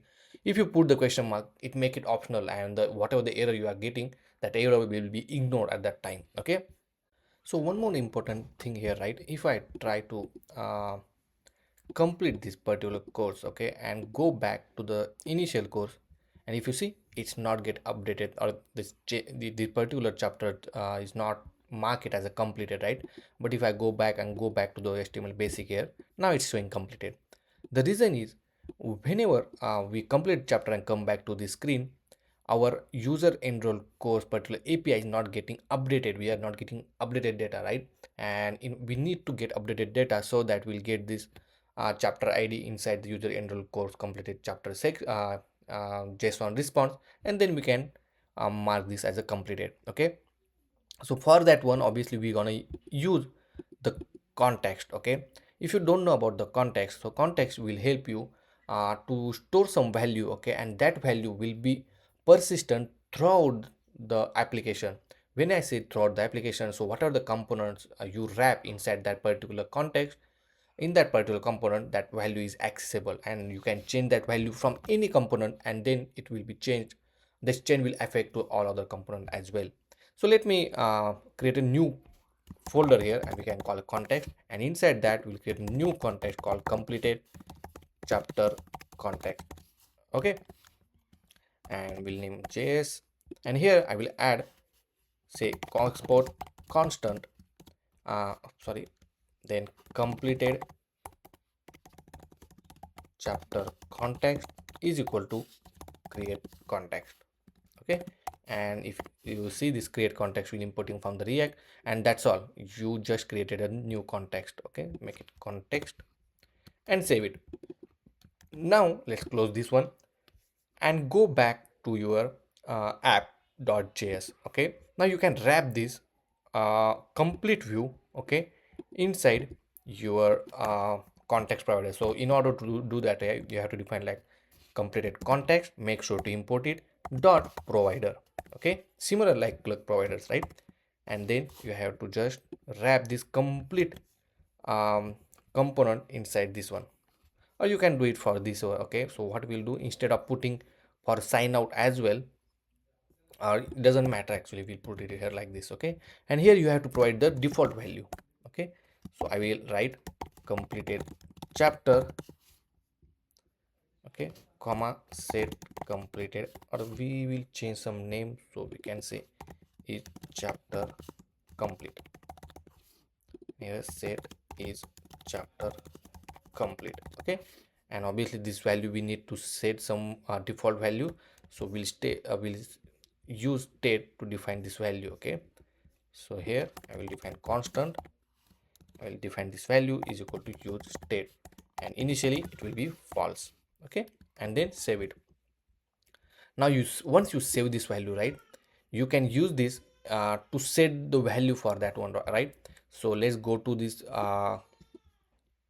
completed inside the component, right, where we click finish button. There we can set the value. So inside the uh, chapter content, we have the content, and on the finish, right, we have this on chapter finish button, right?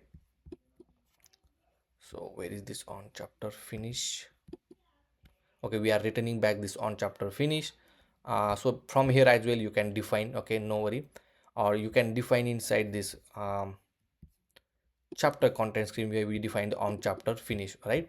So here once we save this value, right, you have to define, but before that we have to initialize the context, right? So I will write constant, the context value, okay, is completed, and then you have to write use context hook. Okay, and inside that you have to define your context hook name. So I will say completed chapter context like this. Okay, now you have some default value which is right now obviously is false. Okay, now once you mark it as a complete and chapter is finished, then here you can set the value as a true. Okay, now all other component which is using this context will update it with the new value. Okay, now obviously what we can do, let me copy this, and this value we're going to use in our code detail screen, because we need to call get user enroll course on user enroll. Okay, only this particular method we need to call it, right? So obviously we'll first define this context here, import this use context. Oh, sorry, yeah, we added, and this completed context as well. Okay, make sure this use context and completed context is imported, and now whenever the value of this is complete chapter change, this use effect will get executed. Okay, so we can write the condition. Let me write this about this one. So inside use effect we will say if chapter complete value changes, then execute this use effect. Okay, so obviously we'll say get enroll user like this, and we'll say, okay, one more we'll do, we'll say condition is chapter complete and then we will write get user enroll course. If the value is true, then only we'll execute this get user enroll course. Okay, and now we'll get the updated value. But every time when we open any of the chapter, we need to reset the value of the particular each chapter content. So that time we have to initialize the value to false. Okay, so what we're gonna do inside the when we click the chapter, right, so inside the course detail and maybe inside the chapter section, right, we click on this on chapter screen, see over here, right? So let me define our context first. So constant, let me copy this context name, all of this thing, and let me import this one and this context as well.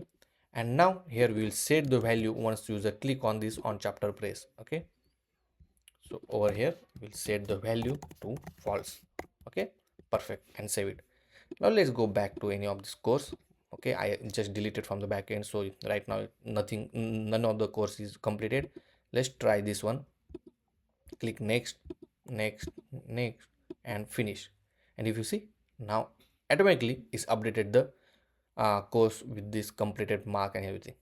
Okay, so guys, I hope you understand this particular section, that how you can mark this chapter completed and style it accordingly. Okay, depends on whether you completed chapter or not, and obviously that functionality we already implemented in the last video. Okay, so until this point, if you have any question, any doubt, let me know in the comment section.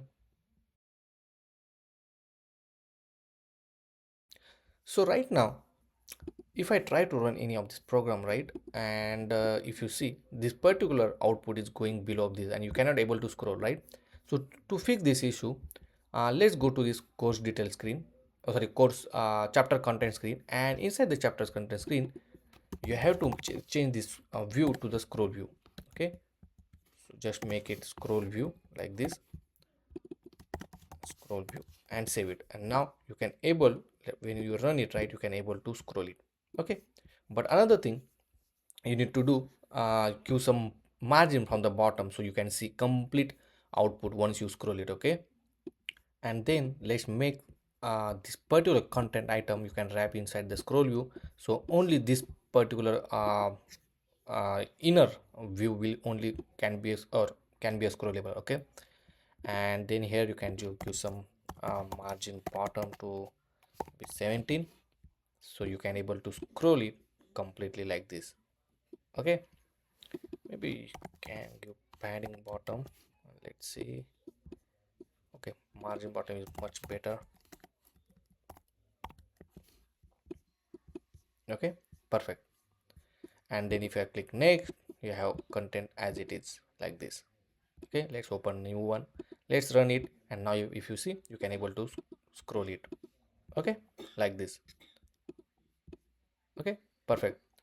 So that's all for this particular fixing about this particular issue, and let's see you in the next section.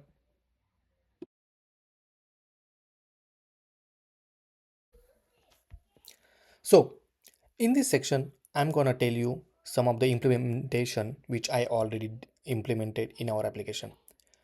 Because of this length of this video, I already added some of the things. Okay, so let me explain that first. So whenever user log in to this application, right, inside the home screen, when the user login, I am creating new user. Okay, so I added this method called create user, and with the help of this create user, I'm passing name, user name, then email address, and the image URL. Okay, which is the profile image. And once it comes to the home screen, it will create a new user. Okay, the interesting thing about this one, uh, I'm not calling insert method every time. Okay, what is it will do, inside the create user, right, we added this method called upsert user detail, which is provided by HyGraph. Okay, which will check first if the email is already, or that particular user is already exist, then it will just update the information if there is any updated information there. Otherwise it will not doing anything. Okay, and obviously we are publishing that changes or that inserted record. Okay, so let me show you in the HyGraph how you can get that one. So in the schema, I added this user detail, and inside the user detail I added email, username, point, and profile image.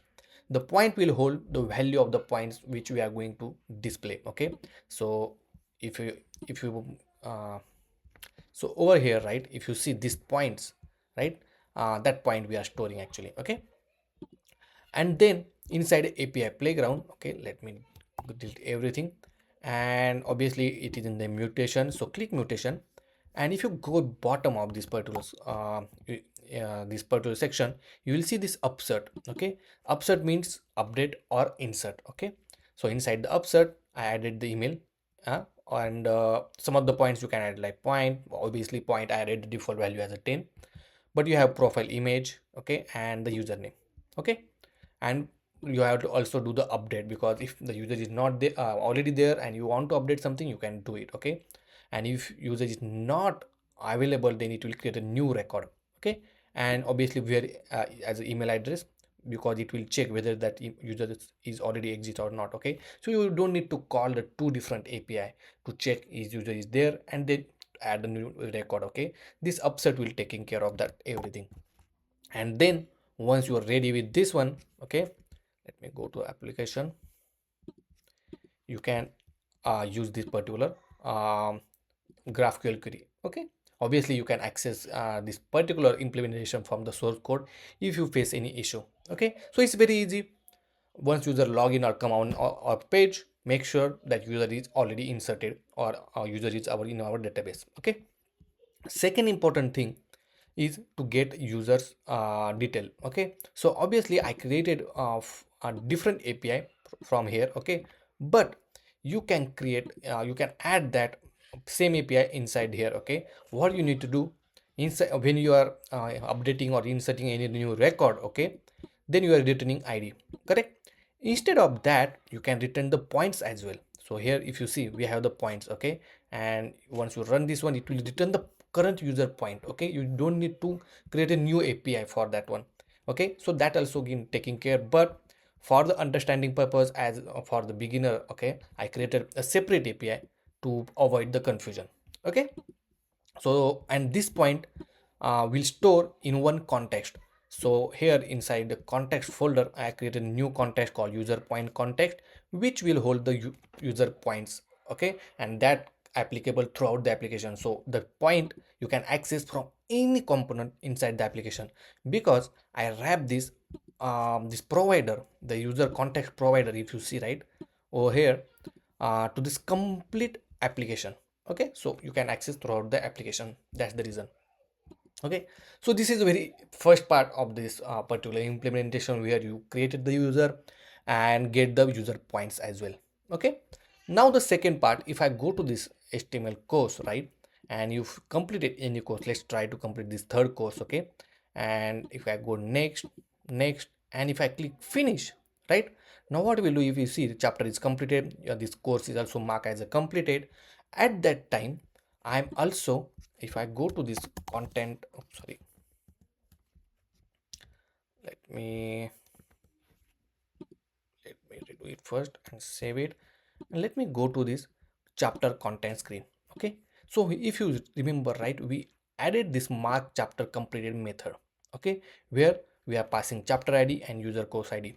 Here I am passing two more parameter. One is the user email address and the total points. Okay, this total point I am calculating from the user, already I have user some points, right, plus the content length. Okay, so in this case, for example, okay, let me go to the introduction. In this case, if you see 1 2 3 4, there are 4 content, correct, multiply by 10. Okay, and in that way I'm giving points. So in this case, 40 point plus user existing point. For example, user has 60 point, and these 40 points together, it calculates total point as 100 points.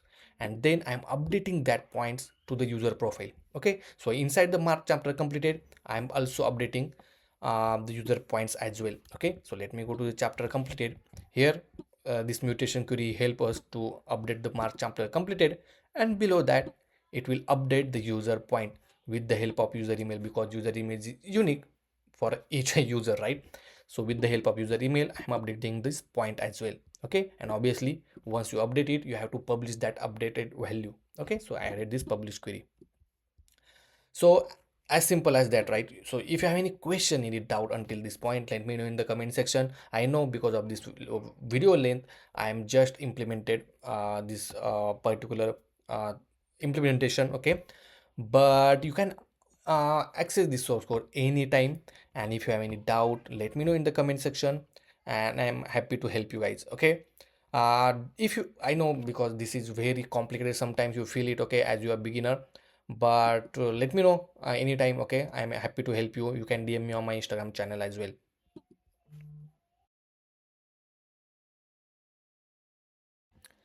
So in this section, we are going to implement the leaderboard section. Okay, so right now if you go to the leaderboard tab, right now we are just showing the empty screen with the text leaderboard. Okay, now we already have the list of user. Okay, and from the user detail screen. user details content, and with the help of API we are going to get all the users. Okay, so right now just search for the user details. Okay, and inside here select the appropriate field which you want. Okay, for example, if I select ID, profile image, okay, because you want to show the profile image as well, then we want to show the user name and as well as the points. Okay, so how much point it will take.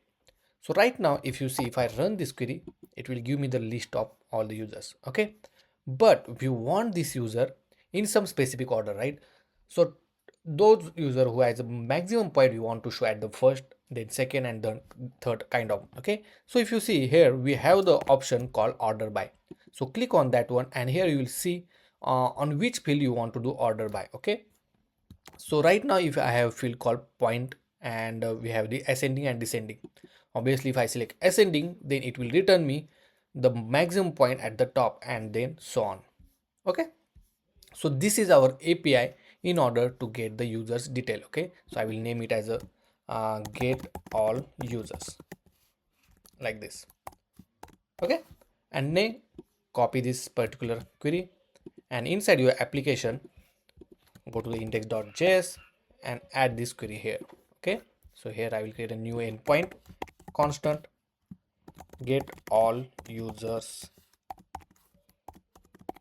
and inside that I will call constant query is equal to GQL and paste your query here like this. Okay, obviously this will be a async function, and I will copy the request call like this. Okay, make sure you will export it so it will be available throughout the application. Okay, now go to the LeaderBoard.js. Okay, where we have this tab. Okay, and over here we'll call this method. Okay, so we'll say get all users, user details I will say here, and here I will call get all users from the services. Okay, dot then, and it will return the response. Now we'll define one state, and we'll say user list comma set user list is equal to use state. Okay, and in order to call this function we will use effect. Okay, so once user these components get load, this use effect call only once, and then inside that one we'll call that method. Okay, so we need to define method. So get, I don't know. Okay, so this need to be outside of, because this is method we define, it need to be outside. Okay, like this, and now call this get user all details over here. Okay, and let's just console the response for now. Okay, and let me open the response and save it. Okay, so as soon as save, you got the all the response here. Okay, right now it's a very unorganized, but that's fine. We just check. Okay, we are getting the response. Now over here I'll just set the value to the user list. So here we will set user list, and here we will set the value from response dot user details. Okay, this user details, because in the response if you see you are getting the list of user details, that's the reason we have to give it here like this. Okay, and here you can say if response is available, then only set the value, and now save it. Now we have the list of all user. Okay, now here we need to implement the UI. Okay, so first I will add one view, and inside view I will add this text. We'll rename it to LeaderBoard. Okay, so if you see our mockup, we are little bit changing the mockup, but this is how we are going to implement. So this is just LeaderBoard like this, and save it. Now here I will give some style, and we'll give some height. This height maybe we can give like 160. Okay, and if you see it will look like, let's add the background color as well, so it will get some idea. Perfect, like this. Okay, now inside this LeaderBoard, before that let me add some padding. So I will add padding of 30 and save it. Now for this LeaderBoard we'll add some style. So first font family, we'll add outfit bold. Then we'll add the color. So color will colors dot white. Then I will add the font size, maybe 30, and save it. And this is how it looks. Okay. And what we'll do, I will make position to be absolute, and then we'll add the bottom from 30 like this. Okay, but I don't know whether we need it, but right now I will remove it and will keep it as it is. Next we need to iterate this list of user. Okay, so here I will add one view, and inside view I will add the flat list from the React Native, as we already used this flat list many times. Okay, so in this flat list we have to provide the data first. Obviously this flat list we are using to display the list of user. Okay, in the data we need to provide the user details. Oh sorry, the user list, the name is user list, so user list. Then we have to render the item, so it will be item comma index. Index will hold the value like 0 1 2, and item will hold the value of each user's information. Inside that I will add view,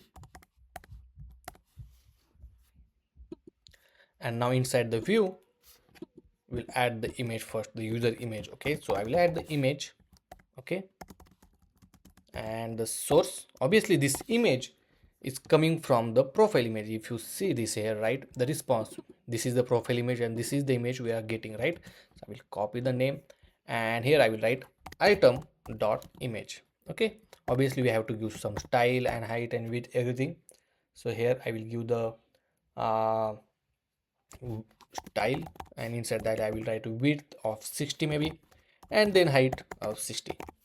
Okay, and here we'll add question mark. I don't know why this error is coming, so this need to be a URI. Actually we missed the URI, and save it.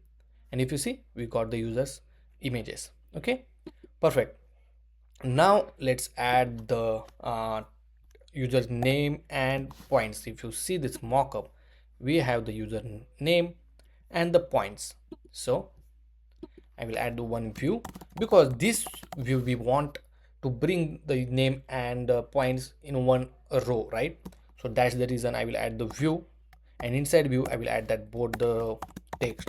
So first is the item dot full name, maybe a username I think.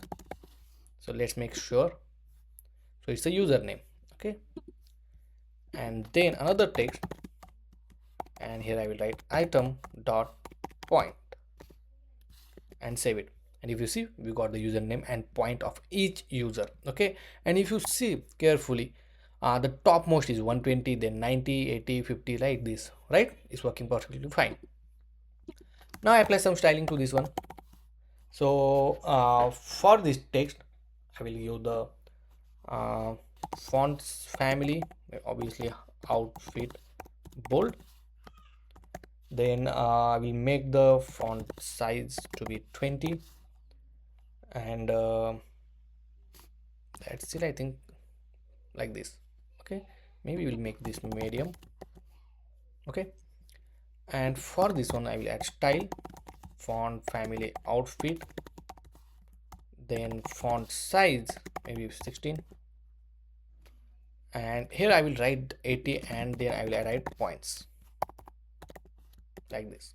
Okay, and we'll change the color little bit. So colors dot, oh sorry, color property we have to provide colors dot gray, like this. Okay, now let's bring in one line. Oh, this is already one line actually, so we don't need to bring it again, but now we will put this image and view in one line first. Okay, so we'll add style, and we'll make display as a flex. Then we'll add flex direction as a row. Okay, then I will give some gap of 10, and I will align the item to be in center, so it will be vertically center, and then save it. And if you see the magic.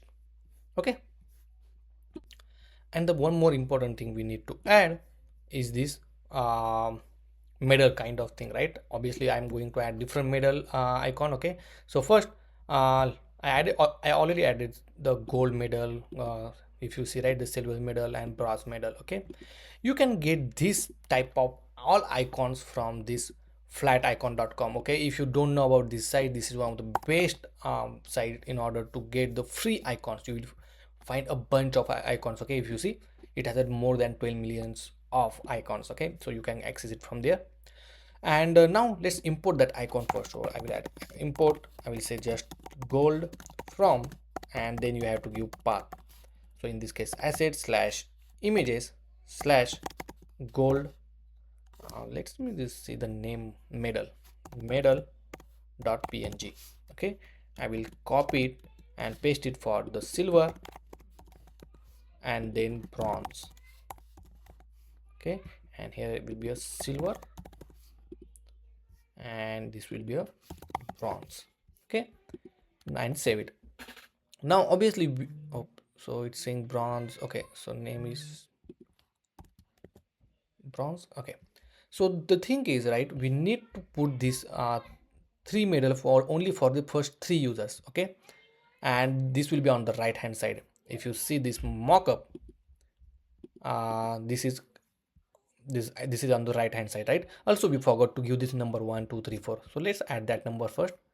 So here I will add the text, and here I will index, and obviously index start with the 0, right? But we have to give the number as 1, so I will add 1 only in that one.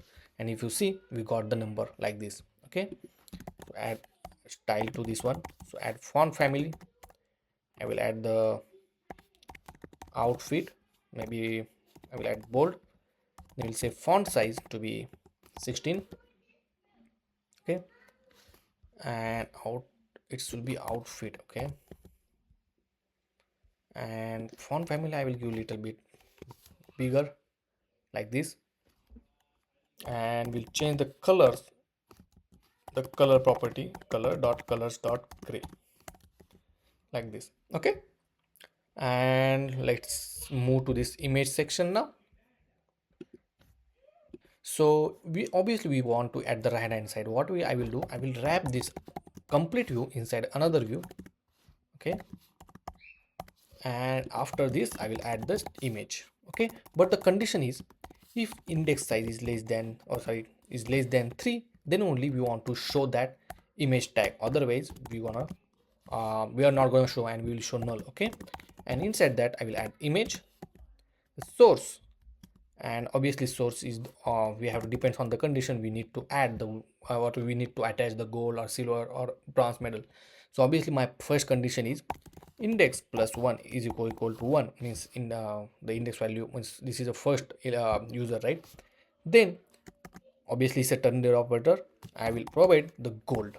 Okay, second, obviously again I will say index plus 1 is equal to 2. I will give option give or assign the silver medal. Otherwise I will assign the bronze medal. Okay, and if I save it, so right now obviously it's showing a very big. Okay, so we'll give some style to this one.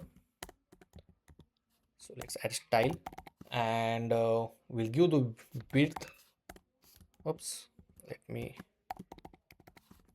give width of 40, height of 40. And if you see, only for first three elements we got this medal. Okay, now for this view, let's add some styling. So we'll say display as flex, then we'll add flex direction as row, and let's make align item to be in the center. Okay, see, and we want at the right hand side, so make justify and space between. Okay, and this will bring this at the right. Perfect. Now we want add some styling to this complete record. Okay, so here I will say padding, maybe we'll add padding of 20. Then I will add the background colors dot white, colors dot white. Oops, to be white, and let's give some margin, so margin of 8. Okay, see, and let's give margin from right to be 15, and margin left I will give margin left to be 15. Okay, like this. And make border radius to be rounded. Border radius, I will add 15. See, perfect. Okay, now I want to keep this little bit up. Okay, so give you some beautiful effect. So what I will do, I'll add some style. Oh, sorry. Here I will add some style, and I will add margin top. Oh, sorry, margin top, and I will give minus 14. So I want on the top of that. So it will give some beautiful kind of visual effect, right? Now obviously I have only 5, so it's not scrollable. Okay, but what we gonna do, right? When you just try to refresh it, right? Or we will give the refresh effect as well here. Okay, but we really don't need it, but it's up to you if you want to give it. Okay, also one more thing, for this user image we will make it rounded. So I will add border radius, will make 99, and it will look like this. Okay, and here just give height for this particular view. Okay, and now if you see, the flat is scrolling and the background is keeping constant. Okay, it's not moving, only the flat list is moving. Okay, and that's what we need. Perfect. So that's all for this leaderboard. Okay, so whenever you complete some of the chapters, okay, and obviously you'll get the point updated here, and once the point is updated, then you can go to this leaderboard and you can check your status as well. Okay, and this is overall, means whoever using this application, the maximum those user has maximum point will show at the top, and so on. So until this point, if you have any question, any doubt, let me know in the comment section, or you can access the source code anytime. Okay, so see you in the next section.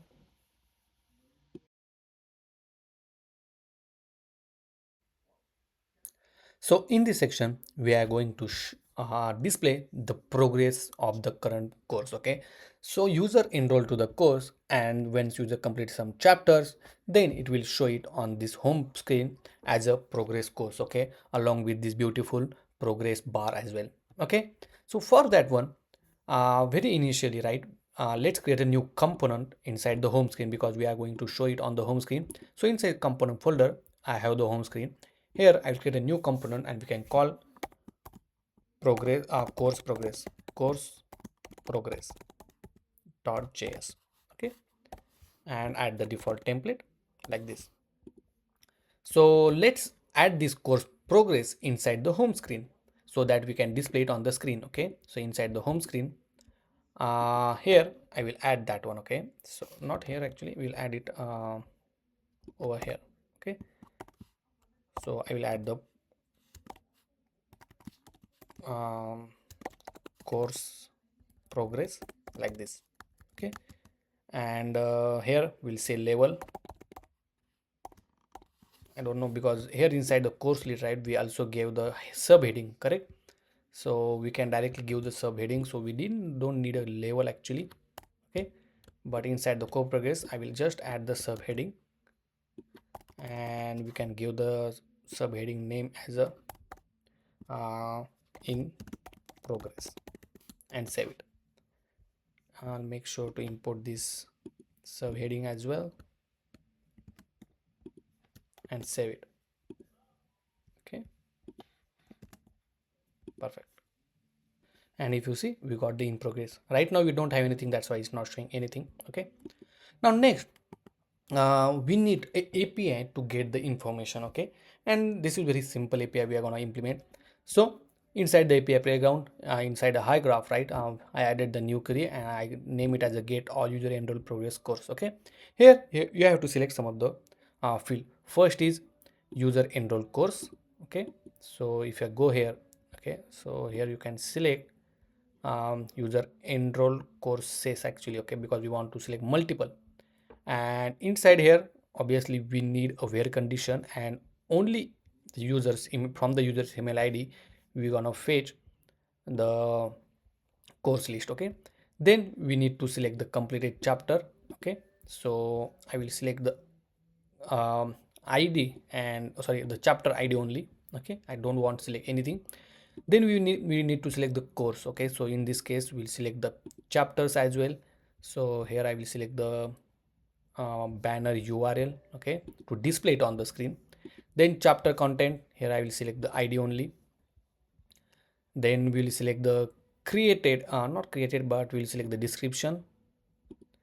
Then ID I will select the level, the name, price, the time. I think that's more than enough, okay. And if I click play, okay, so right now I did not give username. Let's add some username here and play. And if you see, right now I have for this first course, okay, I did not completed any chapter, so that's why it's showing empty. But for the second course I completed one chapter, and this is the course information and total course as well, okay. We need this chapters with the ID because we want the total number of chapters included, and the description and all of the all other thing, right? Obviously if needed we can add it later on. Now copy this one. Let's go to your index.js file, and here create a new method, and we can call it at get all progress course. This will be async. Here we will accept user email like this. Constant query is equal to GQL, and paste this one, okay. Now obviously we need to call this, we have to make it the request, so I'll add this particular method, and then we need to replace this user email with the email which we are going to provide to this method. So in this case is user email. That's it, okay. And save it. Now inside the core progress, make a method get all progress course list is equal to, and here I will call this method, okay, sorry. And here inside that we'll obviously pass mail ID, but before that let me make the promise, and here I will add the user. So obviously we'll get the user from the user hook, okay, and from this one we'll get the mail. So user dot primary email address dot email address, so obviously we use many times, okay. And inside that we'll get the response, so response dot, and if you see this response contains this particular field name called user enroll courses, okay. So let me print it here, and let's save this one, okay. And let me go to terminal now, okay. So right now if you see we did not get anything because we did not call this method, okay. So inside the use effect we'll call this method once this particular component get load. So let me copy this and call it here. So obviously I will call when the user is available only, okay, and this use effect will execute whenever the user is available, and save it. And now if you see we get this complete chapter list here, okay. Now just save this inside one state. So we'll say completed or progress course list comma set progress course list is equal to use state like this, and here we'll set the value. So instead of console I will just set the value as set progress course, okay. Now we have the progress list. Now what you have to do, we will call the flat list here, okay, because we want to show it in the flat list format. So obviously we have this flat list. I will just copy this existing flat list, okay, from the course list, okay. So let me copy this existing one, and then okay, so yeah, then I need inside the course course progress, yeah, I will paste it like this, okay. So obviously there are some tag we need to import like touchable opacity. Let's import this one from the React Native. The navigation we need to import or add, okay. So right now I will just comment this line of code here, and the course item. So obviously course item we will use existing component, okay, we are not creating new component. But here the item, right, we need only course information, so we have to send it as a core item dot course like this, okay. And make sure to import this course item component, and let's save it. And if you see that we got one error that course list does not exist, this particular data which we pass is not exist, okay.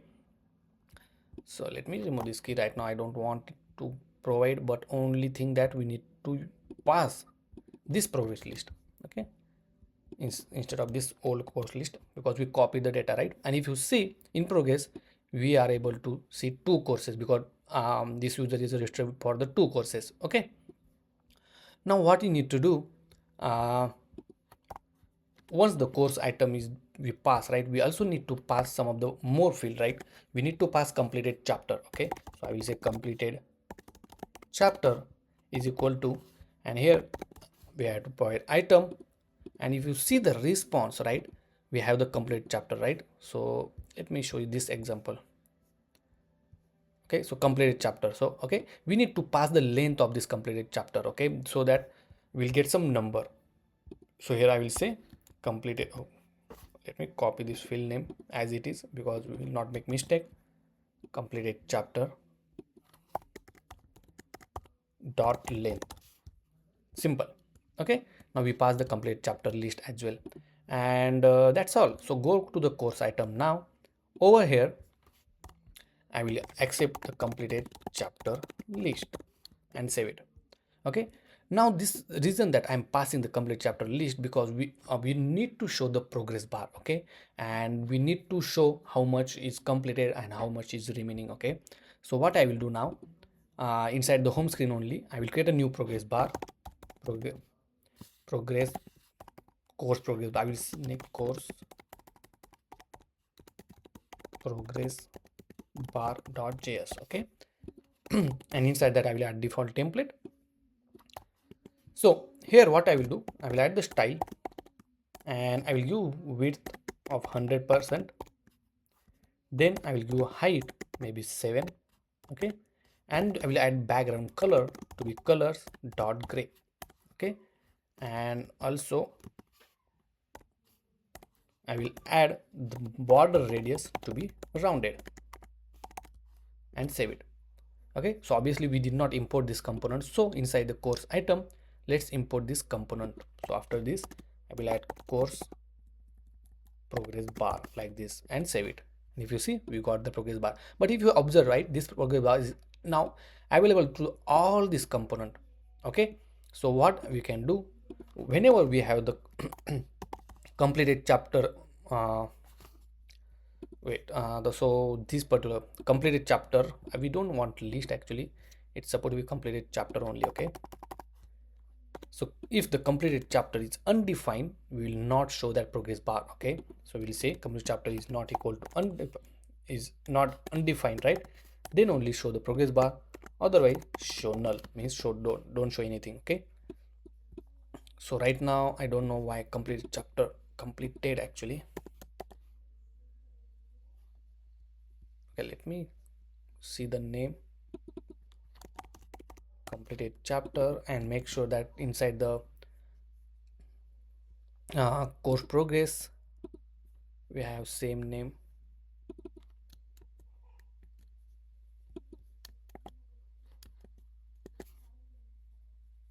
And if you see the it was spelling mistake, but now it fixed it, and only to those courses which is in progress is showing this progress bar. Okay, perfect.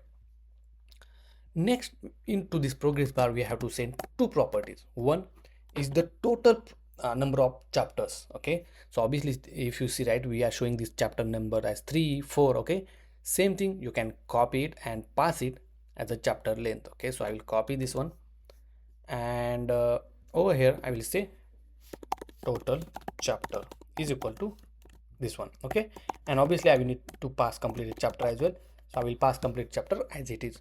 And let's go to this course progress now. So inside this course progress we have to write one condition.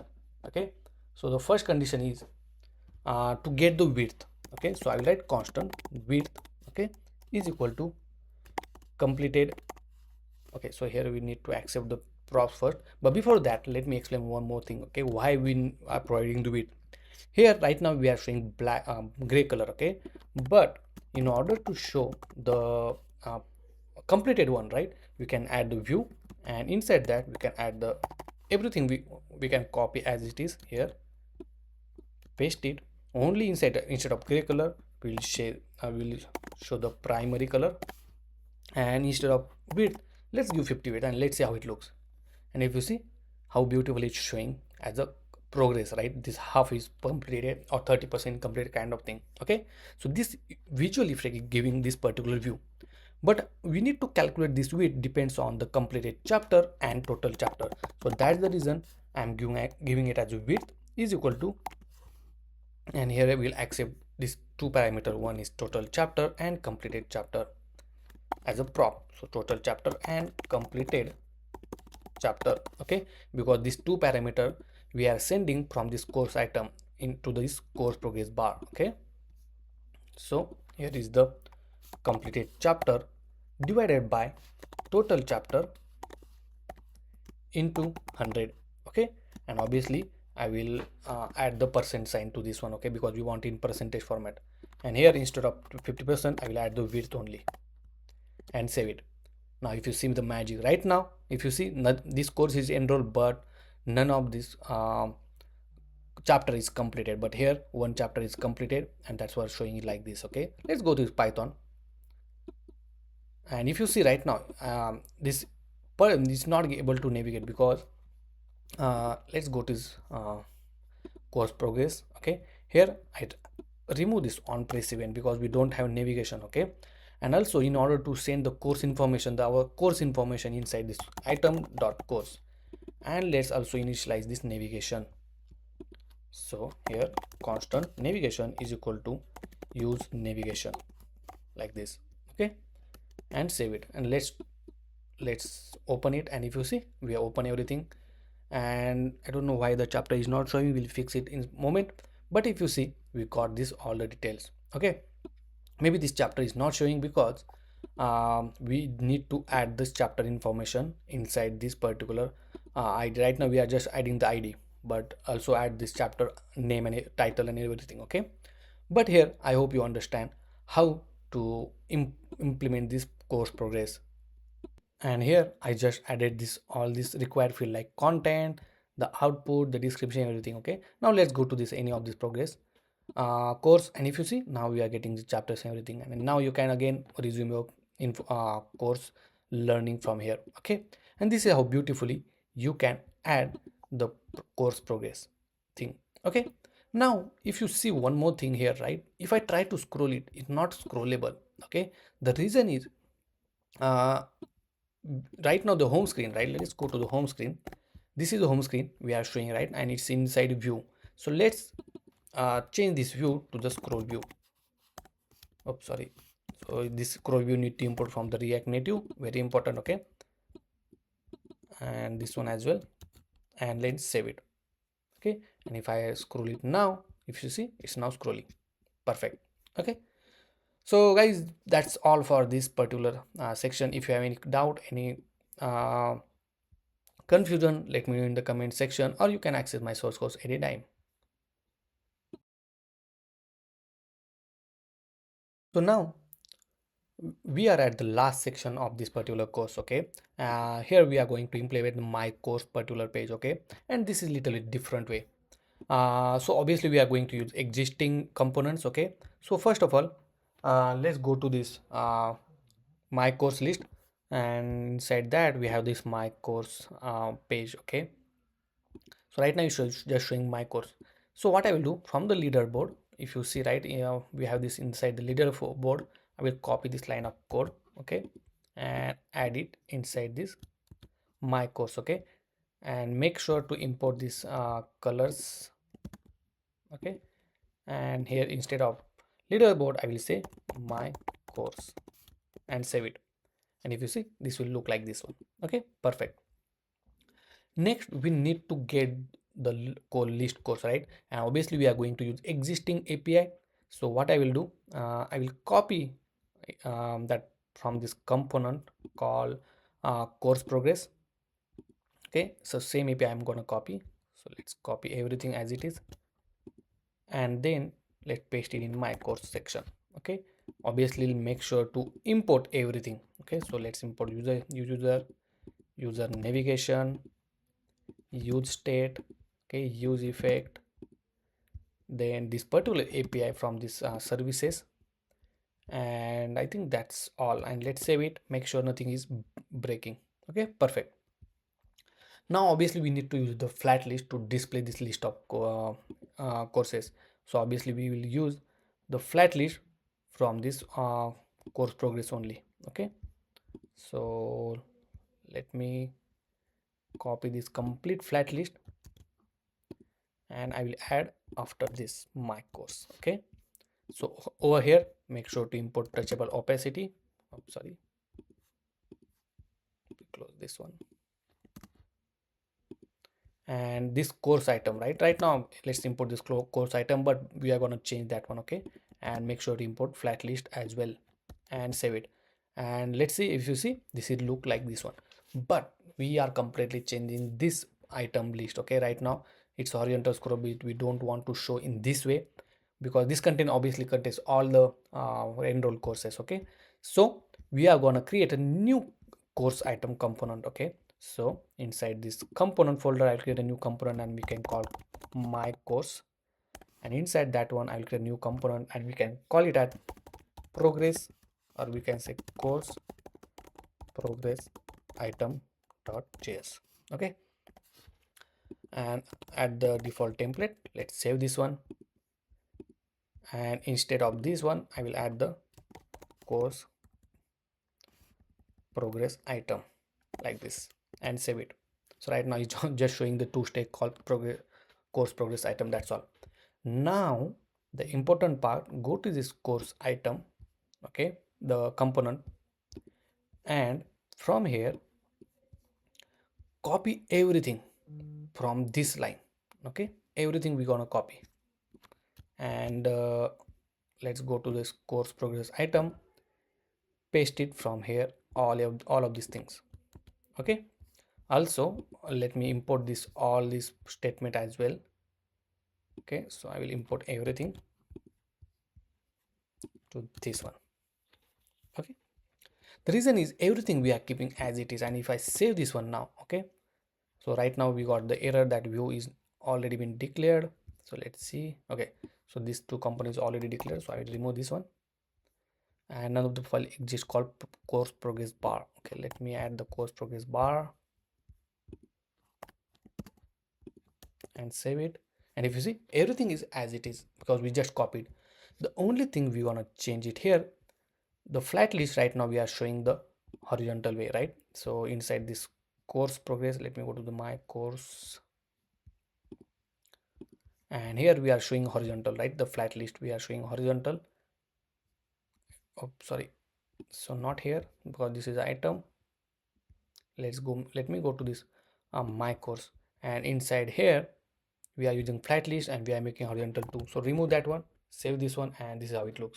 The only thing you need to update this image tag. Okay, and also for this one I will add the touchable opacity, I will add a style, and we'll add the just margin of 10 with 8 like this. Okay, and let add padding little bit, so maybe 5. Perfect. Okay, and now we'll change this image. So in course progress item I will gonna increase the image size and we'll say 100% like this, and height I will give 170. Perfect, and that's all. We are ready with our course item page.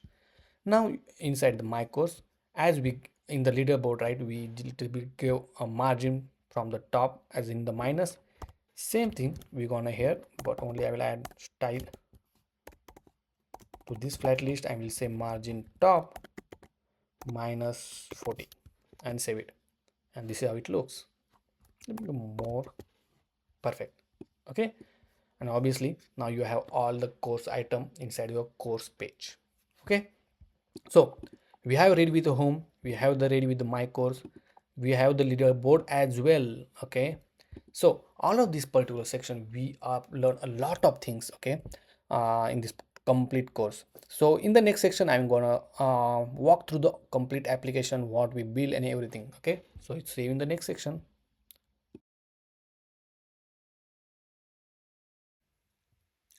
So along with this course, we implement at this completely fully functional e-learning application, okay? And obviously we have the authentication and everything.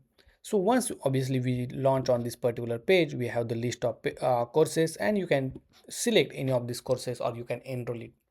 Then you can learn this chapter, okay, one by one. Even though you can run this program as well, okay? And if you see, we have this program to run, and then once you finish it, you will get the toast that you completed this particular chapter, and this chapter is marked as a completed, okay? Then obviously once you complete the chapter, you will see this progress, what are the chapter you completed, and you can resume your course again, okay? So obviously you can add multiple courses, a video course list as well. Then in the my course you will see the different kind of item list, okay, course item list, where you will see only the course which you enroll. Inside the leaderboard you have the all the user who has a maximum point, and depends on that one it gives the numbers for each user, like 1 2 3 and so on, okay? So until this point, if you have any question, any doubt, let me know in the comment section. We are going to stop here, okay, because of this length of this video. But if you really want to know how we are gonna implement this particular premium, buying the course or buying the membership, then let me know in the comment section, okay? And this will be available, this particular video I will create it once this particular video will reach 100K or 100,000, or sorry, this video will reach 10,000 views, okay? So once it reach it, I will drop a new drop a course which will include how to buy the membership in this particular application, okay? And if you really new on this channel, subscribe to my channel, or you can join the channel or buy the membership from Buy Me Coffee. If you see the link, okay, from there you can buy the membership, so that you can access all of my project source code for a free, okay? The membership is just very cheap, okay? So buy it, and you will get the access to all of my source code. So guys, I'm stopping here, but keep learning. And if you did not subscribe, please subscribe, share this video with your friends and family, and see you in the next video.